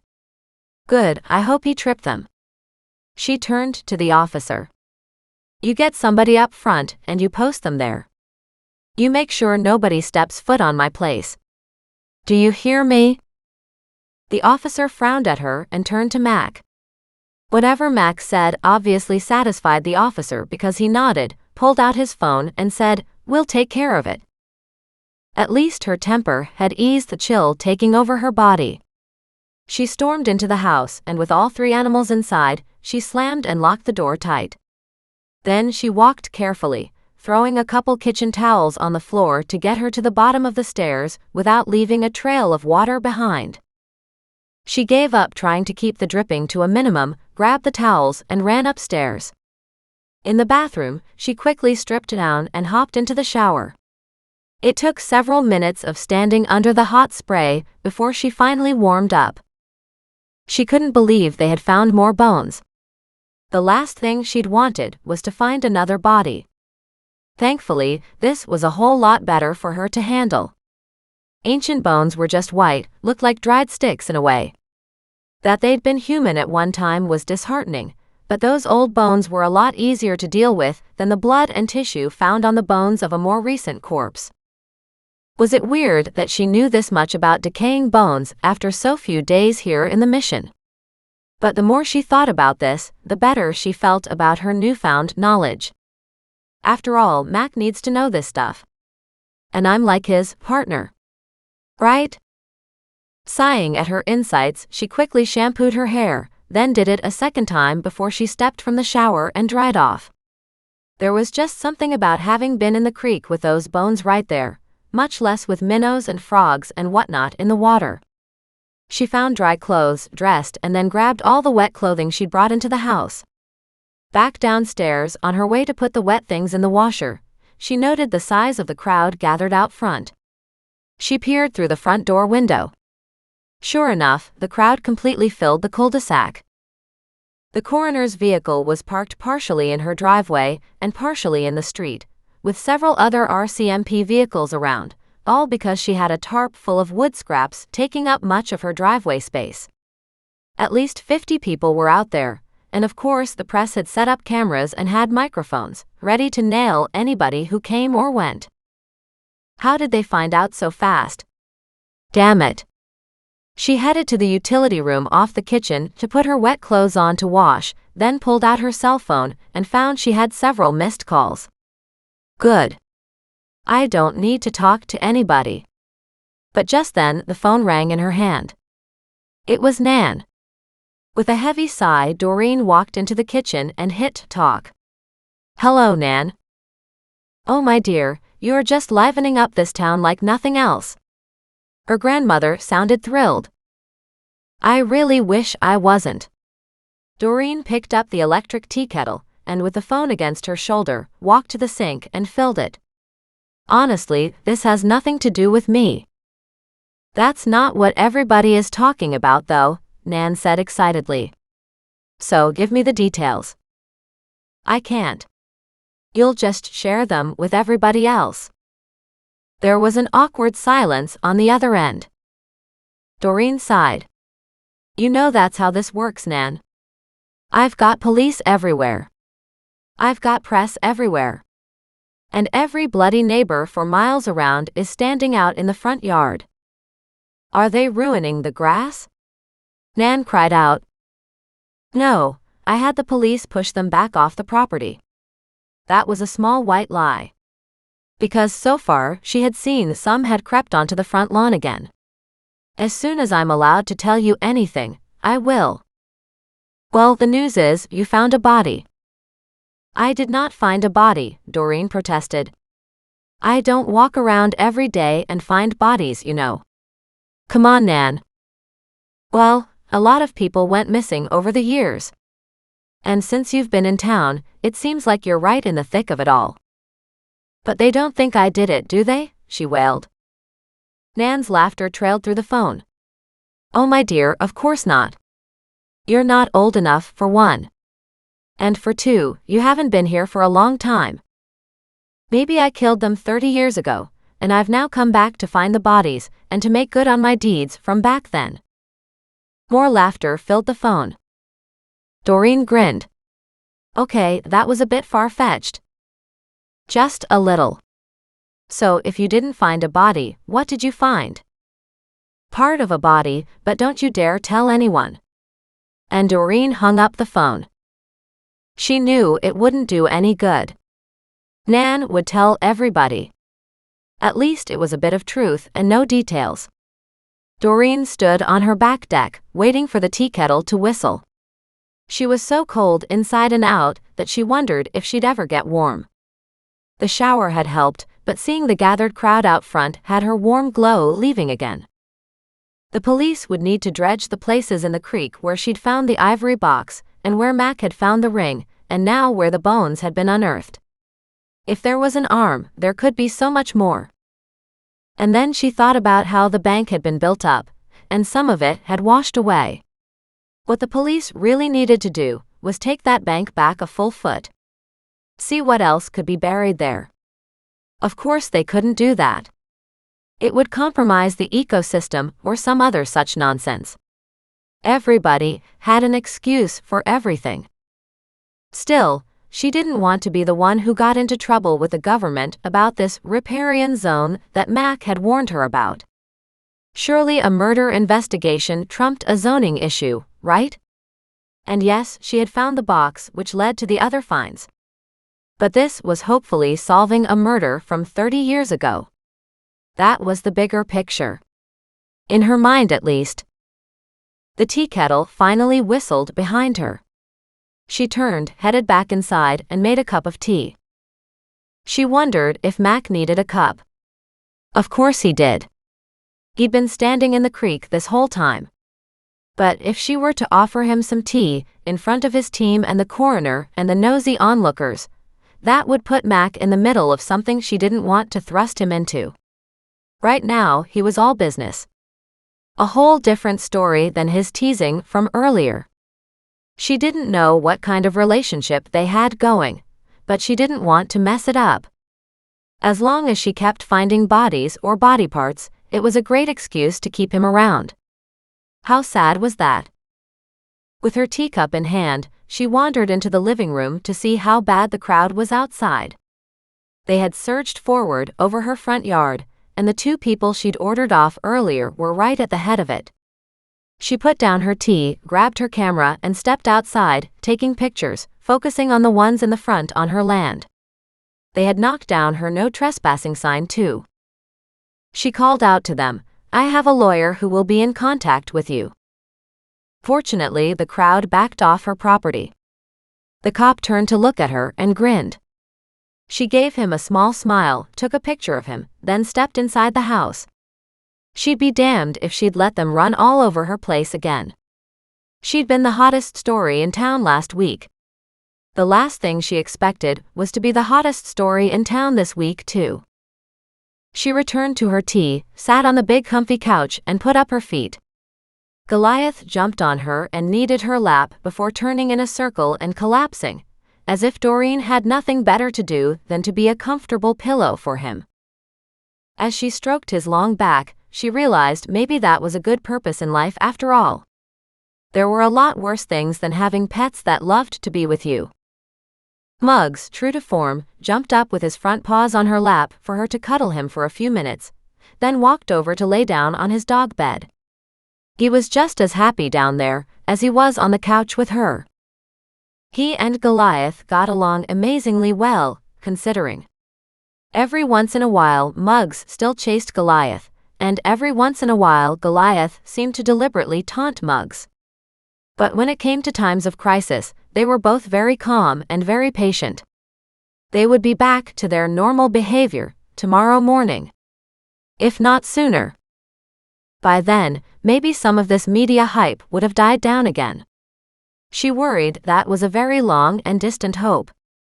Now that she'd found a second body, make that pieces of her fourth dead body, in less than a couple of weeks, she knew she'd never live it down. So much for her hopes of a nice new beginning by moving.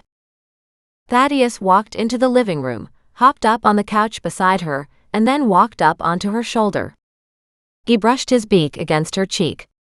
She smiled and tilted her head into his gentle strokes. "Thanks, sweetie. I'm okay, Thaddeus. It's just been a very frustrating day."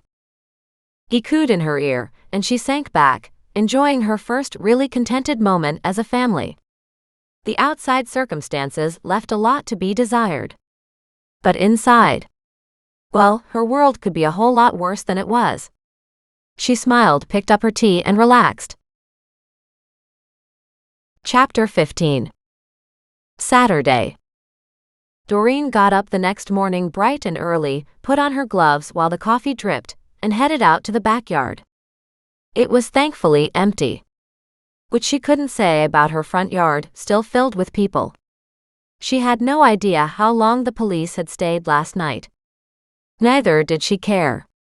They had a job to do and would do it, regardless of the length of time it took. But they didn't seem to be here right now. She just hoped her appointment with Mac wouldn't be affected by all this.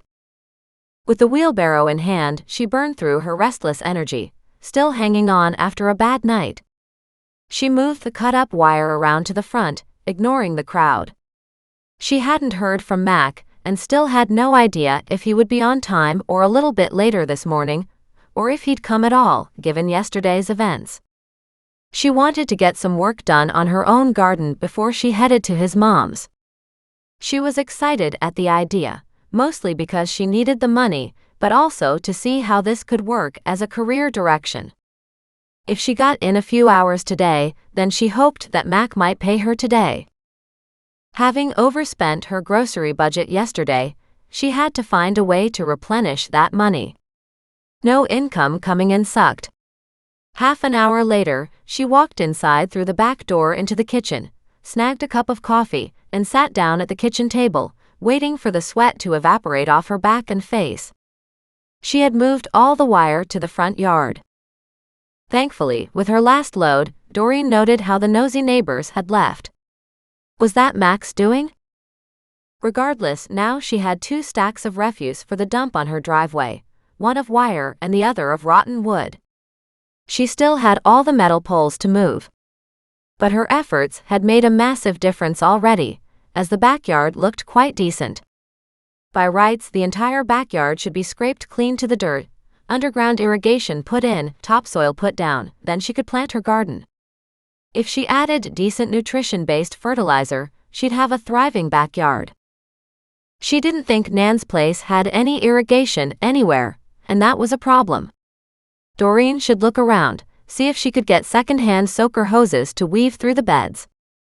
As she finished her second cup of coffee, her phone rang. Willie's number appeared on her screen. "Hi, Willie." "Hi, are you there right now?"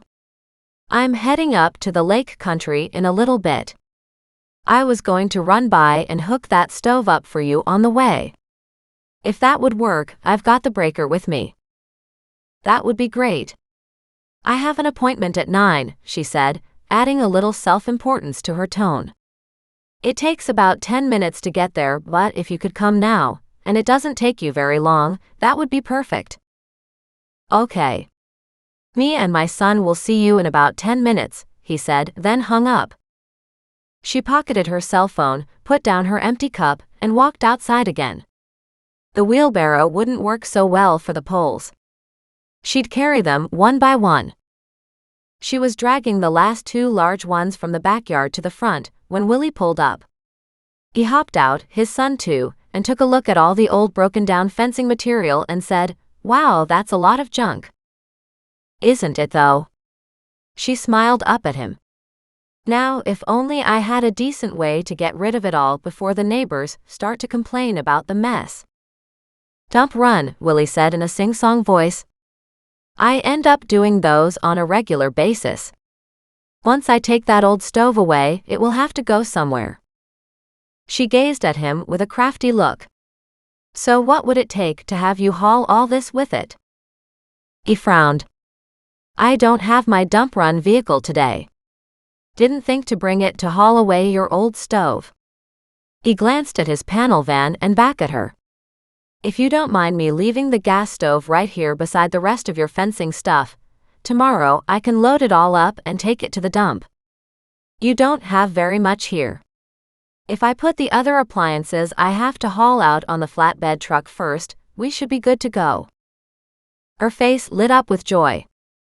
If you could do that, that would be awesome. Thank you.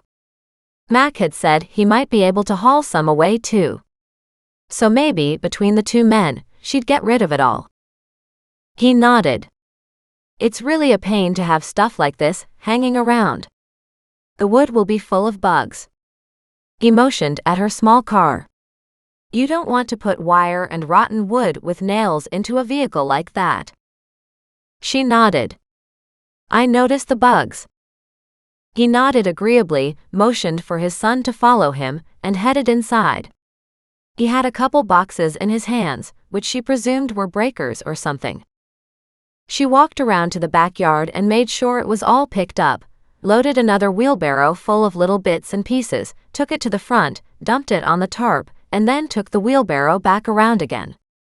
As she walked into the kitchen, she checked the clock. Almost 8:30. She needed to leave soon. Willie had just wiggled the new stove into position. Standing upright, he said, it turns on and looks good. And the gas lines have been capped off properly? She asked. She couldn't help but remember Mac's comment about the gas dangers. Willie nodded. You're safe and secure. This is properly wired up. You'll have to put some money into the house wiring at some point, but it was done right originally. Only the codes have changed in the last 50 years. So, whenever you renovate, be prepared for the fact that the electrical bill will be a little higher than you had planned. He put the old stove on what he called a hand truck, and with his son's help, moved it to the pile in the front driveway. She watched as her stack of trash grew bigger. You sure you can come and get this tomorrow? She couldn't imagine what all the neighbors would say if she had a junkyard like this around long. Her ex-husband would have had a fit. He would have the man back within the hour to get it all gone. But then her ex hated disorder of any kind. No problem, Willie said with a big smile. With that, the two men hopped into the van and drove away. She looked at her watch, walked into the kitchen, and washed her hands. Then she grabbed some yogurt and granola that she had gotten on her last grocery trip for a quick breakfast today. With that polished off way too fast, she could almost hear her ex-husband's admonishing voice about proper manners as she placed the bowl in the sink, ran some water in it, grabbed her gloves, and walked out the kitchen door. No way she wouldn't walk to Mac's mom's house. It was only a couple cul-de-sacs over. And she could take the creek path. Provided the police hadn't crossed the area off with yellow tape. Although she didn't think that was possible, since it was Mother Nature's space. Surely they couldn't block it all off. She called for Muggs, who came racing and barking toward her, as Goliath strolled into view. Thaddeus took up his position on her shoulder, and she realized the entire family would go to work with her. Goliath led the way.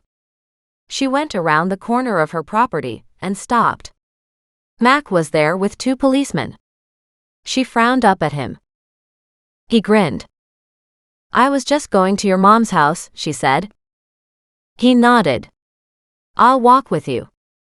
He gave a couple more instructions to the two officers, then turned and led the way.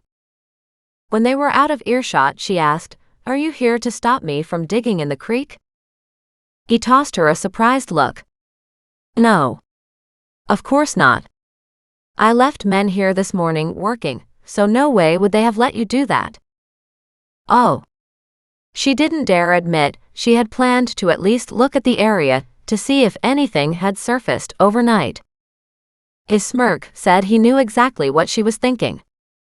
The morning was beautiful, and she'd already gotten some work done. Although she'd forgotten to pay Willie. Willie was here this morning. He hooked up the stove. But he didn't ask for the money. Mac looked at her in surprise. He might send you an invoice. Does he have your email address? She thought about that. I don't know. He'll probably request an e-transfer. Her heart stopped. An e-transfer? She sighed. Just give it to me straight. What do I have to do? He led her through the process of sending money online to Willie through the banks. I didn't even know that was possible. What if I don't have the money in the account? How were you planning on paying him? She shrugged. Cash. But I have to pay Barry too somehow for the electrical work he did. Call Willie to see when he'll be in the area next, or you could drop it off at the office. He's coming back tomorrow because he didn't bring his big truck to take away the old stove. Plus he has a bunch of other stuff to haul to the dump, and he said he would take the fencing I had piled out front too. That's very generous of him. It is. I've got it all stacked up in the driveway so he can easily load it. Did you already get everything moved to the front yard? He asked in astonishment. She nodded. I've been working on it since yesterday. The five of them walked toward the cul-de-sac where Mac's mother lived, down the path to the road, where it widened into a big circle. What a sight they must have made. His mom's place was in the middle. They headed into the backyard, and Doreen took a good look at the begonia bed again. This bed has definitely suffered. Because we don't know why, you should boost the nutrients in it. She glanced around at the hilly beds, watching as her brood checked out this backyard with curiosity. If you don't want to bring in any new topsoil, you could quite probably steal enough from some of these beds. He looked at the beds. But that'll disturb all the plants there, right? She nodded. Yes, and I don't really know what bulbs she's got buried in there.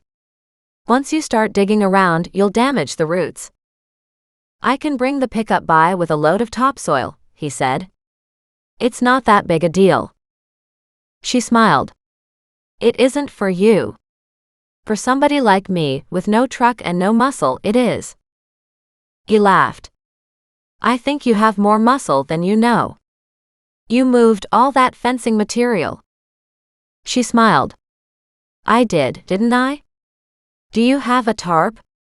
I can start laying out the begonias and getting them moved over. It's early in the season, but because they aren't doing much here, we'll trim the old roots back to the tuber and put them in their new bed. They won't do much this year, but they'll be very thankful for it next year. Next year. Next year. Next year. Doreen smiled at the bird, shaking her head. She never knew just what he would say, just what he would pick up. Together she and Mac walked to the large garden shed. Mac pulled out a spade for her and a shovel for him. Next he found a big tarp, and they spread it down beside the begonias. Instantly Goliath appeared mid-jump and landed on the tarp, loving the sound it made. After Doreen's heart started beating again, she enjoyed watching her huge cat play with his tail, like he was a kitten again. Mug sat nearby, staring. He probably thought Goliath was strange too. Never a dull moment, Mac said. Doreen wondered if he was talking only about her pets, or was she thrown into the mix too. As she stared at the spot where they had dug into the begonias the first time here, she said, "You never did tell me about that bone." "What bone?" She motioned at the begonia bed. "The one we found here." "Did I say it was a bone?" "You did." He shrugged and went back to work. "Or have you not found out yet? The lab should be able to tell almost immediately if it's human or not." "I've been a little busy. I haven't checked on the results." He dug in the bed where they would move the begonias. Goliath and Muggs helped by digging their own holes. I don't think the animals can dig deep enough to do any harm to the begonias. Then she nodded. Maybe you should call the lab. He shooed away the animals before stabbing the shovel into the dirt beside her and asked, why? She glanced up at him and shrugged. Because what if it's human? We just found an arm and a hand near my place. What if that was a toe bone or a foot bone here at your mom's? He stared at her in astonishment. So because we found an arm in the creek, you think my mother's garden bed will have a foot? With shock and laughter in his voice, he said, better get back to the gardening job. Leave the police work to me. Okay, fine. So it's a little far-fetched. But you have to admit, it is interesting. What's interesting? He wasn't giving an inch, but he had stopped to pet Goliath and Muggs. They were eating up the attention. Apparently Thaddeus got jealous and waddled over. Mac stroked the bird's head, murmuring something to him. Think about it, Doreen said to Mac. What are the odds we'd find another human bone? Considering it's you. He let his voice trail off. At this point, the animals decided it was time to run wild in this backyard. She snorted and carefully picked up another large group of begonia bulbs. The bulbs themselves looked healthy, but the roots were small, stunted. She laid them carefully on the tarp, though Goliath seemed intent on rearranging them, but gently, so she kept on working. She looked at the bed. Do you think I'll always see a 6-foot-long garden bed and think a body is buried in it? He laughed. I wouldn't be at all surprised. Doreen watched as her trio suspiciously calmed down, lying together near the garden. She frowned, wondered what was up. Any updates on the ring, by the way? He was back to shoveling. No, none. Just then, the kitchen door opened, and Mac's mother walked out. Considering Mac's size, his mother was tiny. She probably didn't even reach 4 feet 10. Doreen waved. Good morning. I'm Doreen and I'm here with Mac, she said by way of explanation. The woman stared at her in surprise, then shifted to see Mac walking toward her. She didn't seem to mind the strange animals in her yard. Or maybe she hadn't seen them yet. Good morning, Mom. How are you feeling? The frail-looking older woman had a shawl wrapped around her shoulders. But she gave him a bright smile. I'm feeling much better, thank you. She turned to Doreen again. You're the body lady. Doreen's jaw dropped. I'm who? She'd half expected to get some kind of a nickname, but wasn't at all sure she liked this one. Mac turned to his mother.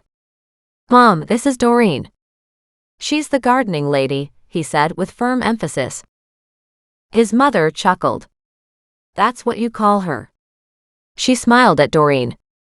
I'm glad you like gardening. Considering the amount of bodies you're finding, I'd have thought it might have turned you off the hobby. Doreen gave her a bright smile back. The fact is, it's made me more intrigued. She motioned at the garden around her. You've spent a lot of time and love on this garden. Mac's mother nodded. Call me Millicent.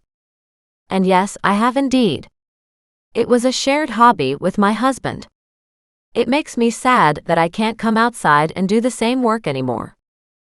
I understand. I'm now living in Nan's house.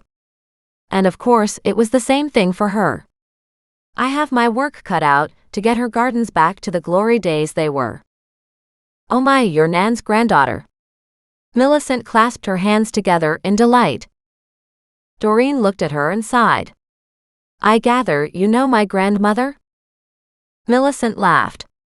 Of course I do. Everybody knows Nan. That's what Doreen had been afraid of. Now the real question was that a good thing or a bad thing? Mac patted his mother's shoulder and said, Mom, why don't you go inside where it's warm? She waved him off. It's lovely out here. But you haven't been feeling well, have you? We don't want you to catch cold. She looked at him and smiled. I know you're trying to keep me safe, but it's really lovely out here. And I do love gardening. Doreen understood. It would be hard for her too. It had always been hard for her to let others do the gardening she wanted to do. Well, maybe if you had a hot drink and you sat in the sun close by, you could watch us, she suggested. Millicent ignored Mac's look. That's a lovely idea. I'll make a pot of tea, and then I'll come out. Doreen smiled and returned to her digging, as Millicent hurried back inside. Doreen heard her animals getting frisky again, but didn't dare look up, because Doreen was intent on ignoring Mac too, even though he loomed over her. You really didn't need to invite her out here, you know. The reason we're here doing the work is so she doesn't. If she sits and watches, she'll feel like she's more in control and not like we're taking over her garden, Doreen said quietly. A garden becomes a living thing. She's attached to it. Her memories from years past are here. To have someone else doing things in her garden without her knowing about it will be very painful and intrusive, like it's no longer her garden. She sensed his surprise. She turned to look up at him. Letting her sit here surely can't be harmful, can it? She's not allowed to get her hands dirty, he warned. Doreen nodded. Fine. She pulled up another big pile of begonia roots, but she felt something hard underneath. I'm surprised rocks are in here. This bed's been established for a long time. Maybe that's why the bed isn't doing very well, he said. Although I don't see any rocks. It's all dirt. She stuck her spade back underneath and hit something solid. She turned to look at him. Really? You're making me paranoid these days. He stooped beside her. I don't think we're paranoid. Just wary. He rolled his eyes and helped to remove the loose soil. The animals, again curious, huddled together with them. Depending on the climate, begonias were usually removed every winter. But these bushes hadn't been pulled out in decades. So they had a massive connected root system. Moving gently, Doreen and Mac cleared a spot a good foot long. I'm surprised so many bulbs are here, Mac noted. Another reason why the tubers need to be divided and moved, she said. When they're growing in on top of each other like this, the bed gets too crowded, and the plants have to fight for nutrients. He got the bigger shovel, and using his heavy boot, he pushed the shovel into the area where she had hit something hard. He hit the same thing. He lifted the shovel so he could brush some of the dirt off the top of whatever it was. Within minutes, he had a larger area opened up, and Doreen scrambled to pull out the begonias as he loosened the dirt. Typical male. Everything done fast but without too much care. She had removed a pile of rocks too. Why the devil would rocks be in here and dirt thrown on top? She frowned. They seem to cover this section here. Like a small cairn. Don't say that word, he said in an ominous tone. She frowned. Cairn. Cairn. Cairn. Cairn, Thaddeus added. Yeah. They're created by heaping rocks over bodies to keep animals from getting at them. Doreen looked at the relatively small pile and laughed. If it's a body, it's a cat or small dog. And either way, the rocks must be removed before we can put any plants back in here. He brought over the wheelbarrow and removed the rocks. Goliath jumped in the hole for all the good he did. Each rock was a good 6 to 8 inches across. Then Muggs jumped in. She lifted both of them out, gave Mac a hand removing the rocks, then froze at the sight of a wooden box. Did your mom ever have cats? He shook his head. No, she's allergic to them. By the size of this box, a pet is probably buried here. With the rocks gone, he loosened one portion of the long box, but the end was all rotted and shifted. When he lifted the box, all the wood fell away, leaving something inside the hole. She dropped to her knees as the air sucked out of her chest. She tried to find oxygen, but it just wasn't there. She sat back on her heels and gasped like a fish. A hand slapped her on the back. "Breathe," Mac ordered. She took a great big gulp of fresh air and nodded. "I'm fine," she gasped. "I'm fine." "Good for you," Mac said morosely. "Because I sure as hell am not." The dog, the cat, and the bird stood at the edge of the hole. Together, the humans and the animals stared at the item in the box. It was close to 2 feet in length, maybe a hair smaller. And what Doreen could see appeared to be bones, foot bones. "Are you sure you don't want to check with the lab now to make sure that the bone we found the other day wasn't human?" He groaned. "And only 1 foot is here. That means we're still missing the other one." She pointed to the bones. "It's missing several bones, especially the big toe." He nodded. At that moment, she turned to look at Muggs sitting nearby with a big grin on his face and something small and white between his front paws. "Don't look now, but it looks like Muggs found it." Chapter 16. Mac insisted on his mother staying inside as he made the necessary phone calls. Doreen pulled out the rest of the begonias, knowing the officers would do it anyway, and in doing so, they would hurt the bulbs just as they had damaged her own. Now that the box was uncovered, the animals had gone off to find other adventures. "Doreen, get away from there," Mac roared at her. She twisted and said, "They'll dig it up anyway. I might as well save Millicent's begonias first." He glared at her. In the background, she could hear his mother persuading him to let Doreen continue. The fact of the matter was, Doreen hadn't stopped. She was almost done. And no wonder that section of the garden hadn't been doing very well. It wasn't like the bones themselves would have hurt anything. As long as there was no disease in the flesh, then it shouldn't have impacted the bed. Except the rocks on the rotten box had stopped the roots from reaching the nutrients in the soil. It would have been better if there had been no box involved. Then the plants could have feasted on the rotting flesh. Obviously, the begonias weren't terribly happy with the injustice done here. When she thought she had the last of the begonias dug up, she straightened and groaned, putting her hand on her lower back. Then she grabbed one edge of the tarp with all the tubers and dragged it off to the side of the garden, where she would replant them. The craziness would start soon enough. They had to get the bone away from Muggs too, but he wasn't being very cooperative. She figured, if she got a chance to sidle up to him quietly and to distract him, she could take the bone back. When the cops got here, they'd want to tie up Muggs until they got the evidence from him. Muggs didn't appear to be chewing it, more like protecting the bone. And she could appreciate that. Finally, with the begonia tarp over on the opposite side by the neighbor's fence where the bulbs would be replanted, she walked toward Muggs. As she casually bent to pick up her spade, she scooped the bone from between his paws. Muggs barked at her. She bent down and gently stroked him behind his ears. "It's fine, buddy. But Mac needs this." Muggs barked and barked again. She got up and took a few steps back. Something about this bone really bothered him. Then again, something about this bone really bothered her too. It seemed so small, forlorn. She stared at it, not sure which bone it was, but it appeared to be something connected to the toe or the longer foot bones.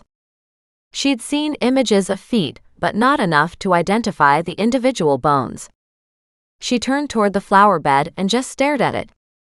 With her cell phone, she took several pictures, because she knew Mac wouldn't let her get any later. When she pocketed her phone, she headed toward the house, where he stood on the deck, talking into his phone, glaring at her. He cupped the mouthpiece of his phone and said to her, "I saw you take pictures."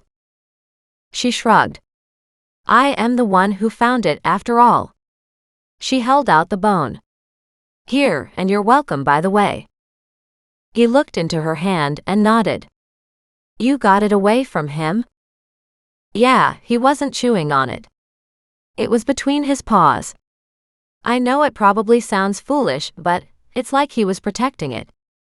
Mac sighed. "With your critters, who knows?"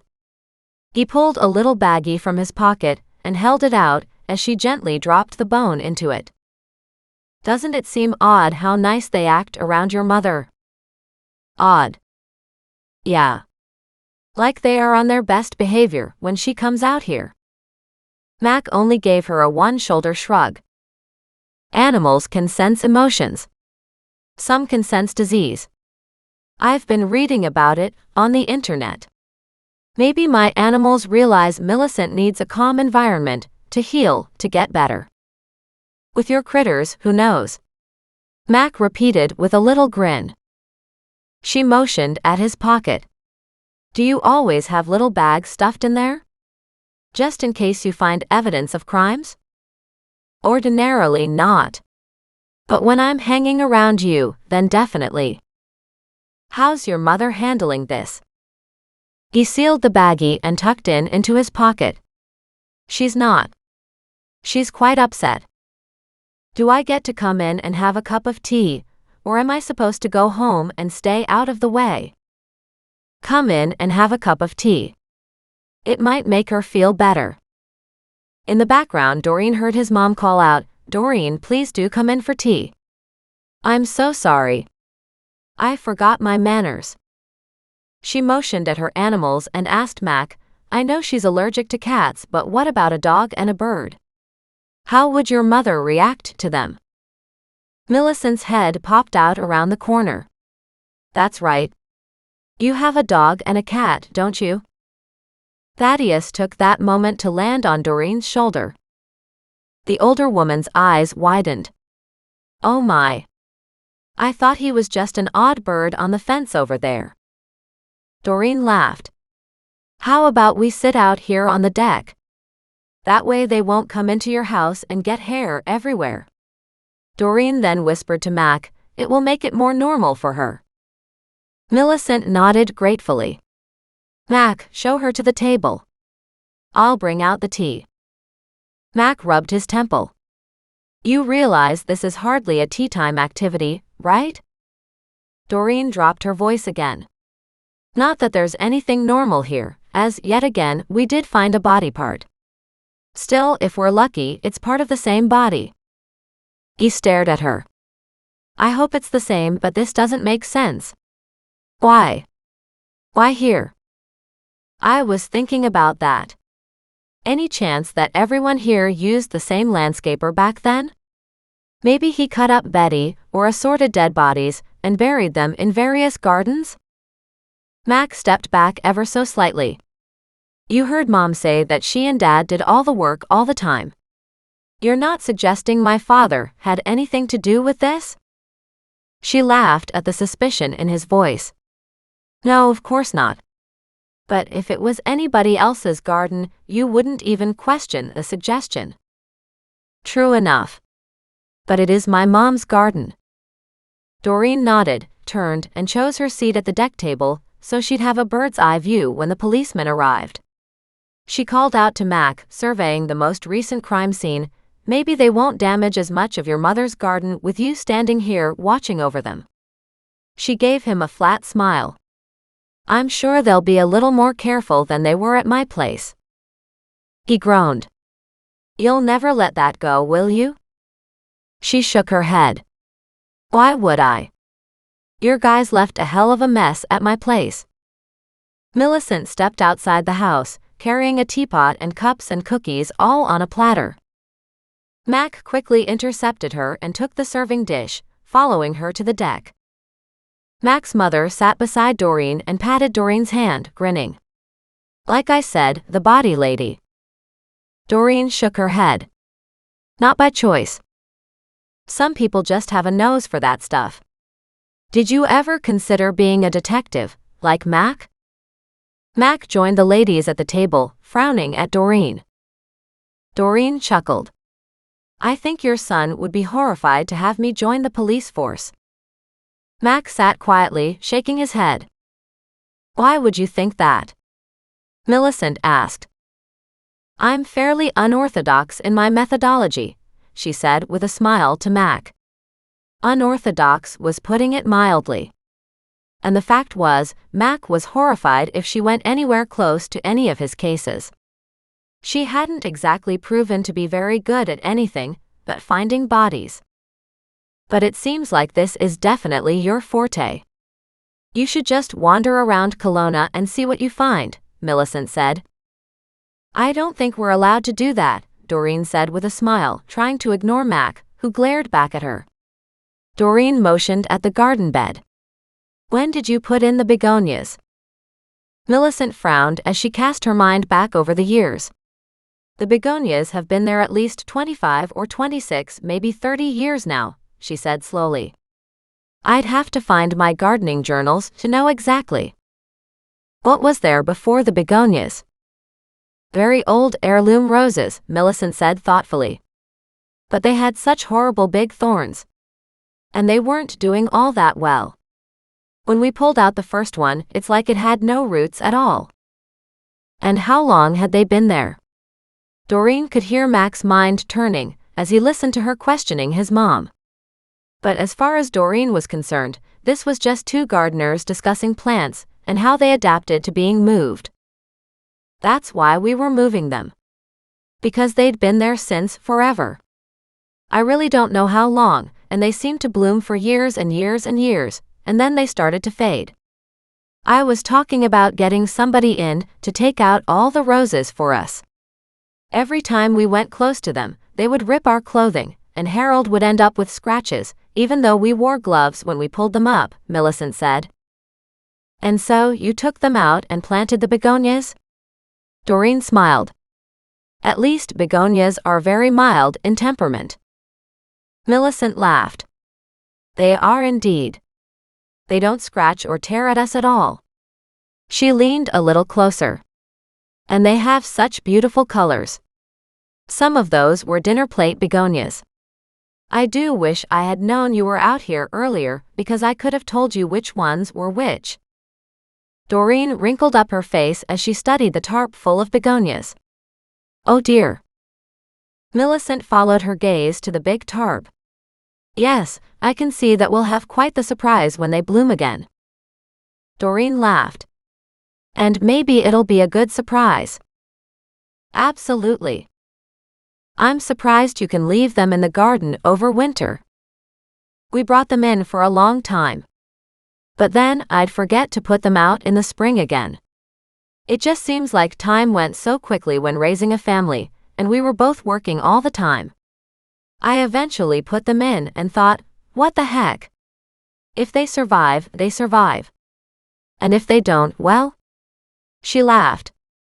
Of course, I did end up covering them with mulch as best I could. And to my surprise, they kept coming back. Did you ever add more topsoil? Doreen wanted to know exactly what had happened to the beds over time. There was a fair bit of dirt on them, and yet the begonias had been a shallow planting, like added on top of another planting. As she studied the bed itself, she noticed it was slightly higher than the one beside it. Millicent nodded. Yes, indeed. We used to bring in all kinds of topsoil and top-dress the lawns. Anything extra we would throw on the gardens. We put mulch in every couple of years. She waved her hand. It's really hard to remember all the details. We spent 50 years in the house and it all blends together. How wonderful that you kept journals though, Doreen said with a smile. I've never thought to do that. Millicent bounded to her feet, showing more energy than she had so far. I'll go get them. And she raced away. Doreen slid her gaze toward Mac, surprised he no longer glared at her. Do you remember anything about what happened to that garden?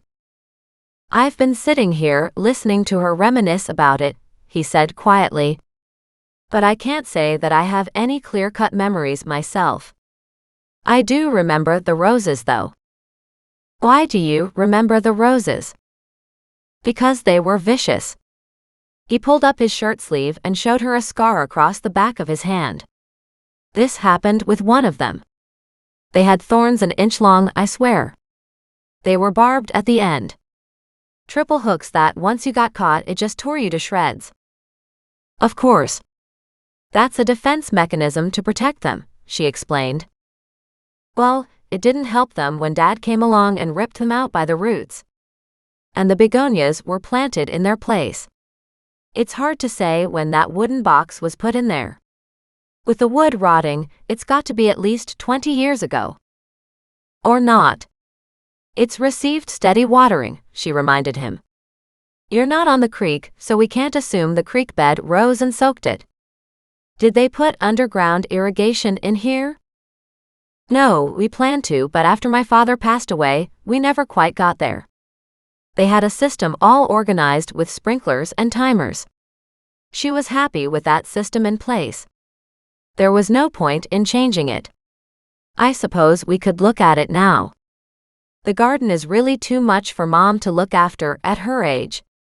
So that might be a good answer. Although it would be expensive. He frowned, pondering the thought. We'd need to plan it all before we did much digging. And considering beds and digging, Doreen continued, it's hard to say when that box would have deteriorated. Somebody will need to do the forensic work on it and see if it can be dated. The labs will do that, he said, but if we're talking about the same body, then it's obviously closer to 30 years ago. She really wanted it to be another body part for poor Betty Miles. Because if they now had a different body, that was just too unbelievable. If it is her, then we have a lot more pieces to find. The good news is it's not a huge foot, she whispered. She could hear Millicent returning. He shook his head. We don't know anything yet. There could be a 10-year span between these two body parts, and their cases could be totally unrelated. She shot him a hard look. Two dismembered bodies in the same town, not only the same town but basically the same location? He glared at her. It's not the same location at all. There's at least a mile between them. She snorted. A half mile as a crow flies. If that. Probably closer. But we don't know where the arm in the creek may have washed down from, he reminded her. In the latter part of spring, that creek is not a nice little quiet babbling brook, like it is now. It ends up being a raging river. The snow on the river melts, and all the tributaries flow into this river. Oh, she said. I hadn't considered that. Exactly. Remember, we are the police. Right, and I'm just the body lady. Chapter 17. When Millicent returned with 2 journals in her hands, she also came with 2 policemen. They both shook hands with Mac and slid sidelong glances Doreen's way. She held out her hands, palms up. What can I say? Yes, I found more body parts. Their eyebrows rose, but they stayed quiet. Just like her animals did when Millicent was around. With a sigh of disgust, she sat back and picked up her tea. She was figuring out how to slide the journals her way so she could take a look, but Millicent still held them in her arms. Finally, Mac got up and walked away with the officers. When the 3 men were back in the garden, Millicent sat and opened one of the journals. This is the first 20 years of my marriage, she said with a big happy smile. There are lovely memories in here. She turned some pages, her smile warming at what she found there. Sounds like they are more about your life shared with your husband than just about gardening, Doreen pointed out with a soft smile. After Millicent's faint nod, Doreen asked, so the other one would be the more recent years? Millicent nodded. Yes. That would be the next 15 or so years. I didn't write anything hardly at all in the last few years since Harold died. I guess my heart hasn't been in it anymore. Doreen slipped her hand toward the second journal. May I? Millicent nodded. Sure. Go ahead. Doreen snatched it up and opened it. She flipped through the middle pages to see what kind of notes were in it. Indeed, Millicent had noted the daylight, the sunshine, the frost, trimming the hedges, even about pulling the begonias. But Doreen wasn't at the first few pages. Realizing what she was doing would be out of sync with the timeline, she quickly flipped to the front of the book and read. She wasn't sure how long it would be before Mac understood what she had in her hand. When he did, he wouldn't let Doreen keep it, she knew that much. "You've done a lovely job keeping track of everything," Doreen said in admiration. And she wasn't just saying that to be nice. Very detailed reports were here of when Millicent and Harold had put in extra mulch and topsoil, or when they did the trimming, and how they cut and thinned when they divided the glade. There were a lot of details, including the date of the first frost and the heat in summer. Doreen flipped through the days, looking for an entry that might point to something relevant to the lower leg they found. There didn't appear to be very much. Plus, the dates were from 35 years ago. Betty Miles had disappeared only 30 years ago. Doreen flipped through more pages, trying not to look obvious that she sought a particular time frame. When she got toward the end of the journal, she slowed down and read a little more intently. "Oh, here it says you went to Europe for 2 weeks." Doreen looked up with a smile. That must have been a lovely trip. Millicent launched into a detailed recital of everything they'd done on the trip. At one point, Doreen, feeling the pressure of time, interrupted Millicent. "It must have been hard to leave your garden." Millicent laughed. "Yes, indeed. But we had the timers for the irrigation, so it really didn't matter much." "So nobody had to come do any work?" "Smart," she said admiringly. "That's very smart." She wondered if Nan had considered anything like that over the years. Obviously not, because no underground irrigation was at Doreen's place. That would have been pretty new thinking back then. "I think my husband took garden hoses and drilled holes into them. Then we buried them, so everything would get water all around. We only had to set a timer to turn it on and off. Now underground irrigation is very expensive. But garden hoses and timers were cheap." Doreen sat back with a smile. "That's something I might do at my house too. I could manage some garden hoses and just drill holes into them." Her mind fired with ideas, but she had to pull herself back a little. "It's nice that you didn't need anybody to water your garden. I feel bad asking somebody to do things like that." "The neighbors were always around, but we didn't really get along with some of them back then," Millicent confided.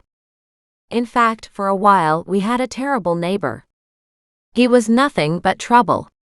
He was always yelling and having parties, and after the parties, it seemed like he got angrier and angrier. But then I think he was just a mean drunk. My husband and I didn't have very much to do with him." "What happened to him?" "I honestly don't know." She stared out over the gardens where the officers stood, looking down at the wooden box. "I think he moved away, but it was a long time ago." She glanced back at Doreen. "Getting old is terrible.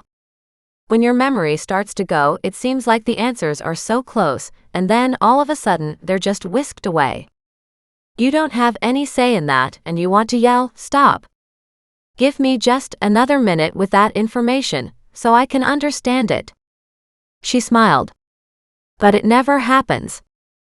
Doreen felt sorry for Millicent, but there wasn't a whole lot Doreen could do to help. "At least you did lots of traveling with your husband."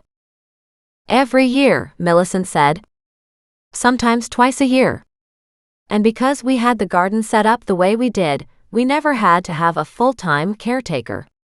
Just someone to come in and check that everything was working properly. Of course, that was once we got it set up. We didn't have Mac until we had been married for 10 years.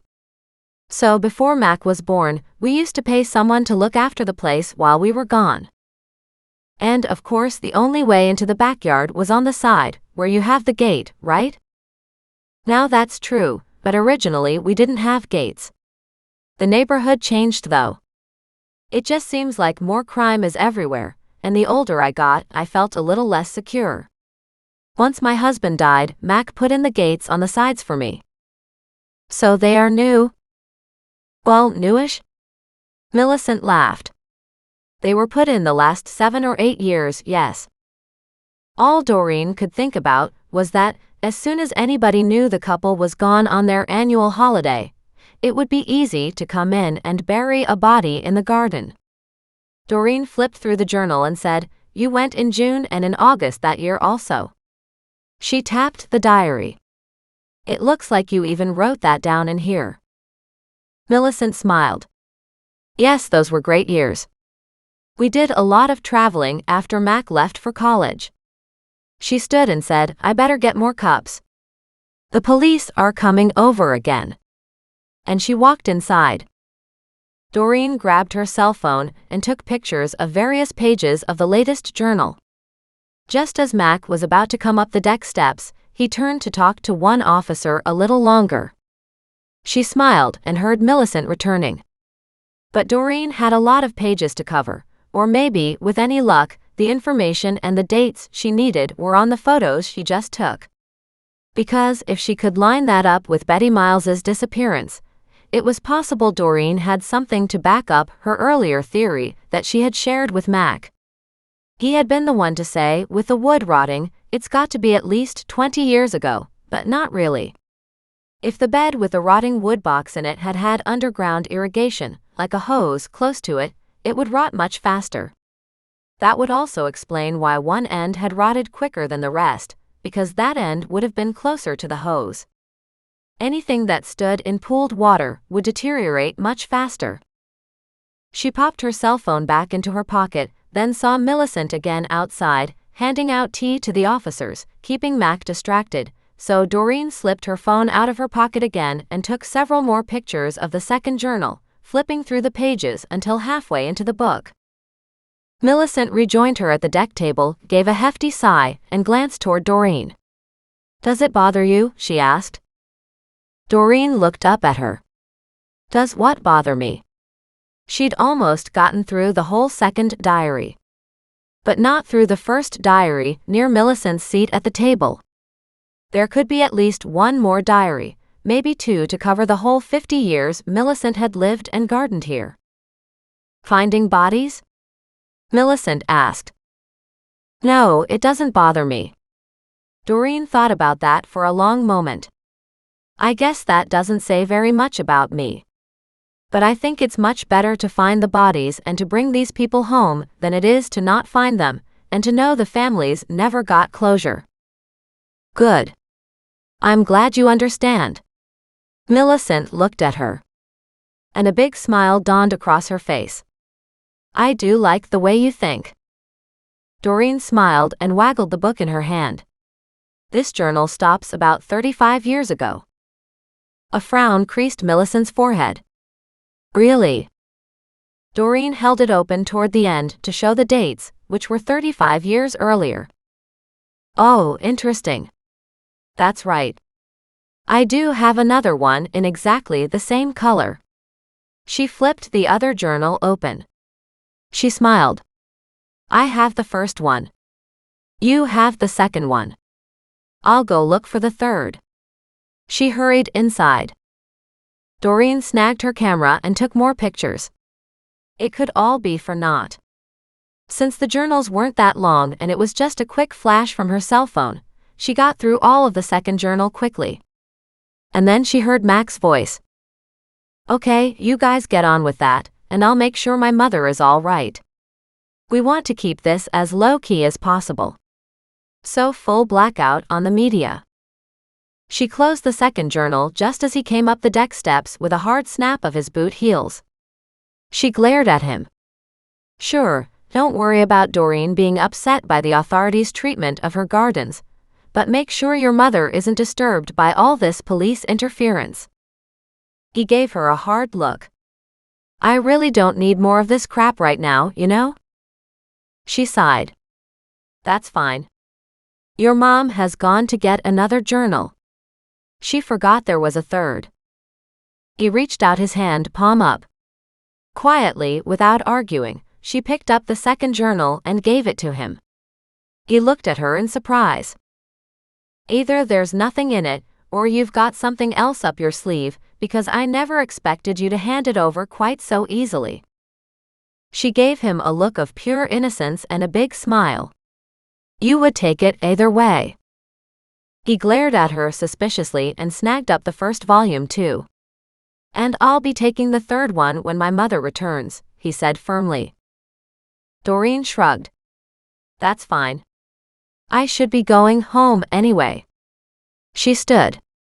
Turning back to Mac, she said, I'd love to hear an update, but I know you won't give me one.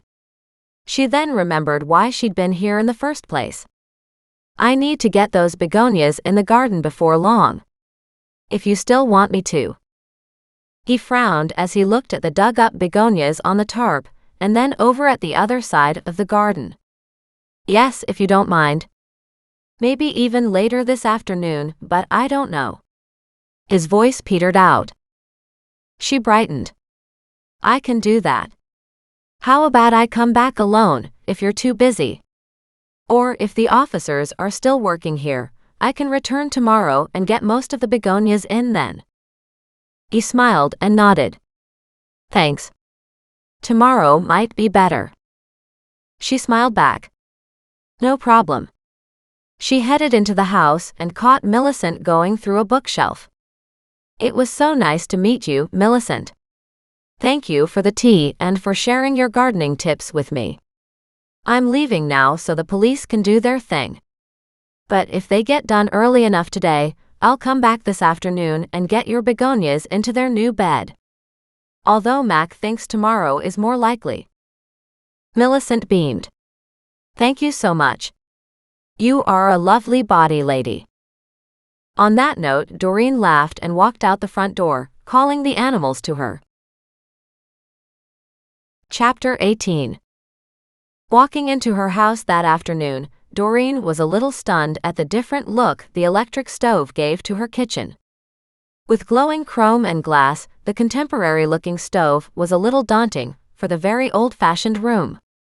She was sure Nan would completely disapprove. On the other hand, Nan wasn't cooking here. Then neither was Doreen. But this stove gave her hope. It was exciting to see it. She studied the knobs on the front, deciphering the codes on each as to which knob controlled which burner. But when it got into bake and broil as options, along with convection, she got really confused. He said this was an old one, she muttered to Muggs. She crouched down, opening the oven door to stare at the clean interior. It doesn't look old at all. In fact, this looks like a brand new model. Not only brand new but the latest cutting-edge thing. Muggs snuffled all along the outside rim of the oven door in agreement. Or maybe he dreamed about wonderful dishes that could possibly come out of it, as he recognized what an oven was for. Unlike her. She'd never had that opportunity to see food go in and come out, other than on TV cooking shows. It was hard to imagine how much she'd missed in life. And yet, nobody else would think it was anything to miss. Still, she stared at the oven door with pride. It was a lovely thing to behold. Now, if she could make it sing, she'd really be doing well. Except, she had an absolutely terrible singing voice. But there was the internet, and she was handy at research. But first, I need a nap so I can work later. Come on, boys. Want to take a nap with me? She couldn't fall asleep right away, but when she did, she slept fitfully over the next few hours. She wanted a solid 2 hours of uninterrupted quality sleep. But she didn't get that. Her brain wouldn't stop working. She had a lot on her mind too, as she got up and headed downstairs. She put on a pot of coffee, wondering if she could afford her new coffee habit. Now that she could make it here by herself anytime she wanted it, she was inhaling the stuff. As she looked through the fridge, she heard a knock on her door and Muggs went crazy. Frowning, Doreen walked to the living room and peered out through the curtains. Thankfully, the inquisitive crowd was no longer around her house. This time, the new finds of old bones had Mac dealing with that lovely interfering neighbor syndrome at his mother's house. A pizza delivery guy stood on her porch. She opened the door. Hi. I think you're lost. Muggs sniffed around the young man, then, jumping on his back legs, reaching up to smell the pizza in the delivery guy's hand. He looked at her in confusion, checked the address on the slip, and held it up for her to see. She read it off and nodded. Yes, this is my address. Any idea who ordered this? He shrugged. No, I don't. He thrust the pizza toward her. Well, I'll take it, but I don't have any money to pay for it, she explained, slightly embarrassed and not sure how to handle the situation. Already paid for, he mumbled. And, as if she'd already pushed his ability to communicate without a cell phone or some electronic device in his hand, he backed away from her. She smiled brightly. Okay then, thanks.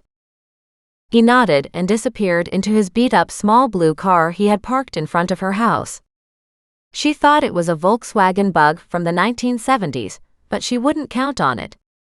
She'd never been able to correctly date vehicles or men. She carried the pizza box into the kitchen, putting it on the table. Thaddeus jumped up on the table beside her and sniffed at it. When he pecked at the cardboard, she brushed him back gently. This isn't critter food. This is people food, she admonished him. Muggs barked at the edge of the table. She turned and patted him on the head. You're a good boy, but you don't need pizza either. He didn't seem to listen, he just kept barking. While she dealt with Muggs, Thaddeus pecked at the cardboard again. No sooner had she brushed him away than Goliath decided he would have better luck than those two. He hopped on the table and batted at the top of the box. She looked at the three of them in astonishment. What the heck? Are you guys that hungry? She checked their food bowls and sure enough all were empty. Mortified at her own lack of insight into the animals' world and castigating herself for having forgotten to feed them, she filled their bowls, and they grudgingly all left the tantalizing aroma of pizza on the table to eat their individual servings. And they must have been hungry because they wolfed it down and then returned quickly to her kitchen table. In the meantime, she poured herself a cup of coffee and sat at the table. She wondered who had paid for this treat. But she really appreciated it. She couldn't remember the last time she'd had pizza. She lifted the lid, carefully letting the hot steam escape. The pizza had everything on it but the kitchen sink. She stared at it in astonishment. How can you possibly pick up a piece when it's so overloaded? She couldn't imagine holding a slice, even with both hands. It would fall to pieces, which would just entice Goliath and Thaddeus to be on her table. She walked to the cupboard, pulled out a plate, then opened a drawer for a knife and fork. A lot of people would be horrified at what she was about to do. But she really wanted to eat, not to retrieve the random pizza toppings from the table or to fight for them with Goliath and Thaddeus. She scooped up the largest of the pieces, feeling smug that she didn't have to be polite and take the smallest one. Smallest be damned today. I want to eat every last piece. Just as she got it onto her plate, her phone rang. She glanced at her cell atop the table. Mac. She dropped her knife and fork, picking up the phone. Mac, what did you find out? Most people say, Hi, Mac. How are you? Having a nice day, he said in a sardonic voice. In your case, all you ever want to hear about is any development on the cases. You can hardly blame me, she said. The pizza in front of her went a long way to keeping her mood upbeat, regardless of what Mac said. I do have this bad habit of tripping over bodies. Yes, you do, he said. She could hear the fatigue in his voice. You still at your mom's house? No, I just got back to the office. She frowned. Make sure you eat, she admonished. He chuckled. It's one of the reasons why I'm calling. She stared at the pizza cooling on her plate and frowned. Why? Did you get my gift? She stared again at the pizza and it clicked. You sent the pizza? I did indeed. And if you haven't eaten it all, I thought I'd stop by when I left the office. It depends on when you're leaving the office. She laughed. I'm pretty hungry. I'm leaving in 5. I'll be there in 10. And he hung up. She sat back with a fat smile and turned to Muggs. This is a really nice thing he did. Muggs barked, and she plucked what looked like a piece of sausage off the top of the pizza and held it out for him. It disappeared instantly. When she returned to the piece on her plate, she found Goliath trying to snag a piece of cheese hanging off. She smacked him gently. He bounced back and gave her a disgusted look. She smiled. "I'll get you a piece of cheese of your own. Hold on." She ripped off some of the stringy cheese and placed it in front of him. Just as she did that, Thaddeus attacked a green pepper. "What's wrong with you guys today?" she cried out. Finally, she divvied up a little bit more between the three of them, then turned to her own piece and took her first bite. Her mouth was filled with wonderful hot spicy sausage and a mess of different vegetables and cheeses. Her palate wasn't used to pizza. She'd only ever had it a couple times in her life, and most of that was since she'd left her ex-husband. Technically her soon-to-be ex, but that entailed too many words and too much time spent on him. She was now addicted to pizza, but it was another expensive habit to maintain. She was only halfway through her first piece, taking her time, chewing and savoring the delicious treat, when she heard heavy noises at the front door. She got up to open the door for Mac, but he'd already entered before she ever reached it. He smiled and said, "Did you leave me any?" "I'm still working on my first piece." She smiled. "Thank you." It was a lovely surprise. "Good." He raised his eyebrows. "But you didn't have to wait for me." She shrugged. "I didn't. I was savoring it," she admitted. He nodded in understanding. "How many times have you had pizza?" "Hard to remember exactly," she said. "But less than the number of fingers on one hand." He stopped and stared at her. "Seriously?" She nodded. "My ex-husband considered it peasant food. Along with hot dogs and burgers and beer." She laughed at the look on Mac's face. "One of the first things I did after I left him was to have every one of those things. Probably just to spite him." She returned to the kitchen, Mac following. He waited for her to sit down, and then he joined her at the table and looked at her plate with a knife and fork and swallowed hard. She glared at him. "No laughing. You might have bought me the pizza, but I don't have to share if you're gonna be mean." He shook his head. "I'm too darn hungry to be mean." He snagged the second largest piece, lifted it to his mouth, and took a great big bite. She returned to her piece with a happy smile.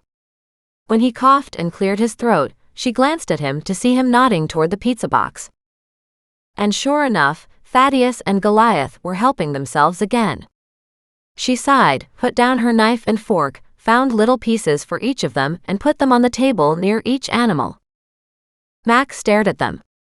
"You know most people don't let their animals on the table while they're eating, right?" "No, I didn't know that," she admitted. "I think I have free-range animals." He studied her for a long moment, as if not understanding. She explained. "As in, they're free to range wherever. I have very little control over them." "I think you have pretty darn good control over them," he said, chuckling. "But they also have very good control over you. This," she waved at her animals, "is because I feel guilty. I forgot to feed them earlier. When I did feed them a little while ago, they inhaled their own food in its entirety, and then went after the pizza. I'm sure they've been starving all day." His lips twitched. "I doubt they are starving," he said. "They look in very healthy shape." "Well, that may be," she snapped, "but I'm the one who messed up. So I'm sharing." He nodded solemnly and snagged another piece. She watched as he took another bite. "How can you eat so fast?" "I don't waste time talking," he muttered. She looked at her barely touched piece, nodding. "Good point." She proceeded to polish off her slice. She reached into the pizza box and grabbed the next largest slice and put it on her plate. Then, seeing Mac was almost finished with his second piece, she snagged up her third and put it on her plate too. He laughed. Now you're learning. With a mocking glare, she grabbed the pizza box and moved it to her side of the table. I am. He chuckled again. Inside she smiled. He didn't look anywhere near so tired now. The trouble was, the minute she picked up her knife and fork, he reached across the table, his arms way longer than hers, and moved the box to the far side of the table, where she couldn't possibly reach it. Hey, that's not fair, she protested. Nope, it isn't. But apparently you're one piece ahead of me. I am not. R2, he said, motioning to the 2 pieces on her plate. He snagged his third and proceeded to eat, while she picked up her knife and fork again. But her eyes were bigger than her stomach. She managed eating 2.5 pieces, and then wasn't sure she could finish the other half. But it tasted so damn good. Mac had gone after a fourth and had left her the last piece. She shook her head. I think I need a break. Does that mean you're full? He asked. She stared at him. You can't still eat more, can you? He just waited. She rolled her eyes at him. Fine, go ahead. He had paid for it, after all. He snatched the last piece in seconds. And then he looked at her plate. She glared at him. I can probably finish this in a little bit. I just need a sip of coffee and a chance to rest. Rest? Eating it tires me out. He looked at her to see if she was serious. Then shook his head. If you'd eat a little more often, your body would become accustomed to it, and food wouldn't be such a shock to your system. She shrugged. Believe it or not, I bought food this week, so I have something in the house to cook. Right, cook, he exclaimed. He pushed his chair back, got up, and examined the new stove. In a quick and easy move, he shifted the stove forward and checked behind it. Oh good. He's capped off the gas nicely, and Barry put in the correct wiring. Nice jobs. He nodded approvingly, shoved the stove back, as if it was a little Lego block. She'd already tried to move it once, but no way could she budge it. His inherent strength was something so natural and so easy for him that he didn't even recognize it was so special. And yet, for her, almost any effort seemed to be more than she could handle. He studied the front of the stove and turned to look at her. How much did you pay for this? She shrugged. $100. Which I haven't paid him yet. Nor do I have Barry's bill. That worried her. She hopped to her feet and walked to where Mac stood. Do you think he'll charge me more? Are you sure he decided it was 100? She nodded.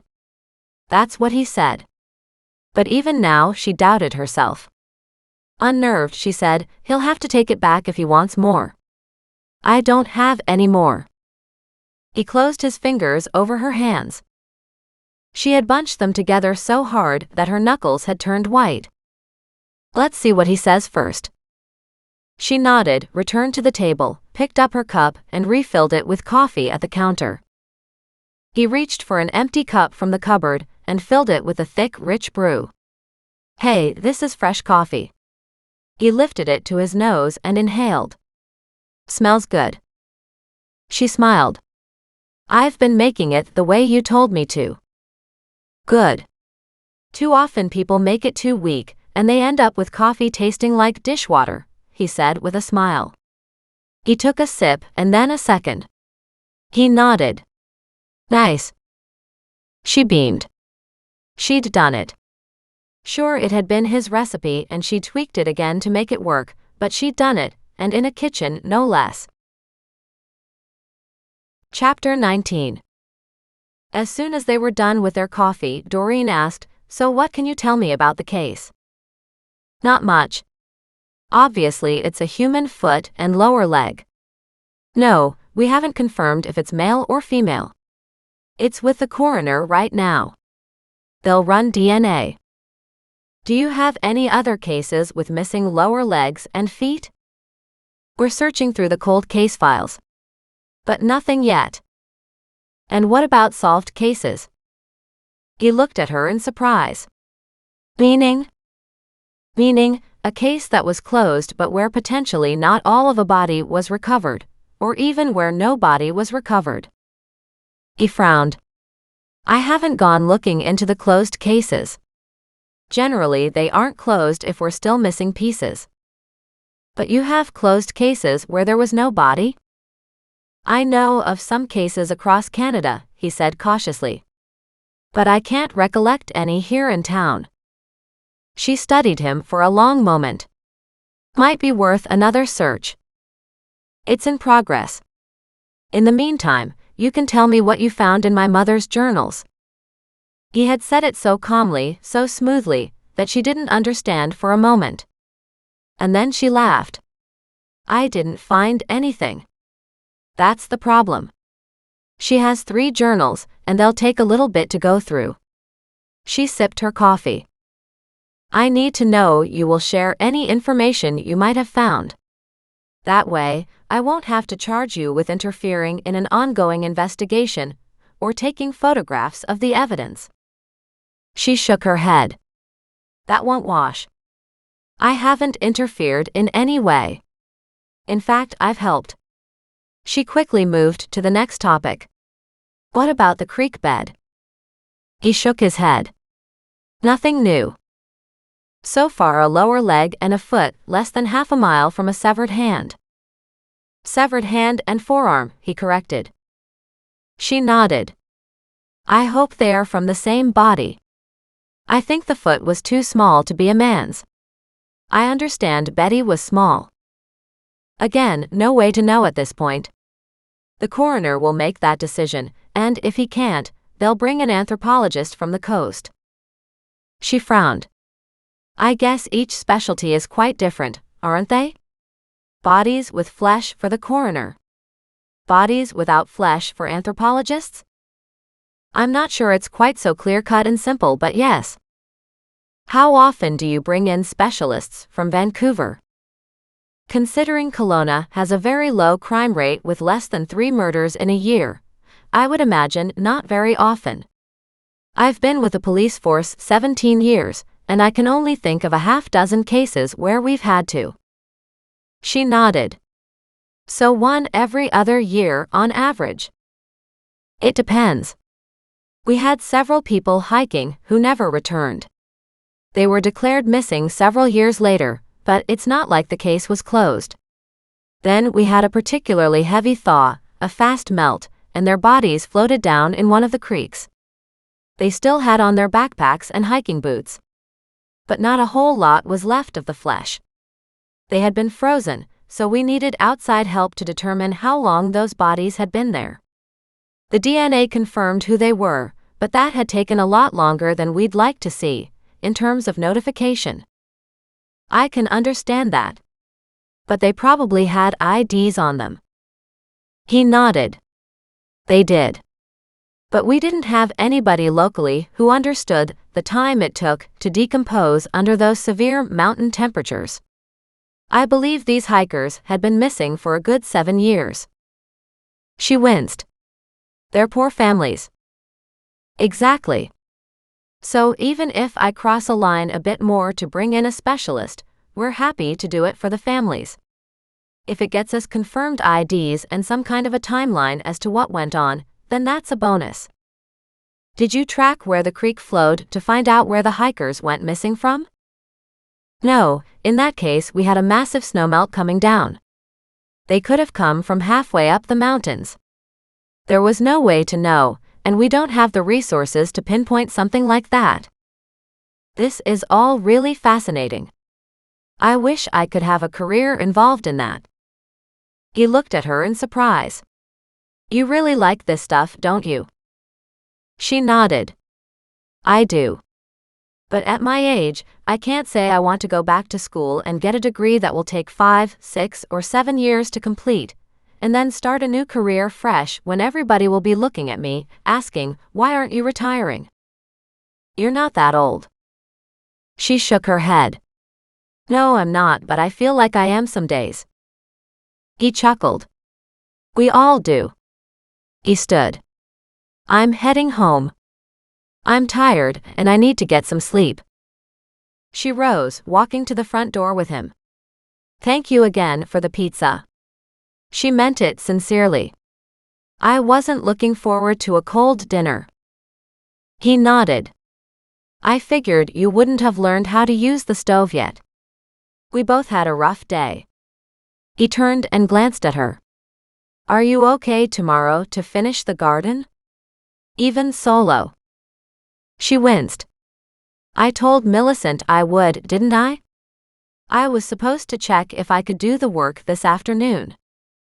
It doesn't matter. I couldn't let you in anyway.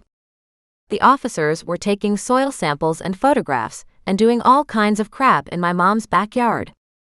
It went way longer than we expected. It's still not done. I told her that you weren't allowed back, so she understood. Doreen leaned against the doorjamb. Still, I shouldn't have forgotten. What did you do when you got home? She frowned and motioned toward her bedroom upstairs. I fell asleep. Or tried to. He chuckled. Good. Now you've eaten, so have a good evening, get some more sleep, and I'll meet you at the garden tomorrow morning. If I wasn't allowed today when the team wasn't finished, not even when you left, what if I'm not allowed back tomorrow? She said with a head shake. I don't want to disappoint your mother. How about I call you before 10 and let you know if everybody's finished? With that note, he lifted his hand in a wave and headed to his vehicle. As she stood there, she watched several neighbors and other people, suspiciously new faces, walking their dogs in a very slow motion around the cul-de-sac. She didn't recognize half of them. What were they all doing here? But, of course, the news would have already spread. She might have stayed inside, but no one else had. Chapter 20. Saturday evening. As soon as Mac left, she went back inside the house, cleaned up the few dishes they'd used, made sure all the animals were inside, and grabbed her car keys. It was a Saturday. It was late, but the library should still be open. She had to admit, she really enjoyed the fact that, in a small town like this, it took no time to go from point A to point B. Had it not been getting dark, she would have liked to walk to the library, helping to digest her nearly 3 pieces of pizza. But instead, she got in the car and drove there tonight. Some things were more than a few blocks away, but nothing that she needed was more than a 10-minute drive from her home.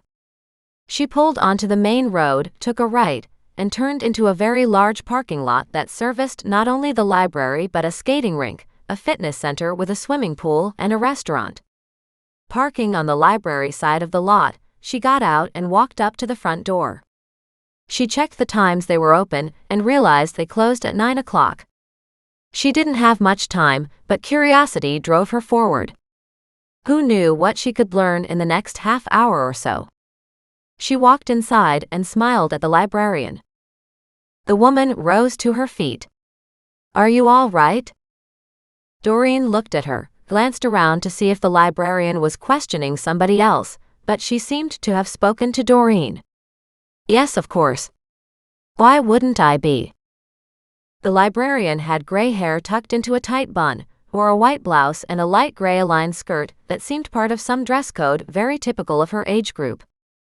Her name tag read Martha Cummins. She placed her hand on her throat and said, Well, my dear, you found more than one dead body last week. Are you sure you have recovered? Doreen looked at Martha with surprise. It was all Doreen could do to hold back her smirk. If Martha only knew about the body parts Doreen had found recently. But she managed to nod gravely. Yes. Thanks, Martha. I'm here for some reading material. The librarian nodded in understanding. I don't think I'd sleep again. You run along now and find some books. The library is closing in 40 minutes. With a smile, Doreen walked over to the microfiche machine instead, but she took a roundabout way so the librarian wouldn't see where Doreen went. It wasn't that she was trying to hide, but, well, she really didn't want people to know she was looking up the history of Kelowna. But for things that had happened 30 years ago, it was the right place to get some information. She brought up the old newspaper articles on the Betty Miles case. Doreen could save it as a PDF, and it would be a quick process to attach the file to her email message to herself, so she could read all of this while at home. Even though it was an easier process than she had expected, it still took time. She scanned through several years' worth and then did a search for the teenager's name. Doreen quickly saved as many articles to a PDF as she could, in the time allowed.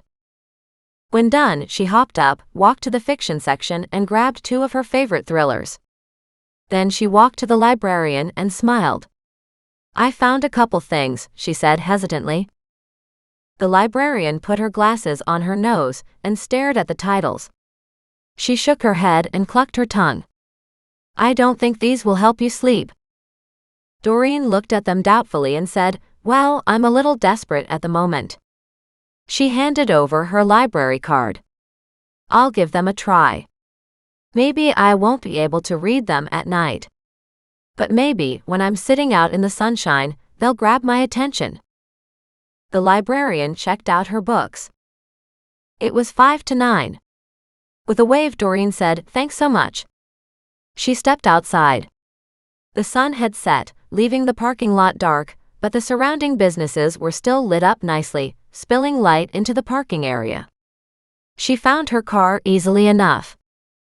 A large group of noisy people were off to the side, just outside the restaurant. The skating rink and fitness center were popular with the locals. In her case, neither were in her budget. She got into her car and slowly drove home. Once there, she grabbed her books and headed inside. As she walked in, her cell phone rang. She glanced down at the screen and saw it was Nan. "Hi, Nan. I'm fine." "I know you're fine, but I want to hear all about it." Doreen groaned. "How about we meet at a restaurant for breakfast instead?" "No," Nan said firmly. "We're not meeting anywhere because you don't have money to go out. But I can drum up some breakfast here for you instead. How about at 10? "Good. I'll see you in the morning." Then she gasped. "Oh no. I can't. I'm working at Mac's mother's garden tomorrow. I'll call you in the morning to set up a later time. You get some sleep, you hear? And keep me in the loop if anything happens. I need exact details, remember?" Nan never changed. Still, Doreen felt a little guilty. Nan had always been generous and kind, and here it seemed like Doreen didn't have time for her grandmother. Doreen was tired. She hadn't lied in that respect, but she certainly wasn't going to bed yet. Not when she had all these PDFs to read. Then again, she considered Nan's words and worried about the bets she and her cronies were placing. Thankfully, it was all in fun. She couldn't help wondering what the current bet was. Murder for sure, but was it when the case would be solved? Or who would solve it first? "It's too late for a cup of coffee," she said, glancing around the kitchen. What was it Nan said the other day? Something about chamomile tea. Doreen rummaged through the drawers and cupboards and finally found several boxes of tea, some oddly shaped. She pulled them out and studied each and every one. "Nan, these are all herbal teas. Why do you have so many?" Doreen lined them up on the counter, so she could take a better look. 6 boxes of different herbal teas, things like chamomile and even mint. Then some were mixes, like Sleepytime. She liked the sound of that one. She turned on the electric tea kettle. When it whistled, she poured herself a cup of Sleepytime tea and put all the boxes back where she'd found them. She'd glanced at them earlier but hadn't really inspected them or knew how they could benefit her.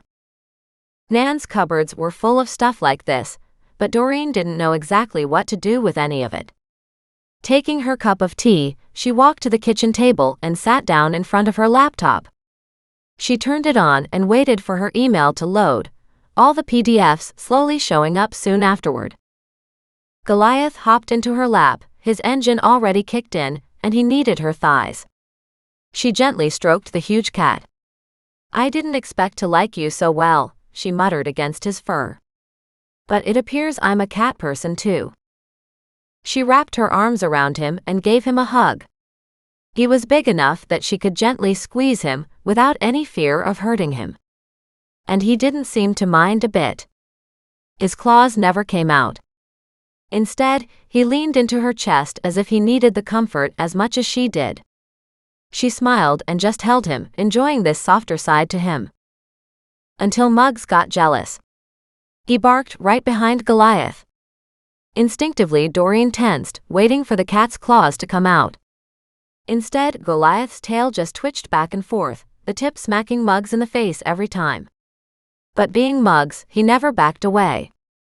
Instead, his face took each swat. Swat. Swat. She looked at him and giggled. Muggs, you could move. He looked at her, his jaw working, and all the while the cat's tail swished in his face. She grinned and reached a hand toward Muggs. He came closer, sniffling her hand, and she sat there, holding the cat close and scratching Muggs's ears. It's a good thing Thaddeus isn't feeling left out. But she shouldn't have spoken so soon. Thaddeus flew up and landed on her shoulder. He rubbed his beak up and down her cheek. She smiled, feeling an overwhelming sense of love for her unique family. Okay, so this life might not have a pure white dining service and spa dates, but neither does it have cold empty beds and indifferent silences at the dining room table. She smiled. They sat and cuddled for a long moment. Then she lifted her hand to sip her tea. Thaddeus tilted his head into the teacup with her. And darned if he didn't take a big drink. She gasped. It's hot. But she'd obviously been cuddling the animals long enough for it to cool. Thaddeus dunked his head back in her teacup and took another drink. She laughed. So this is my life. I'm a piece of furniture for the cat. I'm a scratching machine for the dog, and somebody who makes tea for the bird. No wonder I couldn't figure things out.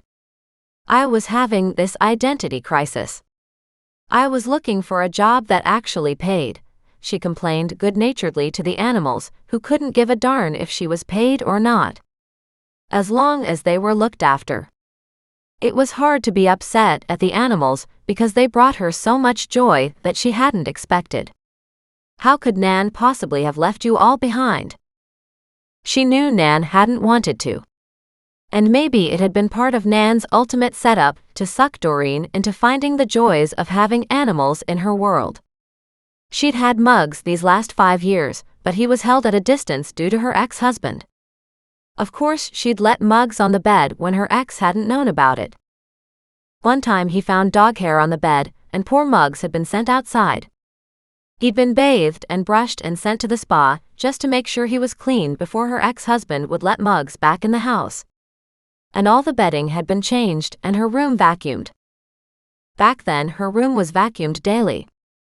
She wanted a little clutter, but the minute she put something down, a maid always came along, picked it up, and put it away properly. Even when outside in the garden, she wasn't allowed to touch anything. The gardeners would walk over to see what they could do to make her life easier. What she really wanted to do was scream for them all to disappear, and to let her put her fingers in the dirt. She'd been aching to do some gardening on her own. But every time she picked up a plant pot and tried to do something, everything was taken away from her. She sighed as she recalled those long and lonely years. I really was a fool. I should have left way earlier. At that, Thaddeus tilted his head and looked at her as if to say, "You just realizing that now?" She shook her head at him. He shook his head back at her. "Oh no you don't," she said. "No, imitating me.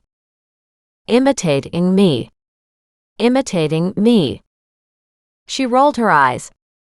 And then froze, because it looked like Thaddeus was trying to roll his eyes too. The giggle started deep, and it rolled up, hitting every vertebra of her spine. As it burst free of her chest, she could feel something inside her breaking free, something releasing, something old and ugly dropping away from her shoulders. And she laughed heartily. Goliath, offended that his bed vibrated, hopped down and gave her a dirty look, his tail twitching in the air as he jumped onto an empty chair beside her. But she couldn't stop laughing. Thaddeus, as if figuring out what she was doing, made some weird sounds that came darn close to laughter. And that just made her howl all the more. When she finally calmed down, she realized she didn't need to be looking at all this research tonight. She could review it in the morning. It would be much better if she went to bed. She was tired but happy, and she thought she could get a good night's sleep for once, having had a lovely hot meal of pizza, followed more recently by hot tea. What about a hot shower too? With that uppermost in her mind, she picked up Thaddeus, scooped up Goliath much against his will, and calling Muggs, she and her family headed upstairs. In her bathroom, she stepped into the hot shower, scrubbed down, then shampooed her hair twice. When done, she dried off and got dressed for bed. She grabbed one of the thrillers she'd picked up from the library. With the lights on and the rest of the house locked down for the night, she snuggled under the covers. Muggs lay with her on the bed, Thaddeus beside her on the headboard, and Goliath on her lap as she started to read. She was only a few chapters in when she realized the story was about body dismemberment. Fascinated, she dove in until she couldn't keep her eyes open, and she fell asleep with the lights on. Chapter 21. Sunday. The ringing phone woke Doreen the next morning. Groggily, she sat up, glanced at the clock beside her, and gasped in horror. Oh my goodness! It's already 9:45. She bolted out of bed, grabbed her phone in time to answer it. Mac? What's the matter? Did you sleep in? She winced. Yeah, maybe. She brushed her hair off her forehead and stared outside. It was a gray, cloudy day. Unlike the day before with the sun shining all afternoon. It's not very nice out, but if we're doing physical work, it's probably better this way. That's the spirit, he said heartily. I forgot to plan for Willie collecting all that stuff from your front driveway. You have to pay him as well. Oh dear. I forgot to. She was still in her pajamas. She raced to the closet and while talking to Mac, she quickly dressed. In the distance, she could hear a big truck approaching. Someone's coming now. With any luck, that's Willie. Give me a call when you're done. Promising to do that, she hung up and raced downstairs to put on coffee. No way could she garden without coffee first. As soon as it was dripping, she headed out to the front yard, and there was Willie, backing up a big old flatbed truck with several appliances on it. She went back inside to her purse, pulled out the $100 bill Nan had given her, and walked outside again. He waved good-naturedly, and he and his son loaded up the old stove. Then he walked toward her with a piece of paper in his hand. Forgot to leave you this. It's an invoice. Barry owed me a favor, so no charge for his services. Nervous, her heart in her throat, she glanced down at it. With relief, she realized the bottom price tag was indeed $100. She smiled at him broadly. I think you gave me more than a fair deal on this. He shrugged, a little embarrassed. Couldn't have you cooking with that old thing in there. Besides, I got a lot of these going through the store. It won't hurt me to give one away at cost. And you having helped the community and all, finding those poor men. That was unexpected and much appreciated. Thank you. She handed him the $100 bill she held in her hand. He nodded, pocketed it, and helped his son load up the rest of the dump stuff. You're okay with taking all that to the dump? She asked anxiously. In the back of her mind, she was afraid he would turn around and ask for $10 more. He just tossed a hand in the air and waved at her. She smiled. Thank you again. She went in her house, closing the door. She danced down the hallway at the great deal she'd gotten on the stove, even if she didn't know how to use it yet. Everybody loved a bargain, and in her situation, she loved it even more. In a way, it was like she got paid to help the police last week by getting this wonderful stove. As the coffee finished dripping, she grabbed a cup and went back to check on Willie and his son. They were just loading up the last bit. She watched as they flipped up some weird sides to the flatbed and closed up a piece along the back of it. Both men got into the cab and drove away. What a smart truck. It could be a flatbed or a pickup truck. Well, not so much a pickup, as it was definitely bigger than that.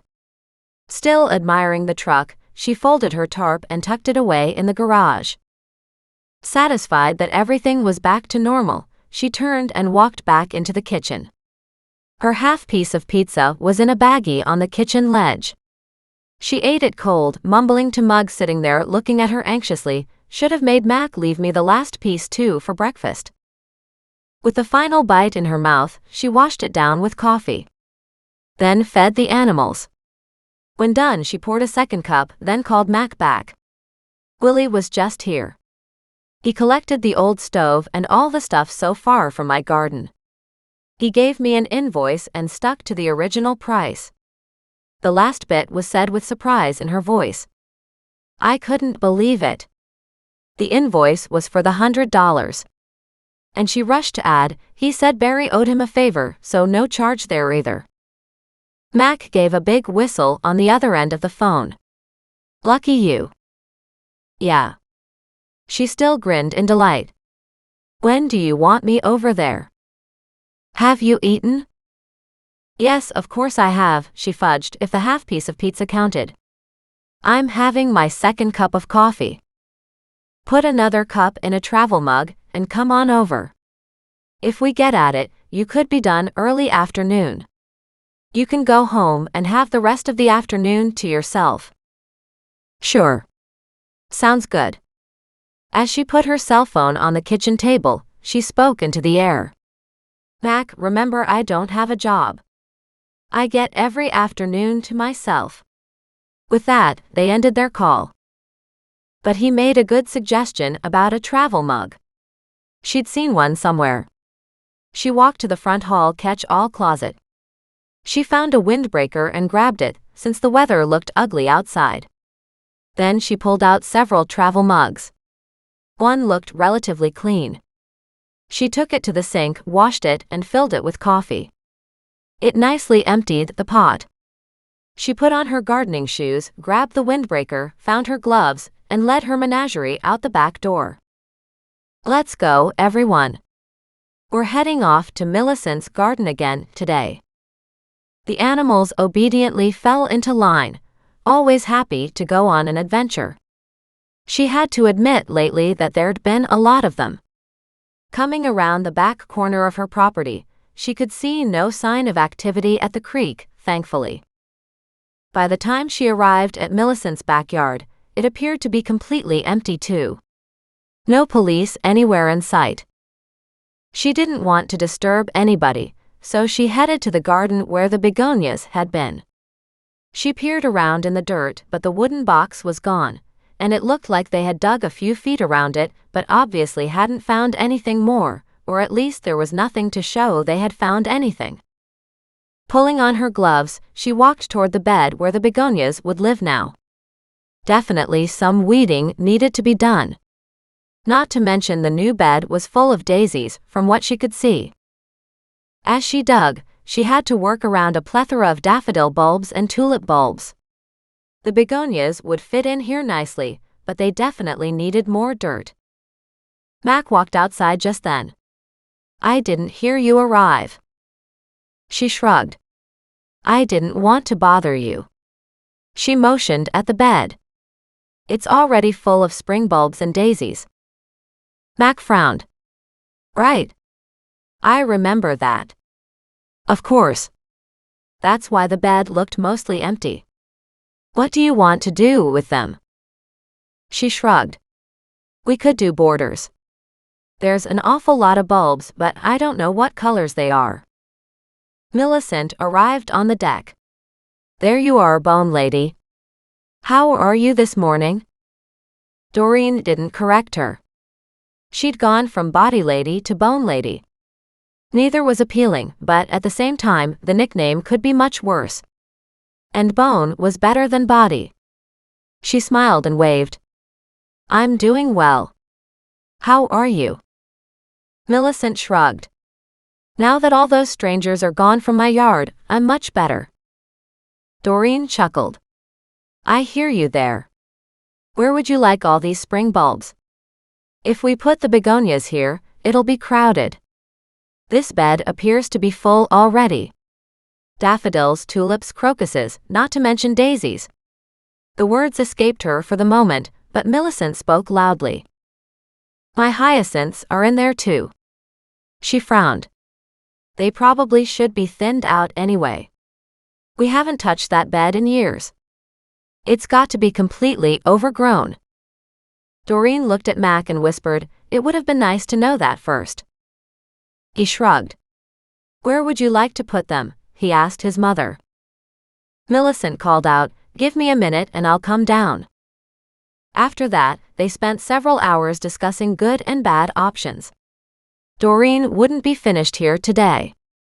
Now that she had to move and replant all the bulbs already in this other bed, she set up a plan with Millicent to get to work today and then several more days during the coming week. With that in mind, she spent many hours digging up bulbs. When she looked up, Mac was long gone. And there was no sign of Millicent. Doreen walked to the front to see if anybody was home, but the vehicles were gone.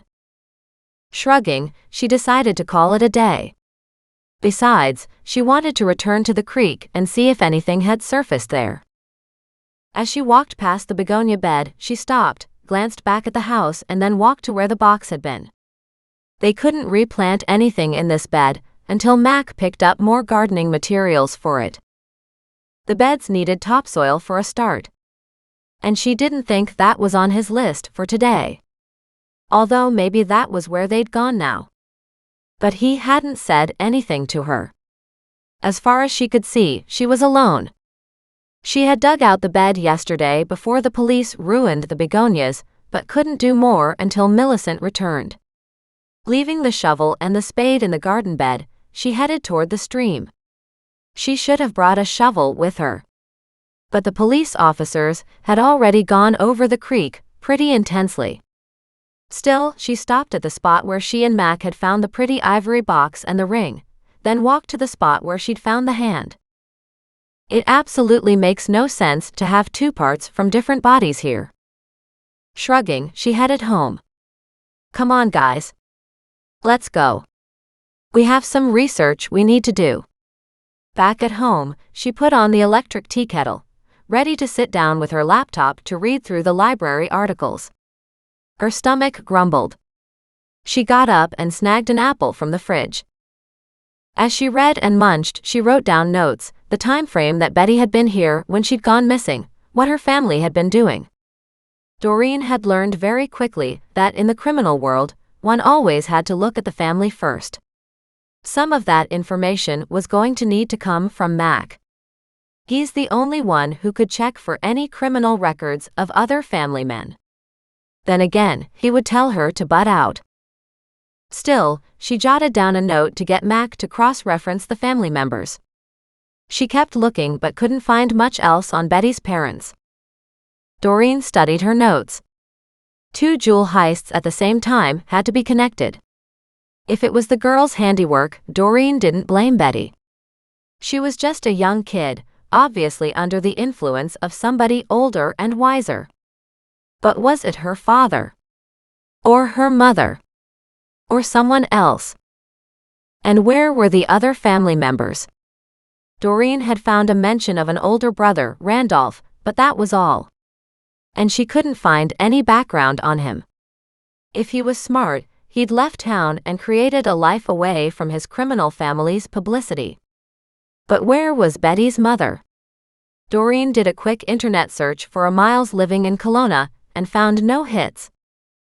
But it did bring up the earlier slapping incident in her mind. Who the hell was the woman who had walked up on Doreen's property and then hit her? As she got upset about that all over again, Mac called. You never did tell me the name of the woman who hit me, she stated without any greeting. Hi, Mac. How are you, Mac? He said. Remember social P's and Q's and general niceties? Screw that.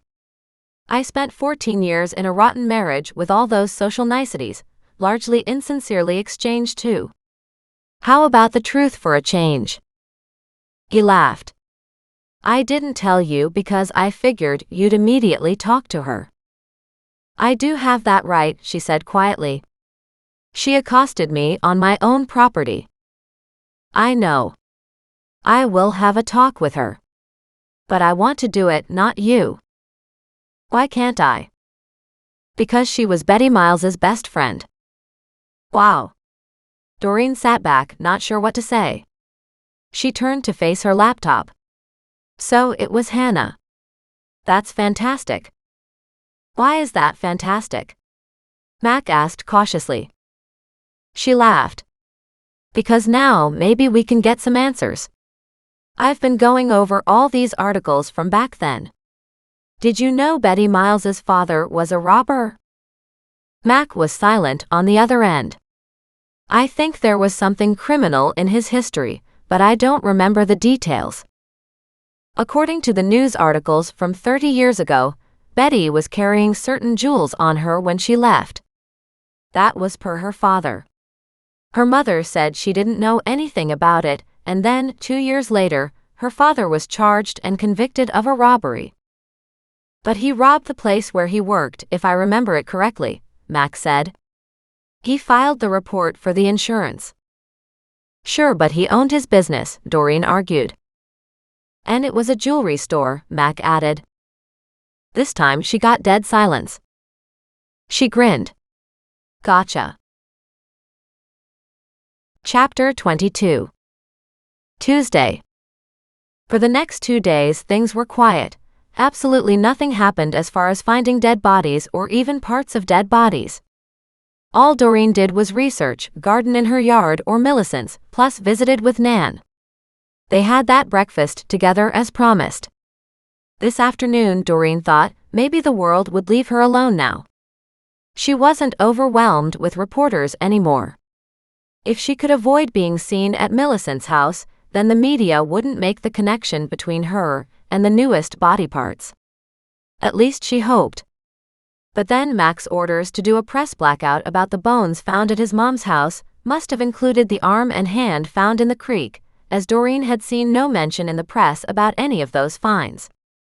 And that was really helpful too, as far as Doreen's infamous reputation was concerned. Not that she believed this gossipy town wasn't going to get a hold of this juicy news, regardless of the blackout. Just the presence of the police would get the grapevine buzzing. Which reminded her. She pulled out her phone and sent Mac a text. Still looking for the name of the woman who attacked me. Did you talk to her? The response was instant. He called Doreen to say, not yet. Forget about her. No. The next time I see her, I am going to talk to her. So it's in your best interests to give me the name now. This time, when the answer came, it was in a much lower voice. Hannah Thoreau. Don't do anything criminal. And he hung up. Doreen walked to her laptop, put down the ever-present cup of coffee that had become her at-home addiction that she could barely afford, and typed in the name. Hannah Thoreau was part of one of the founding families of the area. They'd been here since. She tried to do the math and gave up. She went with forever and grinned at that. In that case, they should know damn near everything I need to find out. Muggs growled beside her. She looked down at him. His hackles rose as he stared at the back door. What's the matter, Muggs? What do you see? Muggs jumped to his feet and barked. She never quite understood that philosophy. If she didn't say anything, he would normally sit here, content to growl a little in the back of his throat. But the minute she told him it was nothing, he became an aggravated guard dog. With everything else that had been going on in this crazy world of hers, she wouldn't ignore Muggs's warning. She stood and glanced out the window, then opened the back door and stepped out. Muggs raced into the backyard. Muggs! Muggs, get back here, she shouted. Muggs ignored her. He was intent on whatever it was he saw. Unfortunately, she couldn't see anything. As she stepped down the few steps of the deck and walked across the yard, Muggs disappeared around the corner in the direction where they'd found the body part. And that immediately made her suspicious. She sneaked up to the side of the fence and peered around the corner. Sure enough, there was a reporter, the same woman who had been in her front yard. Doreen gasped. The woman turned, caught sight of Doreen and cried out, "There you are." Doreen shook her head. "What are you doing back here?" The woman gave her a fat smile. "Not trespassing. This is city property." She motioned at Muggs. "I see your dog is as well trained as you are." Doreen's back stiffened. "Excuse me? In what ways am I not well trained? And what kind of comment is that coming from you?" She pulled her cell phone from her pocket and hit video. The woman snorted. "You won't give us the time of day for an interview. So that means you can insult me?" The cameraman nudged the reporter, but Sybil wasn't listening to him. She finally had a chance to talk to Doreen, and she wouldn't let this opportunity pass. "Ever since you arrived, you've been nothing but a headache in this town." "The headaches were here long before I got here, and you are welcome, by the way.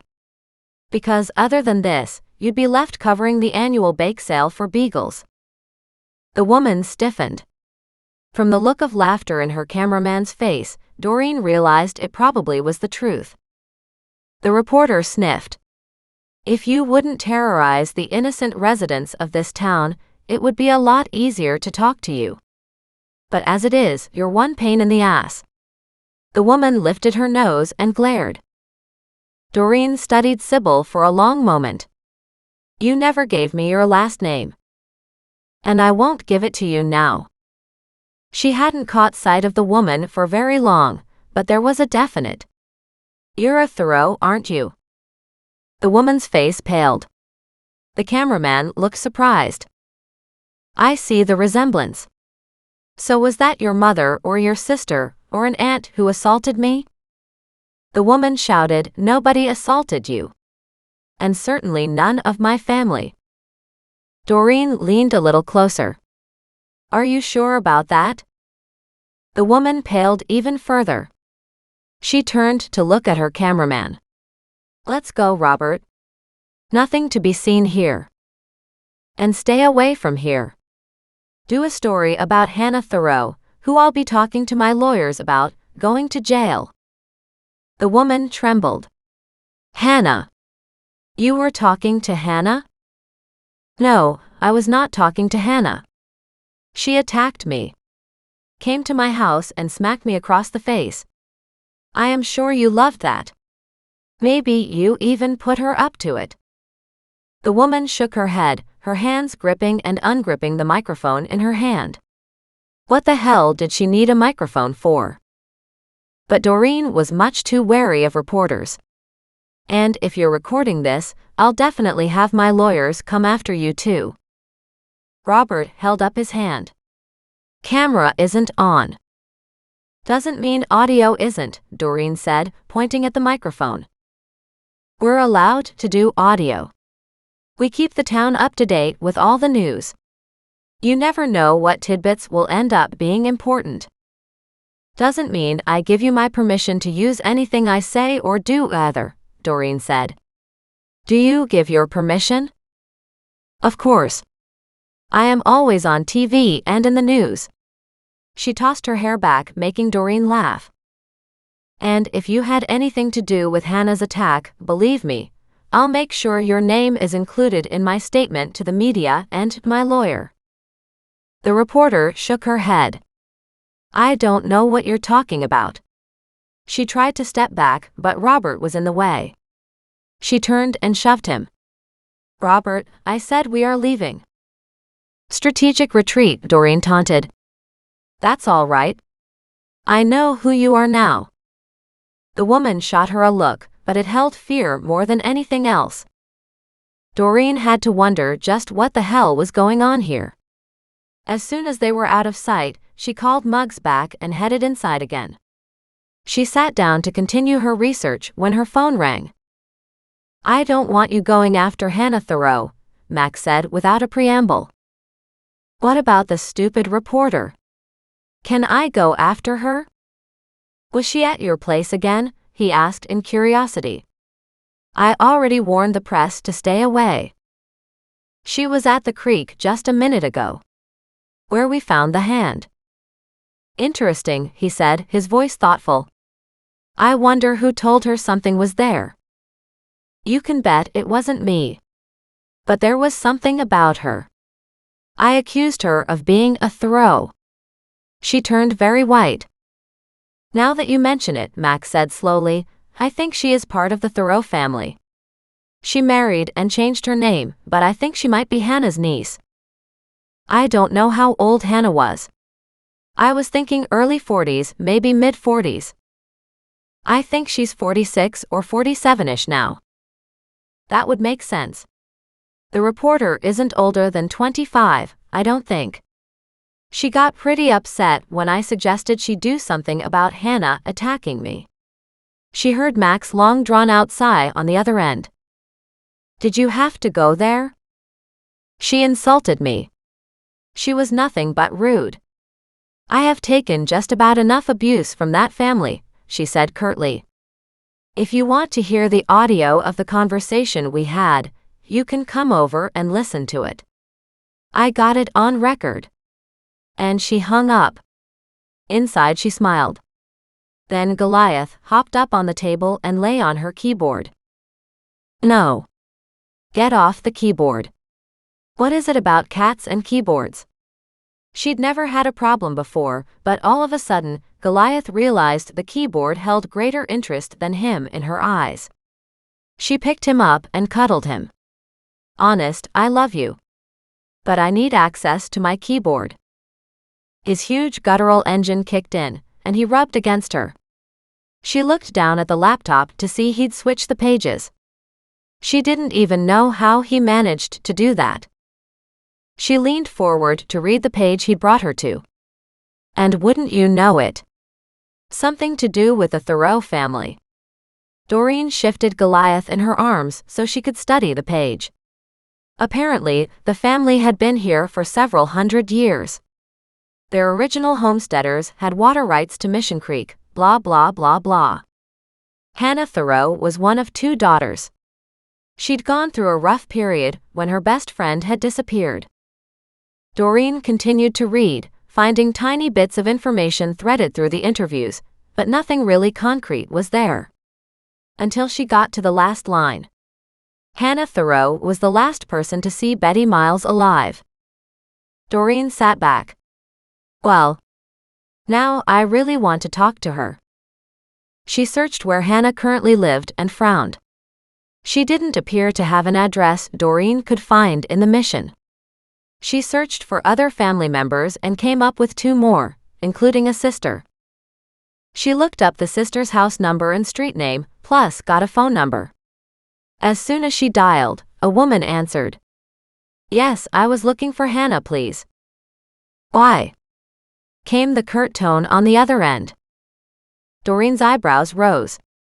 "I wanted to speak to her." "Well, it's not going to happen, so give it up." And she hung up on Doreen. Very interesting. She really should have gotten out of the vehicle and talked to Hannah at the grocery store. Although the woman most likely would have driven away. Doreen should have followed her while she had the chance. If Hannah was the last one to see Betty Miles, then it made sense that Hannah didn't want it all dredged back up again. She probably went through hell back then. Doreen frowned again. There had to be more to this. She kept digging. While the internet was mighty huge, it was slim on viable information. Then she went back to the PDFs she'd sent from the library. She printed off all the articles, wasting several dollars worth of paper and ink, but at the moment it seemed that important. With a stack of paper in hand, she grabbed her coffee cup and headed into the living room to study the information. She brought a highlighter and her notepad and pen with her. She found several mentions of Hannah. But as Doreen came to recognize, the mention of Hannah added sensationalism to the article. Anything that brought involvement of the prominent founding family would be news. The girls had gone out in the evening and had come back in high spirits and drunk. Doreen nodded. In other words, normal teenage girls. As Doreen continued to read, according to Hannah, this behavior on Betty's part never stopped. She got wilder and wilder. Although Hannah got drunk just as often as Betty did. But toward the end, they weren't getting drunk together. So, at what point were you no longer best friends? Doreen asked quietly to the empty room. And why? She jotted down more notes, realizing she needed the case files from Mac. Or at least to have him double-check some of this information. Seemed like there was a 3-month period where Hannah and Betty weren't hanging out as much. If anybody knew what Betty was up to, it would be Hannah. But it was unlikely Hannah would discuss her friend's disappearance. Particularly not with Doreen. Chapter 23. When the doorbell rang 2 hours later, Doreen didn't give any thought as to who it might be. She got up and opened the door to find Mac, his arms crossed over his chest, glaring at her. She raised her eyebrows. Is this an official visit? It's unlike you to wait for an invitation to come in, she said in a dry tone. He brushed past her and went into the kitchen, his gaze going to the coffee pot. He smiled and poured himself a cup. Well, that's more like the Mac I'm used to, she said. He didn't say anything until he finished pouring his cup of coffee, then turned and leaned against the counter, where he studied her. What are you doing recording conversations? He asked in a very quiet tone. Her jaw dropped. You don't care about somebody hitting me, but you care that I recorded a conversation. She turned to her small table and sat down, crossing her arms over her chest. Well, you sure have your priorities straight, don't you? I said I would talk to her. Doreen nodded. And did you? I can't find her, he admitted. She's not answering her door, and neither is the family where she is staying. And, of course, you contacted the reporter to find out? No, not yet. He motioned at her phone. Play the recording. She swiped the screen, found the audio and video, and then hit play. He listened quietly as the reporter's voice filled the phone. She watched his face as he frowned and tilted his head to the side, as if making sense of it. When the voices finally died away, she said, See? He shrugged. It's not like she admitted to killing anybody, he said in a half-joking tone. Only Doreen wasn't ready to be appeased. No, she might not have. But I am not taking this kind of torment from her family. I didn't do anything, and neither did I deserve to get smacked. He nodded. You're right. But I would like you to leave the family alone right now. And why is that? He didn't say anything. She stared at his face for a long moment, figuring out why he would ask her to do that. And then she got it. She bolted upright. You found something that ties into the case, didn't you? He glared at her. She gave him a flat smile. See? I am not quite so stupid as you would like me to be. You're not stupid at all, he said in disgust. You really need to toss your ex-husband's words out the window. You know that, right? You're still hanging on to his attitude toward you. I tossed him out of my life already. Isn't that enough? Mac shook his head. No, because he still governs you so much.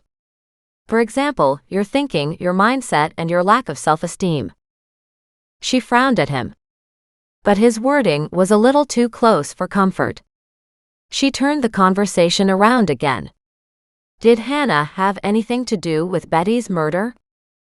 He shook his head.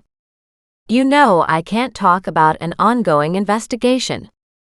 But can you tell me if Hannah lied about not knowing anything more about Betty's activities the last 3 months of her life? They were best friends, spending every night at each other's houses, And then suddenly, Hannah doesn't know anything about what happened to Betty for 3 months. Doreen scoffed. That's not very likely. Friends fall out all the time, he snapped. Betty got into trouble a lot. They both got into trouble a lot. He nodded. Okay, so they both got into trouble. That doesn't mean Hannah had anything to do with Betty's disappearance. I don't think she did. But I think she knows a hell of a lot more than she is saying. I think the family is protecting her. Or they're also protecting the person who Hannah is protecting. Even Doreen got confused at her wording. She raised both hands in frustration. You know what I mean. He looked at her. No one in their right mind would have a clue what you just said. She glared at him. The only reason Hannah didn't tell the truth back then was because she was either protecting somebody or she was afraid of the person who was involved. She waited a minute, but Mac didn't say anything. Right? That makes sense, yes? But we can't go off on any other assumptions. We need to focus on facts. So the first thing you do is talk to Hannah. And while you're talking to her, you can tell her to lay off attacking me. And I want a damn apology. She walked around the kitchen, not quite sure why it mattered so much to her. But the assault had been unexpected and unpleasant, to say the least. She had tried so hard to be good, no matter where she was, and to find somebody hated her that much was distressing. Especially someone who didn't even know her. Look. I know she upset you. But I'm sure you can understand how you really upset her. The fact that you were dredging all this back up again. She spun on her heels. Did you really just say that, Detective Mac Moreau of the RCMP Serious Crimes Division, about a cold case file on a murder?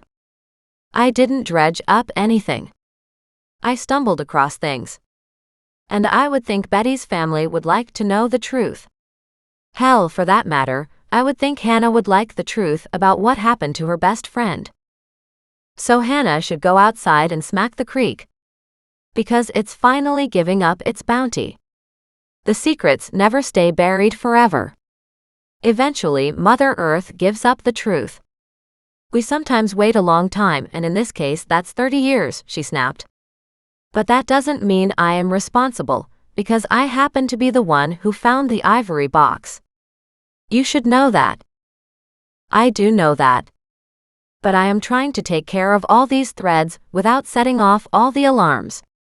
If Hannah did have something to do with this, I didn't want her to go to ground, he said in exasperation. But you already said you couldn't find her. So she's already gone to ground. And that's not my fault either. Mac paused, gave her a cautious look. We need her accessible.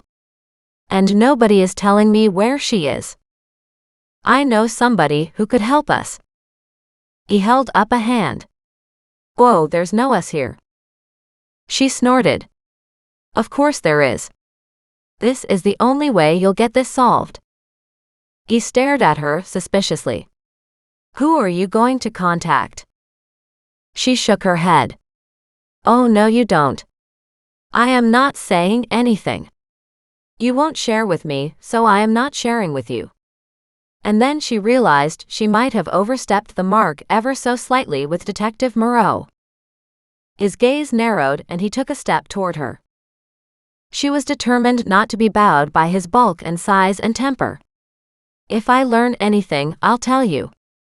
And that's more than you do for me, she said in a disgruntled tone. He glared at her. Remember that part about the open police investigation? Remember that part about this being a cold case that nobody has been able to solve? And why do you care so much? He asked, stepping back slightly, tilting his head to examine her face. Because I hate to think of Betty, lying in pieces all these years, mostly forgotten by everyone. She shrugged. You should feel personally affronted yourself. Somebody buried a lower leg and foot in your mother's garden, for heaven's sake.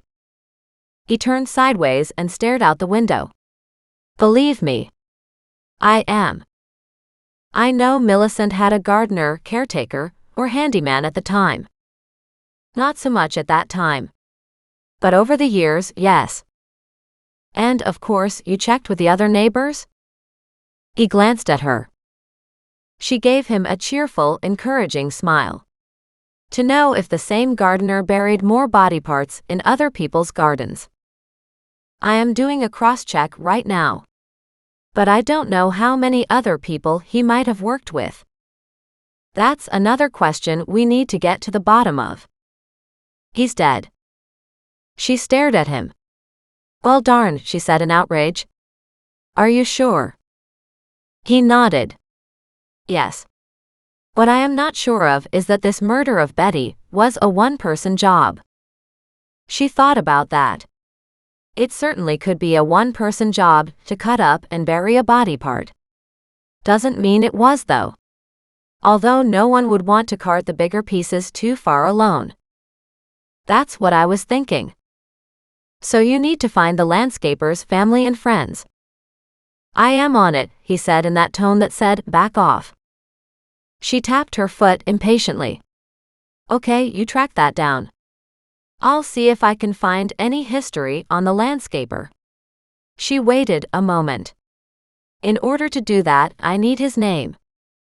He just gave her a beautiful smile. Not sure I can help you there. She groaned. You know I will find it. You could allow me to be useful, and to get to the bottom of this that much faster by just telling me his name. And of course, so I don't have to ask your mother. Instantly, his amusement fell away. You will not ask my mother. She glared at him. And then remembered the journal photos. Fine. I won't. But then you have to help me. If you don't, you can't expect me to share my information with you. He slammed down his coffee cup. Active investigation. He stormed out the front door. Follow my orders or else. As soon as he was gone, she smiled. It wasn't active, but it is now, and this time we're going to close it. And she sat down, transferred the photos from her phone to her laptop, and proceeded to go through Millicent's journal pages. About the 40th page in, she saw the landscaper's name. Brian Lansdowne. She grinned and searched for Brian. The internet was a little sketchy on his data. That was all right, she had the next best thing. She picked up the phone and dialed a number. Nan, you up for a visit? Absolutely, Nan said. I'll put on the tea kettle. Nan hesitated but then added, I do have dinner here. Someone brought me a tuna casserole. Would you like to share that with me? Doreen grinned. Would I ever? Nan laughed. Good. I'll see you in a few minutes then. She hung up the phone. Doreen took a few moments to write down questions she needed to ask Nan. Brian Lansdowne was at the top of the list. Chapter 24. When she walked out of the house 10 minutes later, Doreen took the back route to Nan's again. Not only did Doreen want to make sure the reporter wasn't hanging around the creek any longer, but Doreen couldn't stop looking in the water to see if something new was to be found. The animals walked with her, the route now memorized by all of them. It was such a joy to know that Nan was here for Doreen in more ways than she'd expected. She'd reconnected with her grandmother at a stage in Doreen's life where she'd lost her stability and foundation. And Nan had become so much more. At the creek, Doreen stopped and studied the water flowing in the small circular eddy where they'd found the arm. She had checked the silt screen once, but it had nothing of value. The current had picked up and was flowing steadily down past the spot she'd found the box. It really saddened her to think other pieces had not been found. That poor girl. Then Doreen stopped to think about the foot they'd found and what that meant. The worst part was there were more body parts to find, even if just from Betty's body. Come on, Muggs. Come on, Goliath. She turned toward Thaddeus, stopped behind her. He didn't want to be carried today, he wanted to walk. He really liked this path. Then so did Muggs. They kept walking down the creek bed, not seeing another person on either side of the creek. It was a good thing for her, but a shame more people didn't enjoy the bounty here. She understood how easy it was to become accustomed to a beautiful view, and to no longer find any joy in something because it became commonplace. Whereas for her, she hoped she never got to that point. The creek itself had been a goldmine of unusual events in her life. Should they be written down? She wondered idly if she should write a book. There was something to be said about Millicent's journals. They were a lovely reminder of years gone by. Maybe Doreen should put all these thoughts and findings into her own journal of some kind, but she wasn't sure it would be of value to anybody but herself. Although it would be a great way to keep her memories clear, particularly if anything should happen and her memory started to fade.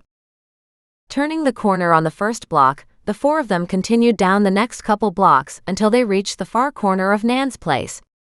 Just as Doreen was about to cross the grass, the gardener straightened and glared at her. She sighed. "If we cross here, we'll get in trouble," she said to Muggs. Muggs barked and then barked again. Nan stood and waved. Doreen smiled and waved back. "How are we supposed to get to you without walking on the grass?" she complained. Nan finally understood what the problem was. She turned to look at the gardener. "Why don't you put some stepping stones in so my family can join me?" she cried out. The gardener shook his head. "They can walk around." "But we can't," Doreen said. They'd had this argument many times. The only way to get to Nan's patio without cutting across the grass is going through the building, and I am not allowed to take the animals into the building. He gave her a big, wide smile. "Exactly." She glared at him and deliberately strode across the grass to Nan's patio. "He's determined that we can't come to visit you," she muttered when she hugged her grandmother. "He's just grumpy. So many people here are cranky." "Isn't that the truth?" She studied Nan's face. "And you are positively glowing." "Oh, how lovely of you to say so." Nan reached up to clap her hands on her own cheeks, adding to the bright pink color there. Doreen studied her intently. "You have a definitely mischievous look to you. Just what are you up to, Nan?" Nan gave her that innocent look which Doreen had come to recognize. "Oh no you don't. Tell me. What's up?" Nan leaned forward. "Remember that horrible manager we had? The one we were taking bets on for when he would hand in his notice?" "Oh dear." Doreen sat back in her chair. "Grandma, you know you're not supposed to be betting." "Well, I didn't set up this pool." Nan waved her hand as if to dismiss the issue. "Somebody else set it up. So it really doesn't count in this case." "Okay, go ahead and explain this. What difference does it make?" "Well, I won the pool," she said excitedly. Doreen chuckled. "You're not supposed to be betting yourself or setting up any betting pools in the first place. Or do you think that, as long as somebody else sets it up, you can place a bet, and it makes it okay?" Nan chucked with such glee that Doreen had to smile. "And what will you do with the spoils of your pot?" Nan grinned and held out her hand. "Give me your hand." Doreen held out her hand and grasped Nan's. Stroking the paper-thin skin along the back of her grandmother's hand, she frowned. "Are you sure you're feeling okay, Nan? Your hands are really dry. Are you eating well?" Nan's laughter rippled loud and free. "I am eating fine." "You're not." She rolled Doreen's hand out so her palm was flat, pulled something from her pants pocket, smacked it into Doreen's palm, and then curled her granddaughter's fingers over it. "There. Now take that and spend it all." Doreen stared at her, then looked at the money poking through the top of her clenched fist. "Oh, Nan." She didn't know what else to say. Nan smiled. "I know how tough things have been for you. This is extra money. I don't need it." Maybe I don't need it either, she lied. You never could lie worth a darn, dear. And I know perfectly well you do need it. Nan smiled. Don't be so proud as to turn down assistance when it's offered. And if I can't spoil you, who else can I spoil? You're the only family I have. Doreen felt tears in her eyes. She didn't want to count the money. She tucked it into her pocket carefully. Thank you. But you know I don't come here to get money from you, right? Nan gave her the gentlest of smiles. Even if you did, I'd be happy to help, she said. You're my dearest granddaughter. And I love you. The fact that you visit me is a joy. Do you know how many people in this place never see their family? Doreen winced. I am sure there are many. It's very sad. And I hate to say it, but if I wasn't getting divorced, I don't know how much time I'd be able to spend with you either. Nan smiled. See? That's the thing. Maybe the divorce happened for this very reason, because I am delighted to have you in my life again. She clapped her hands. Enough of this emotional conversation. There is a lovely tuna casserole in the kitchen. It's way too big for one person, so I'm delighted to share it with you. You sit here, she said. I'll just pull it out of the oven. Moments later, Nan returned with a small casserole pan and set it in the middle of the tiny patio table. It's so lovely outside. I'd like to eat here, if you're okay with that? Always, Doreen said warmly. This looks really good. It does, doesn't it? Sammy made it for me. Sammy? Doreen hadn't heard that name before. Nan served up a portion for each of them. As soon as she passed a plate to Doreen, a lovely cheese and tuna aroma filled the air. Sammy. He was a dentist in town for years. He knows everybody. Even me. Oh my dear. Nan trilled with laughter. Everybody knows who you are now. You're more famous than I am. Great, Doreen muttered. That's not exactly what I wanted to be, you know? That's all right. We all find our own path to happiness. And if finding dead bodies is yours, then I'm all for it. Doreen stared at her for a long moment. You did not just say that. Nan nodded comfortably. Hey, maybe you should have been a detective. Maybe you should join the police force and become a forensic something or other. I'd love to, but it's pretty late in my life. It's not that I'm old, but it takes a lot of years to get an education for a field like that. She shrugged, tried the first bite of the casserole, but it was so hot she couldn't eat it yet. I mentioned something like that to Mac, and he shuddered. Of course he did. Nan chuckled. If you want, just stay as the amateur detective. You can still make his life miserable, my dear. They shared conspiratorial looks. Doreen blew gently on her first forkful and popped it into her mouth. Immediately, warm, creamy, cheesy goodness filled her mouth. Oh, this is delicious, she moaned. Nan nodded. Sammy is a great cook. He can come around and cook at my place anytime, Doreen said. I am half starving. Nan nodded. I noticed.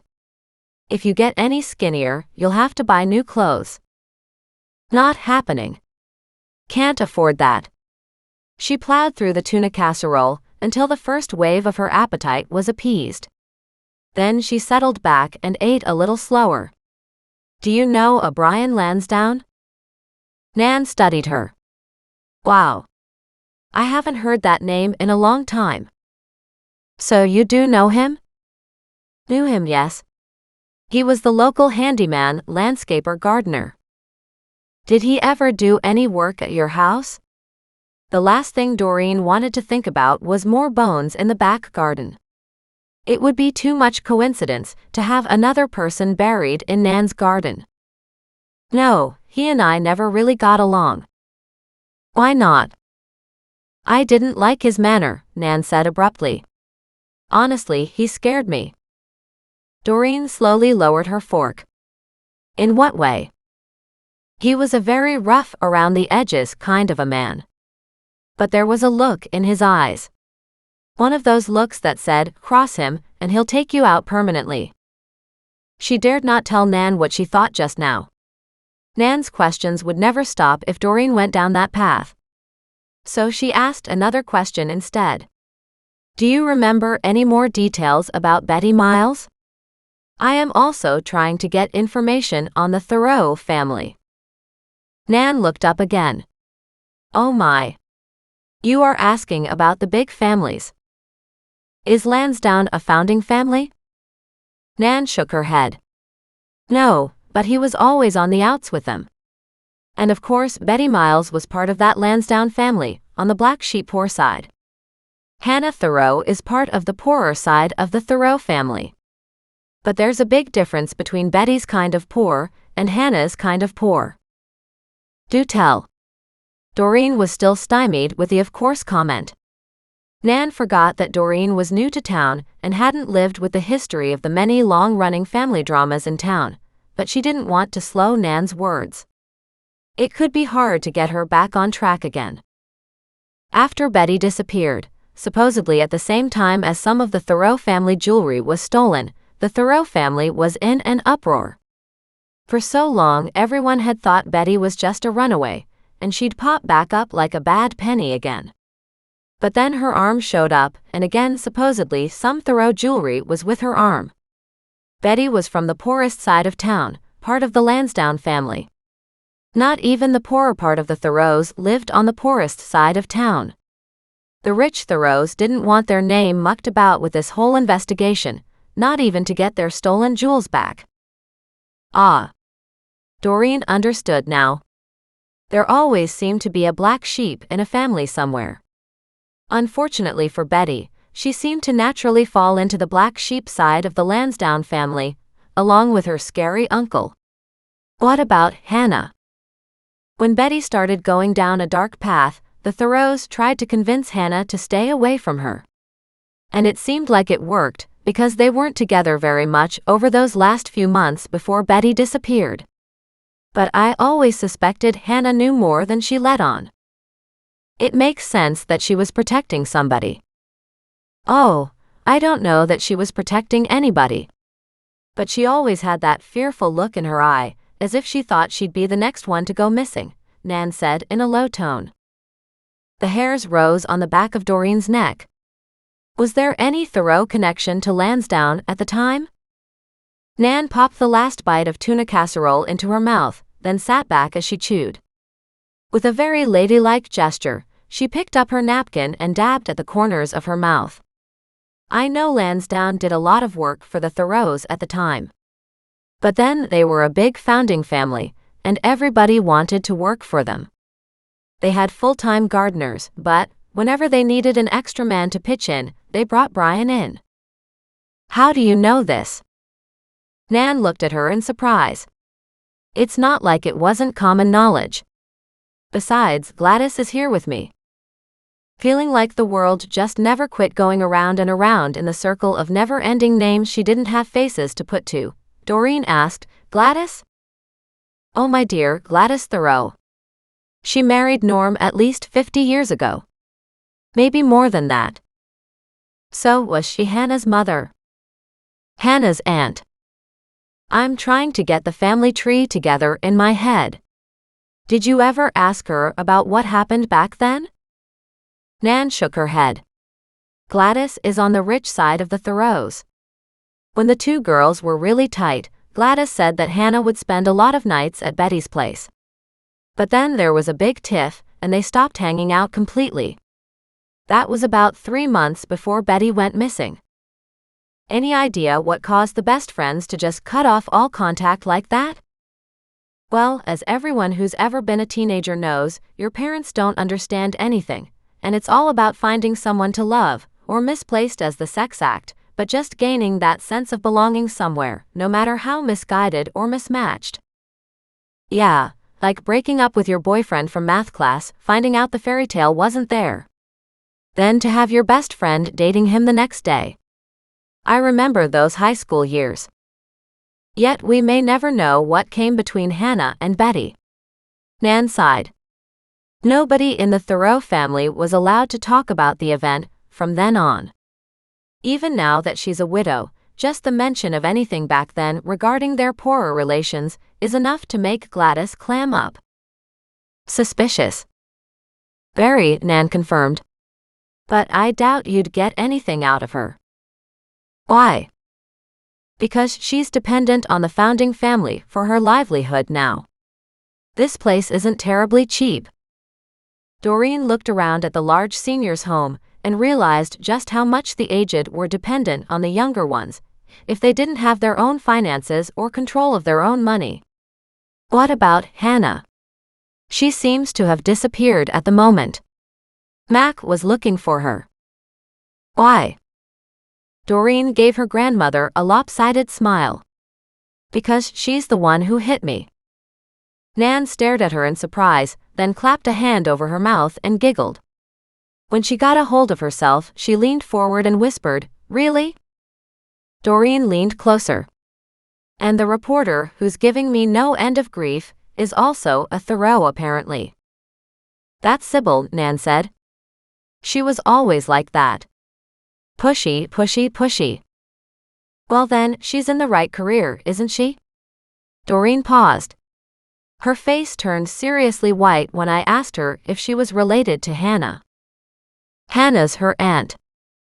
Can you think of any reason why Hannah would have protected whoever killed Betty? Not really. I always thought it had to do with the jewels myself. It always does, Doreen said. It's either power or money or sex. Nan laughed. In this case, it could be all three. Doreen stared at her grandmother in astonishment. Explain, please? Hannah's father liked young girls. I always suspected he had a relationship with Betty. How does that relate to the jewels? Doreen asked, quite shocked, taking in that information. If that was the case, would Hannah have tried to protect her father? Or blame him? Nan added, I think they were being blackmailed. Nan sat back with a look of satisfaction after dropping that bombshell. Who was blackmailed? Doreen asked. Nan wasn't making any sense. Or she was privy to a whole lot of information not many people knew. Hannah's parents. Gladys mentioned something way back then, that they had to pay up or else.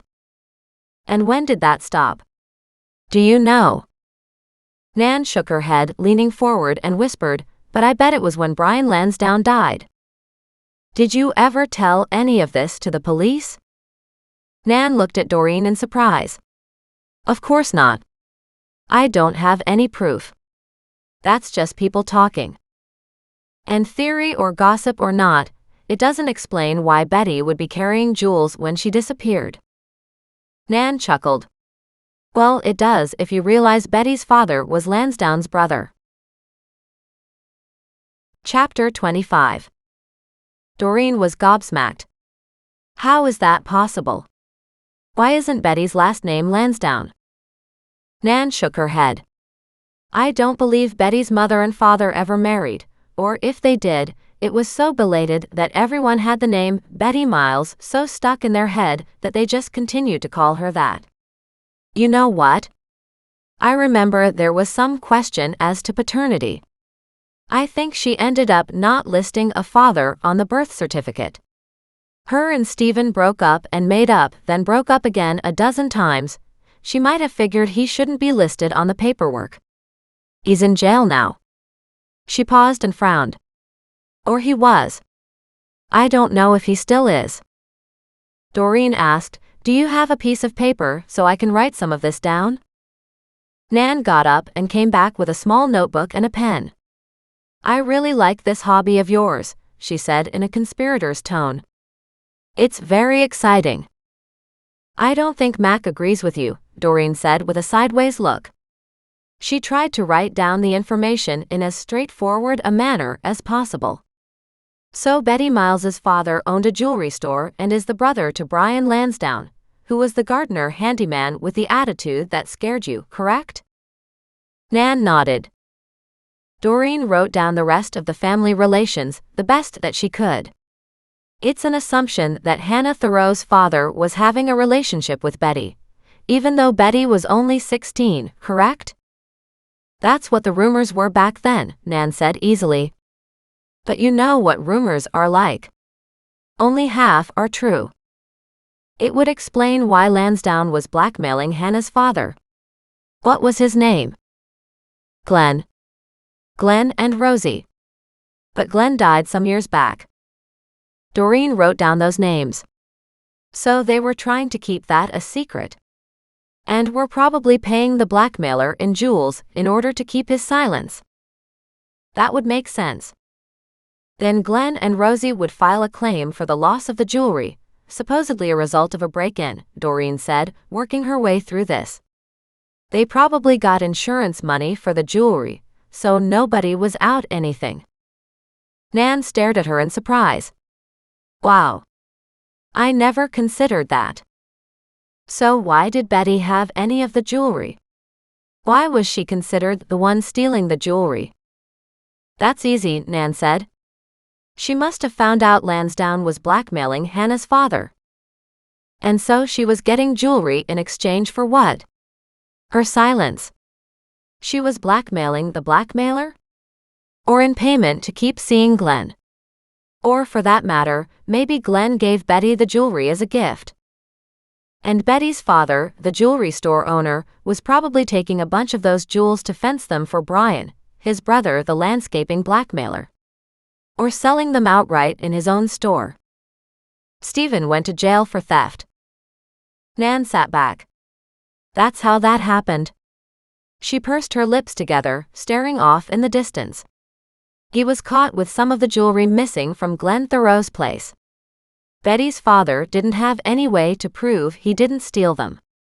And he couldn't very well tell the cops that he was blackmailing Glenn and that the jewels were blackmail payments to Lansdowne and his blackmail partner, Betty's father. Nan stared at her granddaughter. So it all comes full circle. The two blackmailers were brothers. One went to jail. The other one got away scot-free, and Glenn Thoreau got the insurance money. One Lansdowne got caught. The other Lansdowne got dead, although years later, Doreen reminded Nan quietly. So, who do we know in all this who would have taken out Betty? They looked at each other in silence for a second. Lansdowne, they said together. If Betty wanted to stay with Glenn, or even if Betty saw her own payday coming out of her father and her uncle's blackmailing scheme, they had to buy Betty's silence to stop her from going to the cops, Doreen said. The two brothers had a good thing going. Nan clapped her hands in excitement. This is wonderful. This is supposition, Doreen said. It won't stand up in court. What court? Nan asked. Lansdowne is dead. Betty's dead. Her father, Stephen, is already in jail. And Glenn is dead. But somebody was most likely working with Lansdowne. Are you assuming it was his brother? Quite possibly. And then maybe his daughter Betty got in the way. You think Hannah knew? It's possible, Nan said. She was friends with Betty. Maybe Betty warned Hannah about the scam. And maybe Hannah knew of her father's involvement with Betty, and the insurance payout. It seems like everyone got something out of the deal, except Betty. But we don't know who killed Betty, Doreen said. And that's the important thing right here. I don't care about the insurance scam, the blackmail, the jewels. Somebody killed Betty, and that's what I want to find out, to put them behind bars. You have to admit, my dear, Nan said, there is a good chance he's dead or already behind bars.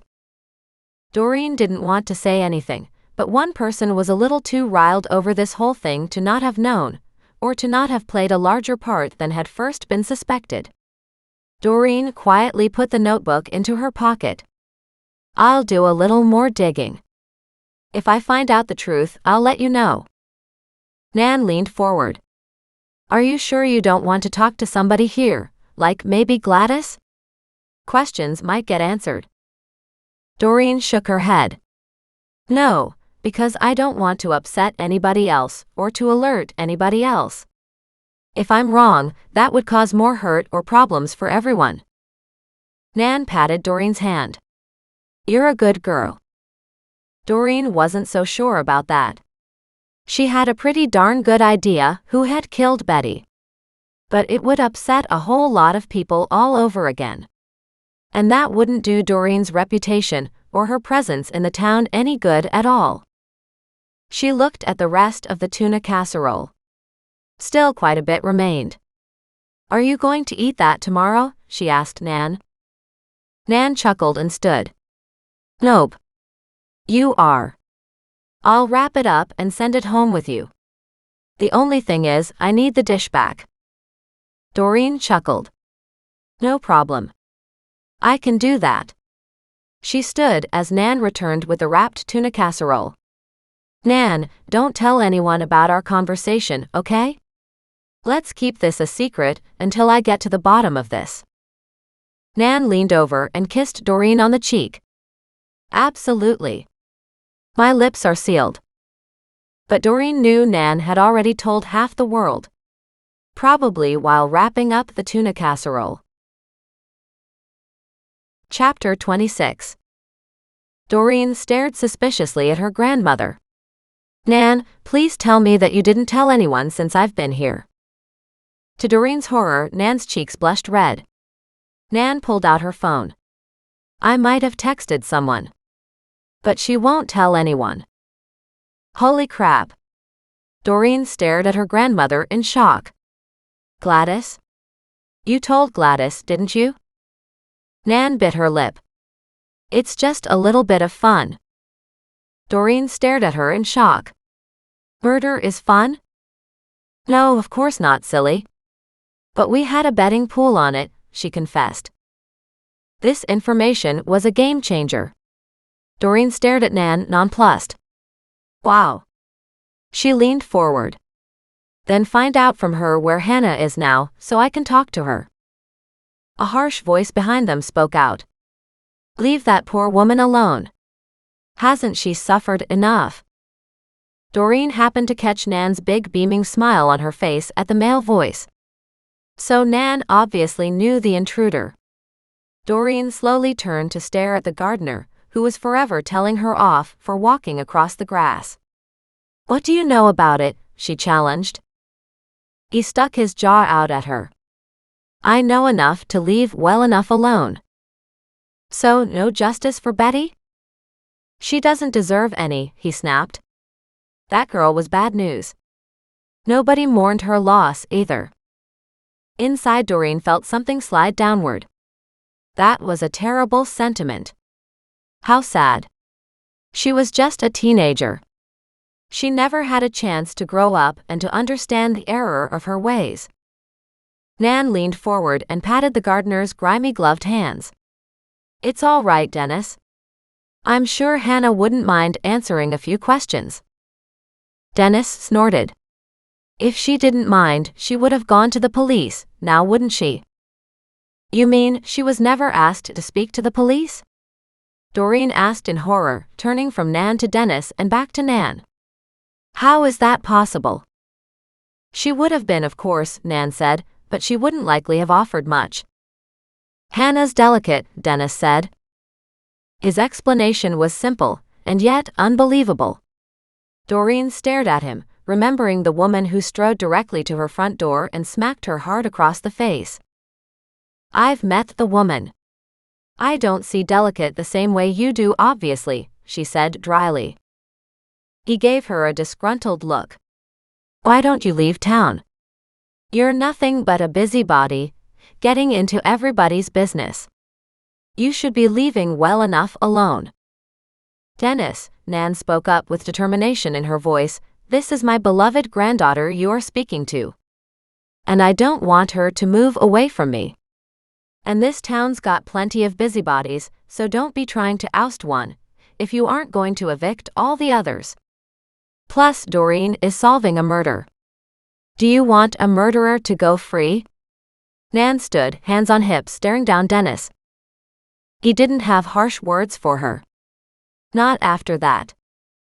If the case doesn't involve Hannah, what difference does it make? Doreen asked in a cool tone, hating that she'd already wondered about moving away. It's not my fault that I find stuff to close cold cases. He glared at her. Of course it's your fault.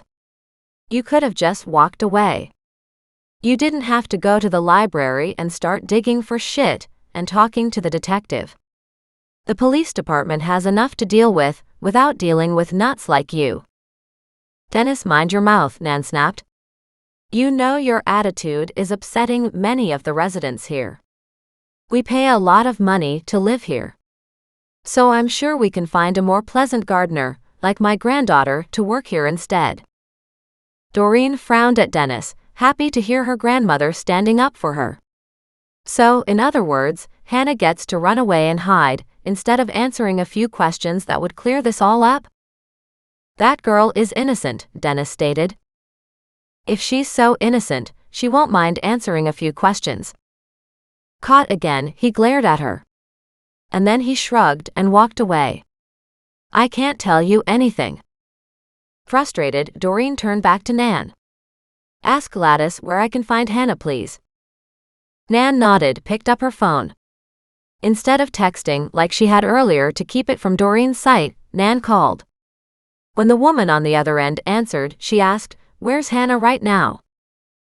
Doreen couldn't hear the full conversation, just Nan's side of it.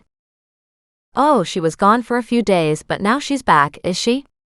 Nan listened for a bit. She's at the house over on Oliver Street. Nan frowned. That place is a bit of a mess.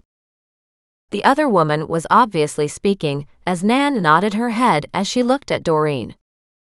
No problem. I know Doreen just wanted to ask a question or two. No. I'm sure she won't upset her.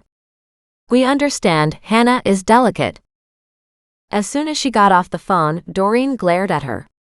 Delicate my ass. She packed a wallop when she smacked me. She's easily upset.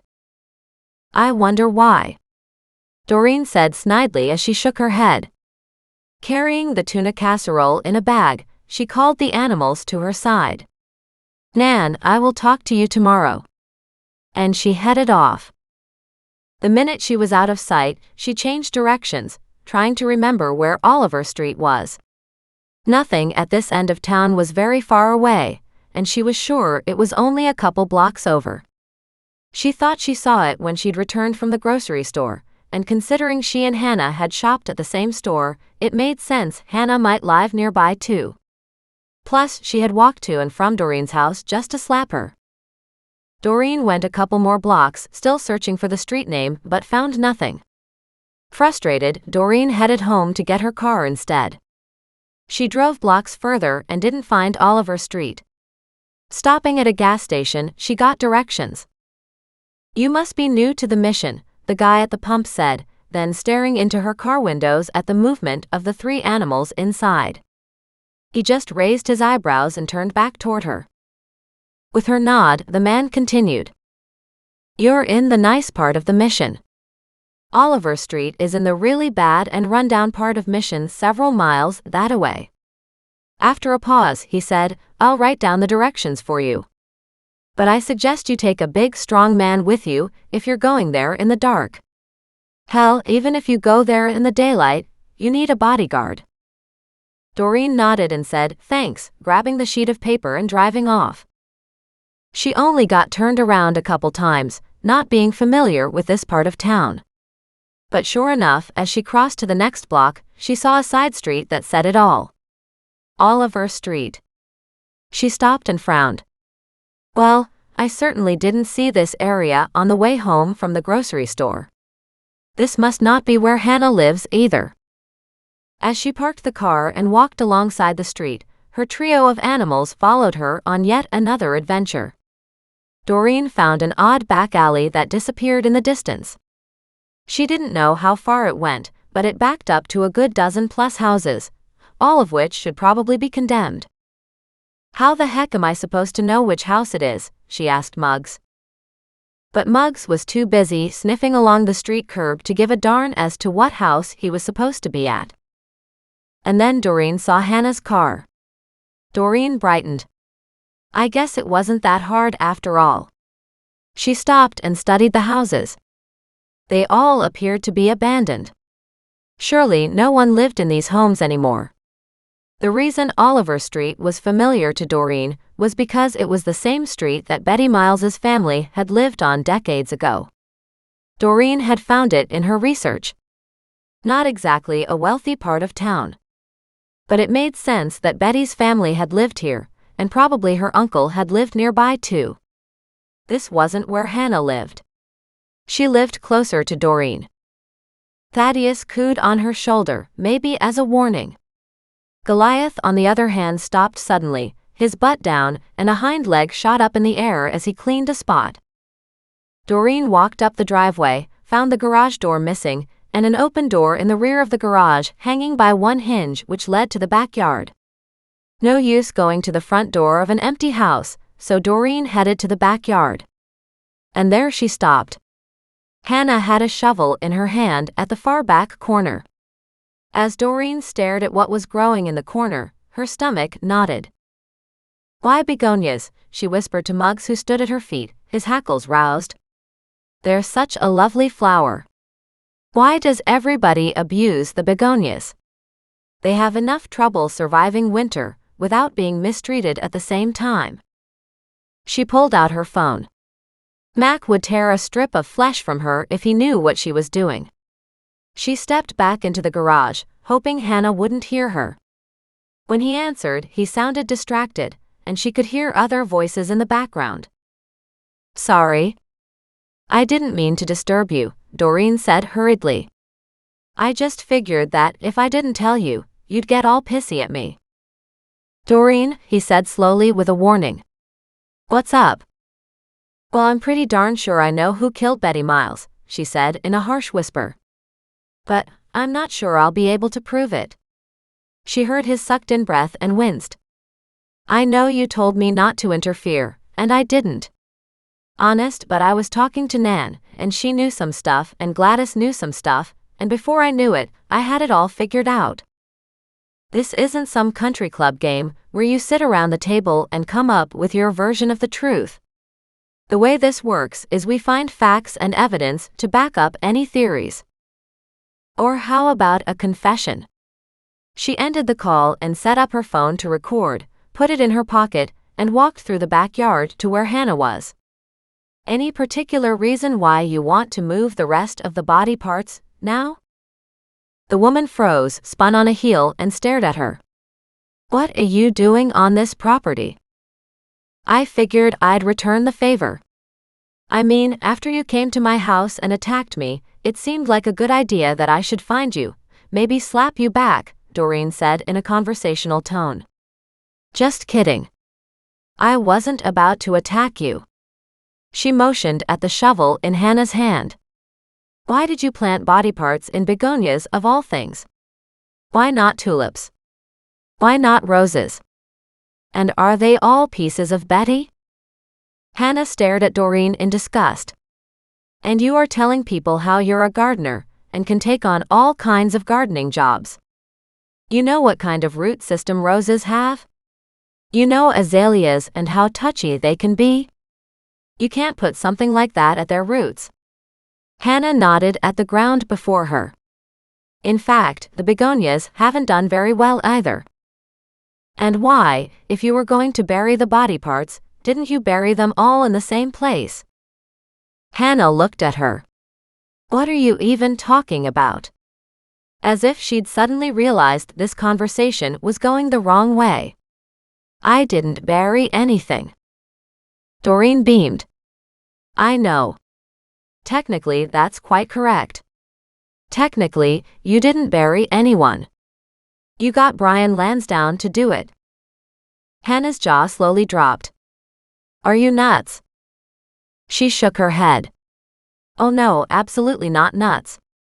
But he's the gardener who had access to all these deep beds, so poor Betty could be buried in them. I didn't have anything to do with Betty's murder. That part is a lie, Doreen said, still in a conversational tone. And of course Brian found out about it. That's why he was blackmailing your father. The question is, how? And not only did he find out about it, but he helped you dispose of her after the fact. And that's a very interesting little tidbit. Because Betty was his niece. And his own brother ended up in jail. So why didn't Brian go to the police and let them know what you'd done? Hannah snorted. I don't know who you think you are, but you're not making any sense. Doreen walked across the neglected lawn, her hands in her pockets. See? Everybody says you're delicate. Everybody says you're easily upset. That worked for you for a long time, didn't it? I mean, it was just too awful what happened to you. You were so overwrought by the disappearance of your best friend that nobody could really question you about it. And as time went on, the questions just fell away. But that whole persona of being so delicate meant everybody stayed away. Something dark entered Hannah's gaze. Doreen nodded. She'd seen it clearly for what it was. Hate. You hated Betty, didn't you? Absolutely hated her. The thing is, I don't know why. Because she was sleeping with your dad? Were you jealous? Was Daddy also sleeping with you? Or were you upset for your mother's sake? At that, she could see a shift in expressions cross Hannah's face. Good. I'd really hate to think he was sexually abusing you too. What do you mean, abusing her? She loved being with him, Hannah said in a scathing voice. He always bought her jewels and fancy little boxes. As long as she laid down with him, she could have anything she wanted. You were totally okay with her getting the gifts because you had enough of your own. Even though your family was deemed the poorer part of the Thoreau family, you still had way more than Betty's family. Did Betty's mother know Glenn was sleeping with Betty? Did your mother know Glenn was sleeping with Betty? But you knew Betty was sleeping with your father. Except Betty wanted one thing you didn't want her to have. Betty wanted your father all to herself. She wanted to marry him. To get rid of your mother and you, and that you couldn't allow. We might have been the poorer side of the Thoreau family, Hannah said, but no way were we as low and as slimy as the Lansdowns. Betty's mother never saw anything happening around her. She couldn't be bothered. Drank herself into a grave a few years ago. Betty's brother took off a long time ago. Who knows where the hell he is now? The whole family is a mess. And so you couldn't possibly let your best friend marry your father, because that would attach those nasty slimy Lansdowne bottom feeders to the founding Thoreau family. What would happen to the poorer side of the Thoreau family, those existing members who had no intention of staying on the poor side of the family? I mean, look at you. After everything that happened, the wealthiest Thoreau family tucked you away protectively, gave you a lovely house in the better part of town to live in, and looked after you. You remained the delicate one who they always had to keep an eye out for. And that suited you just fine. Doreen stopped and looked at Hannah. That must have been difficult.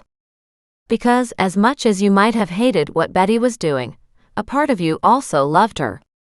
Doreen thought about all the years since, thought about the fact that Hannah never had a family, never got married. And Doreen gave her a sad smile. I'm so sorry. Hannah glared at her, but now fear shone in her eyes. Back then it was even less acceptable, wasn't it? I don't know what you are talking about. She took several steps back, the fear shining brightly in her eyes. You and Betty were lovers. She understood who you were. You could be you with her.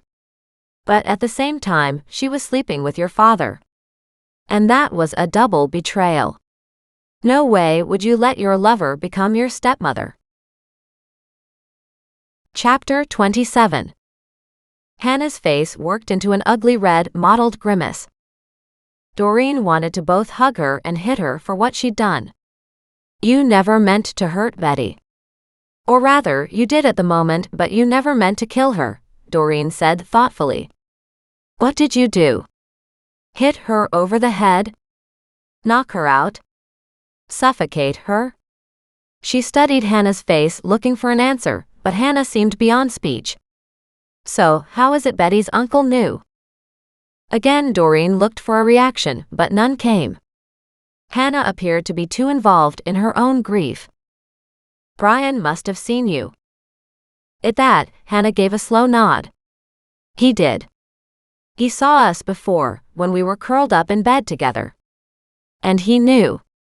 Then he heard the fight we had, she said slowly, sadly. He came to see what was going on. But he was a little too late to save her. Doreen wondered if that wasn't on purpose. It sounded like Brian was more interested in watching the two of them, seeing what he could get out of it. To confirm her thoughts, she asked, did he step forward and offer to help? Hannah nodded. At the time I was desperate to hide what I'd done. And yet inside I was breaking apart because I loved her. I really loved her. But I knew she was on a one-way track that just wouldn't stop. So it really had nothing to do with the jewels, did it? Hannah shook her head slowly. No. Not then. She just disappeared, and nobody thought anything of it. But then Lansdowne ran into a spot of trouble. He owed some money to some very bad and dangerous people, and he needed to pay up.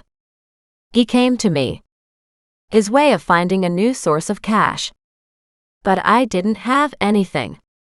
So he went to my father. Brian told my father about Betty and me, about him having an illicit affair with Betty, a minor. And then Brian told my father that I'd killed Betty. My dad cheerfully cooperated at that point. He set it up to look like a robbery. Betty's father was hired to break in and to steal the jewels. I don't think Lansdowne knew about that. But when his brother got caught, Brian never stepped up and confessed either, she said bitterly. I still don't understand why Stephen never told on Brian. But Brian was all about saving his own ass. He didn't give a damn about anybody else's. Doreen could have told Hannah that men like Brian were the same all over, regardless of any perceived social position. He couldn't let the money supply dry up, Doreen said softly. Did Lansdowne continue to blackmail your family until his own death? Hannah nodded slowly. He did, but we didn't have any more money for him, not from our side of the family, not to get the sums he was always after. And the Thoreau family might support their poorer relations, but they didn't pay blackmailers. So Lansdowne tried to go behind my father's back by blackmailing my mother, but she kicked Lansdowne out of the house and said she didn't believe any of it. After that, I honestly to this day don't know if Lansdowne died a natural death, or if my father finally had had enough of his blackmailer. Then father died a couple years after Lansdowne. It wouldn't surprise me if mother killed him at that point. Was it Lansdowne's idea to dismember Betty? Hannah nodded. He was doing quite a few gardening jobs at the time. We put her in a chest freezer here at his house, and then cut her up into pieces, so he could get them into the gardens without anybody knowing. The problem was, the creek went really high the following spring and one of the garden beds washed out. A lot of properties along the creek washed out. We were lucky just one arm showed up. I stayed quiet. So did he. And the case went cold. Hannah turned on Doreen, her voice turning vicious. Until you arrived and dredged it all back up again. We found a second arm, Doreen said quietly. And a right foot and lower leg. Hannah's mouth dropped open and a small scream escaped. Are you serious? Doreen nodded. Mother Earth always gives up her secrets. She might take a little time, or she might take a long time, but eventually the truth rises to the surface. Doreen motioned at the garden behind her. Which part do you have here? Hannah looked at the back garden and whispered, her trunk. What were you going to do with it? Doreen waved at the empty backyard. No one has lived here in forever. Why would you come here now? Those rumors about you digging into things you shouldn't be, and how you've been into the begonias. Why begonias? Doreen couldn't help asking again. Did Betty hate them? As a pained expression whispered across the other woman's face, Doreen understood. No, Betty loved them, didn't she? At Hannah's slow nod, Doreen felt her heart wrench. As if words were beyond her, Hannah nodded slowly, the color in her face non-existent, and Doreen understood further. I'm sorry. That's a heavy burden for you to carry all these years. I'm surprised about the ivory box too, and the ring. I gave her the ring, but she threw it back at me when we fought that night. And the box was from my father, Hannah said softly. I thought it fitting that she be buried with them. After she'd slept with him to get it, she'd sleep forever with the spoils of her actions. Doreen hated to hear this, whether it was important or not. Then Hannah grew quiet and stared at Doreen for a moment, a cunning and calculating look entering her eyes. Doreen shook her head. Oh no, you don't. The game is up, and you can't kill me and bury me in the garden too. Why not? You have been asking questions all around town. Who knows who might have killed you? I know at least half a dozen people who would like to. Hannah glanced around slowly, as if looking for witnesses. Down the street, Doreen could hear a vehicle. She wondered if Mac had gotten the message. Not that she'd made it very clear. If he was any kind of a detective, he would have contacted Nan. Doreen backed up several paces to the garage. The problem with this scenario was, if Doreen got caught in the backyard, and somebody from Hannah's family came here before Mac did, there was a good chance Doreen would end up cornered. And potentially in the garden in the begonias, along with poor Betty. Doreen turned to see who had arrived, and caught movement out of the corner of her eye. She spun. As the shovel came down hard on her shoulder, she defensively raised her arm, but the blow still knocked her down. Muggs barked like crazy and went on the attack. He tugged on Hannah's pant cuffs. And Goliath. Wow. Doreen lay on the grass partially stunned, and watched as Goliath clawed his way up Hannah's legs. Hannah screamed, "Get them off me! Get them off me!" But her screams attracted Thaddeus. He flew on top of her head but couldn't quite get into position, so dug his claws into the nest of hair she had on top. She screamed even more. Thaddeus imitated her screaming. Muggs barked louder. Goliath howled.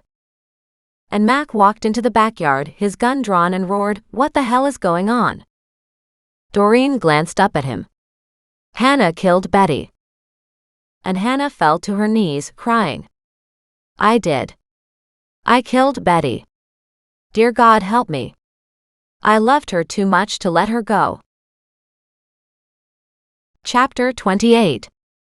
At home, Doreen couldn't stop shaking. Her whole body was racked with tremors. She knew she'd been extremely foolish now that it was over. What was she thinking, confronting a killer like that, by herself? She was tucked up on the living room couch, with a blanket around her shoulders. Nan, back in her former house for the first time since Doreen had moved in, sat beside Doreen, gently patting her hand. Mac, finally freed from the craziness of forensic proceedings at Lansdowne's former house, delivered Doreen a cup of hot coffee. He set it down on the coffee table before her. Are you sure you shouldn't go to the hospital? That's a nasty blow you took on your shoulder. Doreen shook her head. No, I'll be fine. The last thing I want is more people staring at me and asking questions. The truth about Betty had been postponed over these 30 years. Some of the questions still were not answered, but at least Mac now had the truth, once he'd heard the recording Doreen had on her phone. The entire town would be nothing but a gossip mill, rife with the latest news. She reached for the coffee on the table. Mac said, "Just wait a bit. It's still hot." She nodded. Goliath was currently curled up on her lap, but she scooped him up higher against her chest, so she could cuddle him closer. She had to do everything one-armed. The other one was in a fiery agony. Nan looked at her granddaughter worriedly. "Are you sure you didn't hurt yourself? What if you broke your arm?" Doreen shook her head. "I don't think so. It'll be one heck of an ugly-looking yet colorful bruise for a while." At least she hoped that was true. Maybe she should go to the hospital, but it wasn't her way. "If and when I try to move it, and it doesn't move, then I'll reconsider the emergency room. But right now I really don't want to go anywhere." Goliath's big engine purred in her ear, and she buried her face in his fur. "Thank you, Nan, for leaving me Goliath and Thaddeus." Nan patted her leg. "You're very welcome. I think Goliath and Thaddeus are very happy with you too."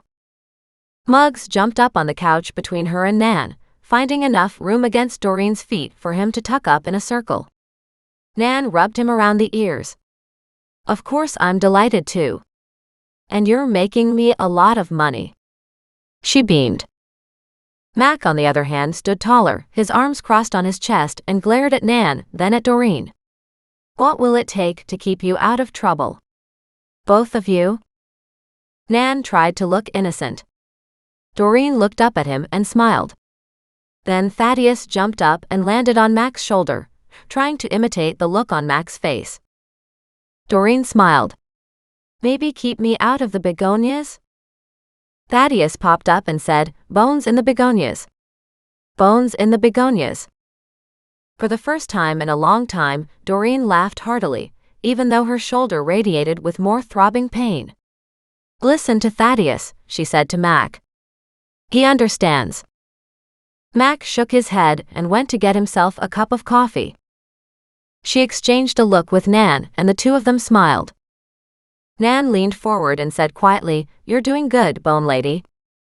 You're doing real good." At the word bone, Thaddeus repeated ad nauseum, "Good Bone Lady. Good Bone Lady. Good Bone Lady." There was nothing else to do but laugh. Still, Doreen would be happy to not hear that nickname directed at her again. At least not for a few days. Epilogue. In the Mission, Kelowna, BC. Wednesday, one day later. Doreen sat curled on the couch. All she had wanted was 3 days. 3 days of peace and quiet. Was that in the cards? She doubted it. As much as she desperately wanted to be out of the limelight and rejoice in the peace and quiet of living in her Nan's house, she had a bad feeling in her gut. Her brood was sedate, even Goliath asleep on the other end of the couch with Muggs, all her furry or feathered babies obviously understanding how Doreen really needed that from them at this time.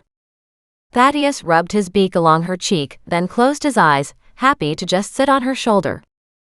Unfortunately, she found no peace or quiet outside her home, not yet today, but it was early morning, and not for the last 2 days for sure. The reporters were still at her door, even at this hour.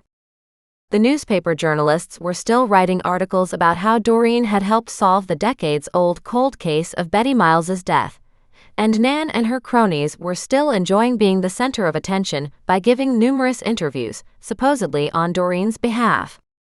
Doreen had told Nan how that was totally fine, just happy that Nan had found something other than her illegal betting activities to bring excitement to her life. Indeed, Nan glowed with it.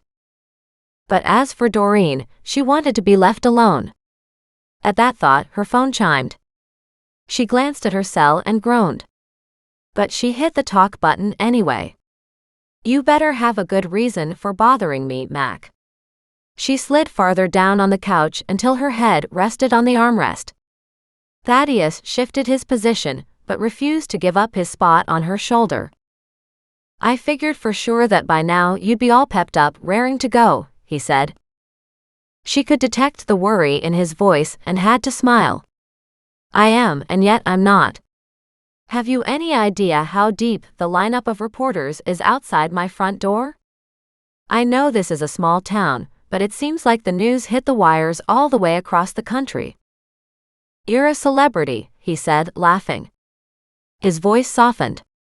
"But no, That's not an easy position to be in. I didn't murder anybody, she exclaimed, sitting up straight to peek through the curtains. Why are they haunting me?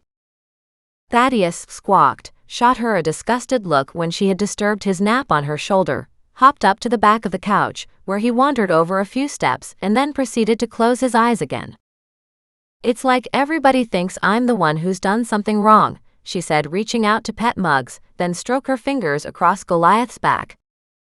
Remember the last time? He asked. This too will blow over. Sure, but every time I find a new body, she said in exasperation, they look at me as if I had something to do with it. Not that you had something to do with the making of the dead bodies, he corrected, his light humor sliding through his voice, but that your arrival precipitated all this. Or maybe you have some sort of psychic ability. You don't, do you? His voice held a curious note to it. She chuckled at his tone. I think by now both you and I would know if I did. Well, you need something to cheer you up. What have you got for me? She stood, walking over to peer through the round window on the front door. Instantly, camera flashes went off. She stepped back and walked toward the kitchen. Have you got a nice puzzle for me to work on? You mean like another case? It would get me out of the dumps. Her tone turned crafty. You know how I like a good puzzle. You could pick up some jigsaw puzzles, he exclaimed. That's a much safer hobby. Murderous puzzles are much more fun. She chuckled, knowing he'd hate her answer. And much more dangerous, he snapped. You could have been killed last time. She shrugged. You live and you die. At least I'd be doing something I wanted to do. Solving cold cases? She grinned, hearing the hesitation in his voice. You have another cold case you're looking into, don't you? Silence.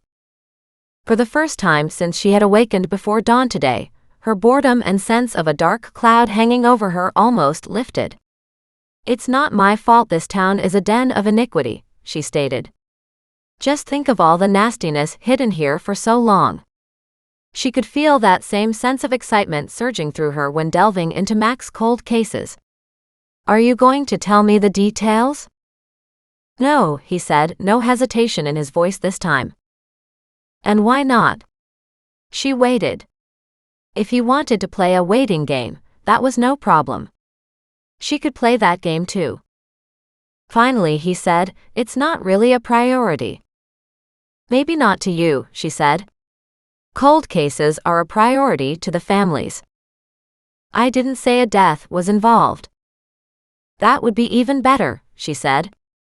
Then I wouldn't trip over any more bodies, at least not right away. I'd be totally okay if you wouldn't trip over any more anytime, he said. Suits me, she said. I'm okay to not find dead bodies ever again. Besides, it's not a cold case I wanted to talk to you about. I'll think about that first. Damn. She let out a heavy sigh. So what is it then? I was talking to the city council. They want to redo the big sign with the garden as you enter the city limits. You know the Welcome to Kelowna sign, surrounded by flower beds? Yeah, mostly begonias, I think, she said. At least one of the rings around the sign are begonias. Ah, he said. I'd be happy not to see any more of those anytime soon. She nodded. They're nice to look after, and they don't grow too crazy outside, so they don't need a ton of maintenance.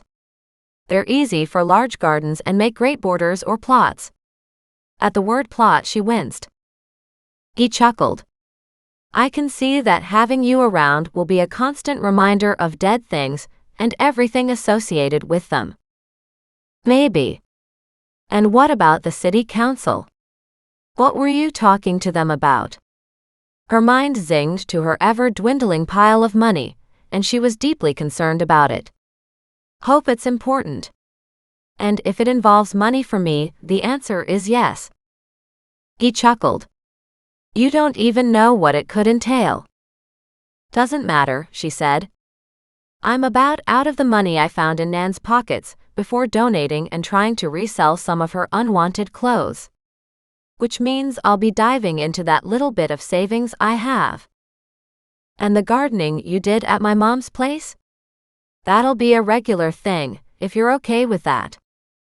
I am absolutely okay with that, she said. What you pay me will put food on my table. Speaking of food, he said. Did you turn on the new stove? She pivoted and walked out of the kitchen. What stove? He sighed. The stove you paid $100 to replace. A lot of people went to a lot of trouble to make sure you had something safe to cook on. There's the trick, she said, the word cook. I'll tell you what. How about this Monday I bring over the fixings for something simple for breakfast or lunch, and I'll show you how to cook it. Simple would be like eggs, she said, and I highly doubt you want eggs for lunch, do you? Not an issue for me. I love eggs anytime, he said. Don't you know how to cook eggs? She pulled the cell from her ear so she could glare at the blank screen. Okay, he said. Stop glaring at me. She gasped. How did you know I was glaring at you? I could hear it in the heavy silence of the phone's speaker, he said dryly. And eggs are easy. How about we do omelets? They are a little more substantial than plain eggs. Her mind filled with the soft, fluffy omelets her chef used to make for her. With spinach and caviar and Gruyere? Mac replied with that heavy silence again. Oh. Okay, so what do your omelets normally contain? She asked. Well, spinach is one possible ingredient, he said, but anything I have on hand. Like bacon, ham, leftover meat. You can put veggies in it if you want. His tone said he really didn't see the point. Meat and eggs are a perfect combo. Plus cheese. Well, ham and cheese omelets are good too, she said. Can we add mushrooms? Sure, he said. We can sauté a few mushrooms. So, are you up for a cooking lesson? Yes, she said slowly. But she needed to ask him something, and it was kind of embarrassing. Speak up, he said in that long drawn-out sighing way of his. As if he knew she was making a big deal out of nothing, but needed to get it out first. Am I paying you for it? She asked in a rush. He laughed. No, you're not paying me for a cooking lesson.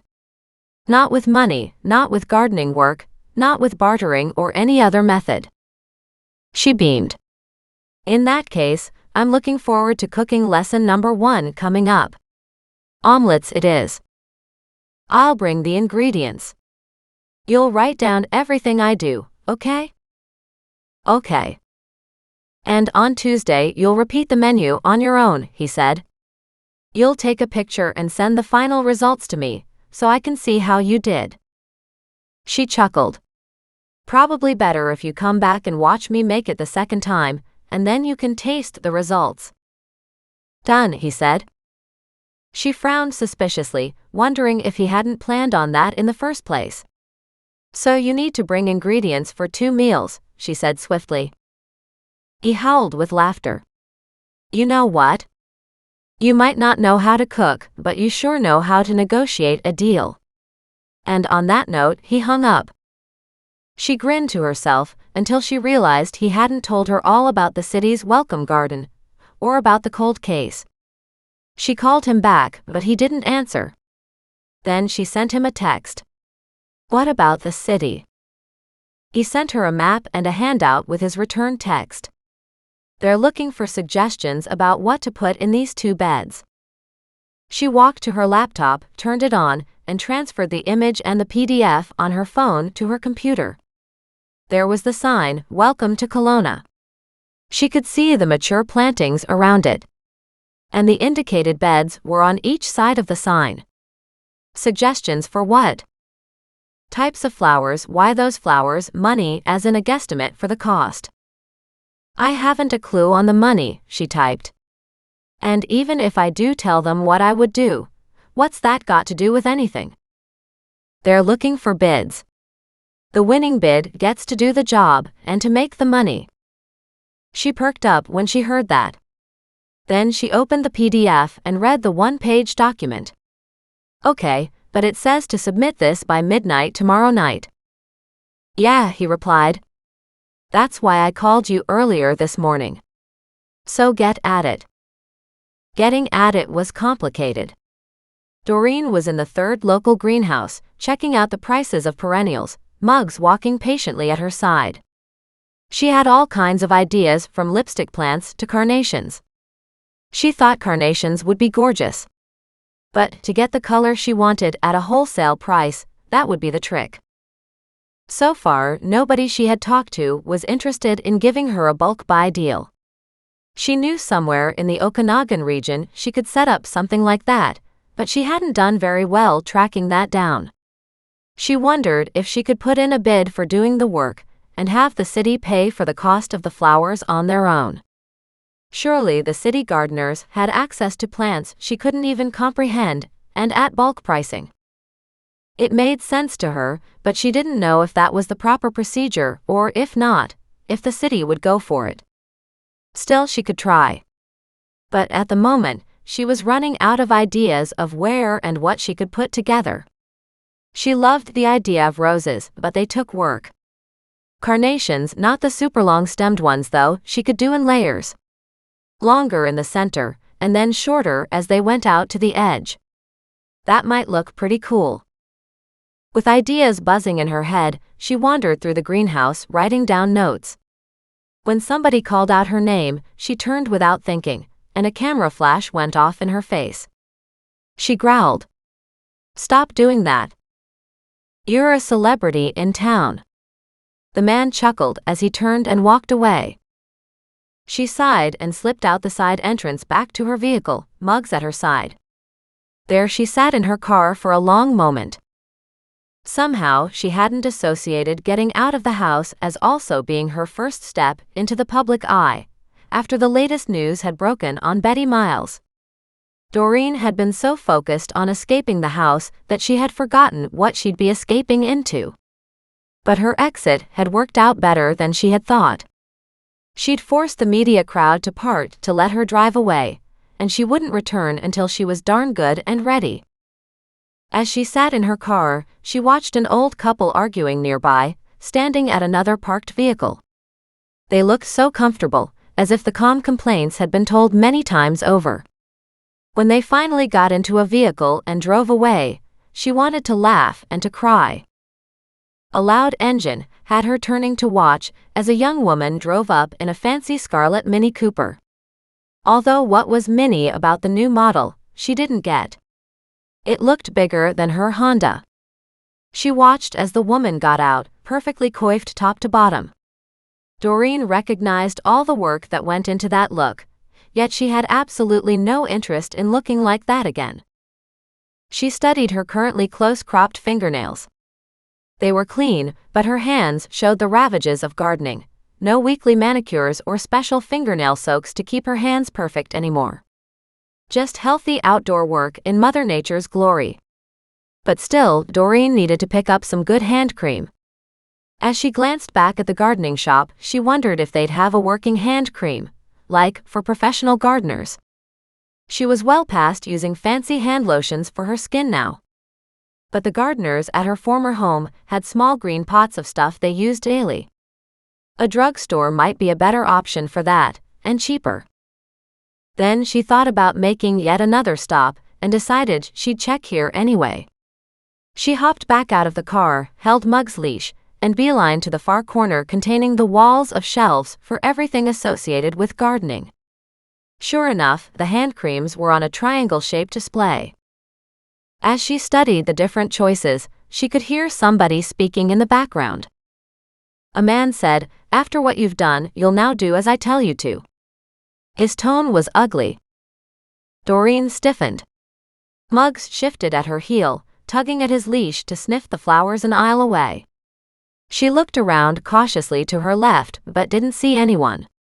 She peered to her right around the stand of hand cream and saw two people around another corner. The man was large, 6 feet, maybe 6'2", glaring down at the stunning blonde Doreen had seen getting out of her car earlier. But instead of being daunted, the blonde had shoved her face into his, and in a hard voice she said, "Well, with me or without me backing your decision, you'll end up planted in the daisies." "Not me."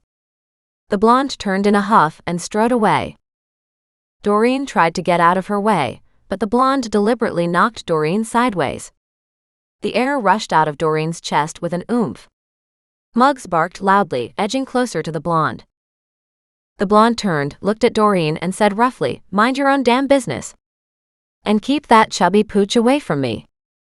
"I didn't say a word," Doreen replied. Then, unable to help herself, she snapped, "And he's not chubby." Just then, the man came around the corner, towered over Doreen, and sniggered. "No, he's fat. And you won't say a word, will you?" She glared up at him. "You can go murder and plant all the people you want. Just keep me out of it.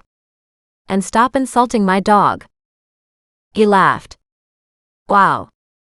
You've got a hell of an imagination, don't you?" But she could see the worry in his eyes. He walked away, but not before she grabbed her phone and took a picture of his profile as he turned a corner. It was probably a shitty photo, but maybe somebody could figure out who he was if need be. With her cream in her hand, she headed to the long line at the front counter. She watched the blonde ahead of her step out of the line as if she couldn't be bothered to wait, and in a hurried stride headed for the front doors. Doreen put down the hand cream on the counter, raced outside, and with her phone took a picture of the woman. As she walked to her car, Doreen snapped another picture of the Mini. She was getting damn good at using her cell phone at her hip to take images on the sly. She was pretty sure Mac wouldn't be happy with her doing this. Neither would the people she'd taken pictures of. But it seemed like everybody else snapped cameras in her face. So what the hell? She wondered if it was safe for her to follow the woman. But that was an idiotic move. She had witnessed a minor tiff between two people who'd uttered empty threats. Nothing to do with Doreen. And hardly a life-threatening situation. She should just mind her own business. Until she watched the big bully hop into a huge black truck and drive off aggressively behind the Mini. Doreen chewed on her bottom lip indecisively, not liking the menacing growl of the truck's engine. Those humongous trucks always seemed to be driven by asshats. At that term she grinned. Swearing wasn't something she was terribly comfortable with, but the words slipped out more and more. And unfortunately Thaddeus heard and repeated most of them. She wanted to utilize forms she could say comfortably that would give the same meaning without lowering her standards. The internet was full of alternate swear words, but she didn't want anything that just everybody used. Of course, asshats was a popular one. Still, she kind of liked it. She hopped into her car and drove out, following the truck and the Mini Cooper. She didn't know why exactly. Was she that bored? It had been 3 days since she'd solved the cold case of poor Betty Miles, who'd been dismembered 30 years ago by her best friend, Hannah Thoreau. 3 days, that was it. What was she, some kind of a dead body junkie? Still, the argument between the two people had seemed like a viable threat, now that she thought about it some more in light of the demanding man now following the woman. Not that the woman had seemed threatened by the man's words. She'd given as good as she got. While following those two, Doreen realized she was heading in the direction of the Welcome to Kelowna sign. She perked up at having a viable excuse to give Mac for going in this direction. She really did want to take a look at the 2 beds the city was considering updating. Doreen should have done that in the first place because, without knowing the size of each, she would have no idea how to budget for her time or for the number of plants needed. It took another 5 minutes to reach that area. Both vehicles continued ahead of her. She frowned as they turned off and went around the corner and past the sign. She pulled into a small strip mall close by, so she could park and walk to the sign the rest of the way up the road. As she hopped out, she studied the direction the other vehicles had taken. It looked like a dead-end street. Maybe, when she was done here, she'd take a look there. In the meantime, she grabbed her notepad, and with Muggs at her side, she strolled over to look at the big garden, about 50 feet across, with the Welcome to Kelowna sign in the middle. She took several photos of the two smaller garden beds the city was looking for options on. The heart-shaped beds were pretty and could use something extremely unique. Her creative artistry piqued. She had almost too many choices to consider. As she wrote down more notes, she checked out the dryness of the soil, the type of mulch used, and saw how the city's gardeners had used a cutting tool to create a shallow trench at the garden's edge to keep the grass from encroaching. Which was smart, because public area maintenance requirements in a city this size were massive and expensive. Even though the city likely employed an army of gardeners, there was always too much to do, and not enough man-hours to do it. Muggs lay down in the grass, happy to be on a field trip. He rolled over and snuffled along the ground, enjoying himself. She chuckled. I should have brought the others with us. They'd love it here. Of course, the cat and the bird were much harder to control. She returned her attention to the gardens. Her mind buzzed with various plant options. She wondered if they could keep rubber plants here because they were huge statements that could be in the center of each of those heart-shaped beds. Not just one rubber plant, but maybe 4 or 5 of them. She'd seen many big planters on the city's sidewalks and in the malls using the same idea.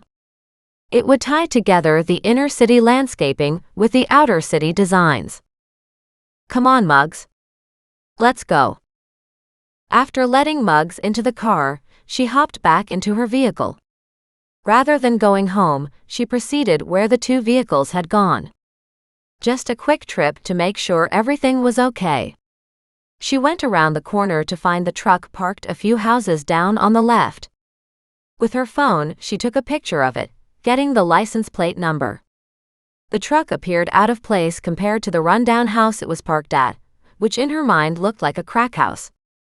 One of the typical druggie houses seen in a big city that others avoided. They were usually pretty easy to avoid because they were generally clustered with more houses of the same in a particular neighborhood. Yet the houses on either side here looked more upscale. This particular derelict house was hardly a place she expected the blonde to go. Doreen was in the Rutland area of Kelowna, and Nan lived in the Mission area. Rutland was a poorer area, not low class by any means, and the city was certainly doing a lot to revitalize the area. It had the lowest priced real estate in town too. Great for enticing developers. As she drove slowly past the truck, she could see the bright red Mini Cooper parked beside it.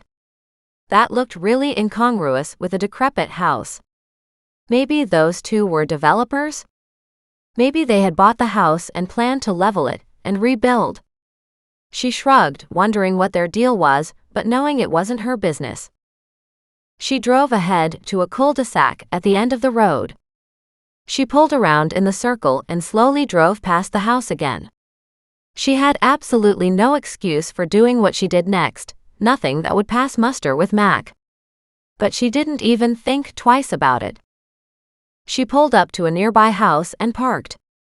In a pretense of taking Muggs for a walk, she got out on the sidewalk and headed away from the house, crossed the road and strolled on the sidewalk opposite the house in question.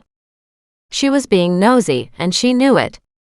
But she and Muggs were just taking an innocent walk. Not like she was on private property, with no trespassing signs posted. No harm done.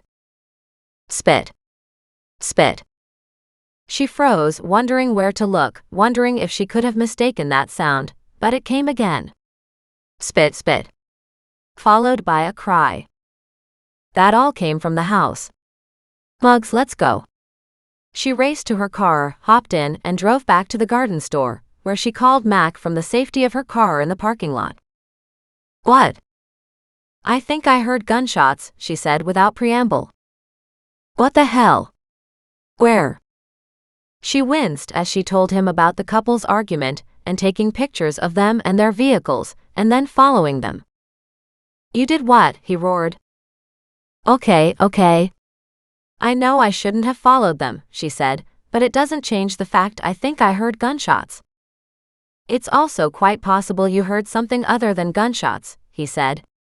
Like a car backfiring. Yes, maybe, she said. Maybe. But maybe not. He groaned. Fine. What's the address? I don't know the house number, she said. But it's on Hawthorne Street, the third house in from the corner, on the left side if you're coming from the Kelowna sign. Oh, that's what you were doing there. I had to see how big the beds were. How else could I give a decent bid? She hoped he would believe that was her main reason for going there in the first place. I'll take a look, he said. But you go home. Will you do that? I will. Did you bring any of the animals with you? Just Muggs. She reached over to pet the basset hound's head. Muggs let out a corresponding woof into the interior of her car. At least you've got him, although I don't know that he'll be much protection against an attack. As you well know, she snapped, he's great protection when needed. Maybe, he said. But maybe not. I think you guys are a comedy of errors. Okay, that's possible, she said defiantly, a trifle hurt. But it works. We're all family. And on that note, she hung up. She reached over and gave Muggs a big cuddle.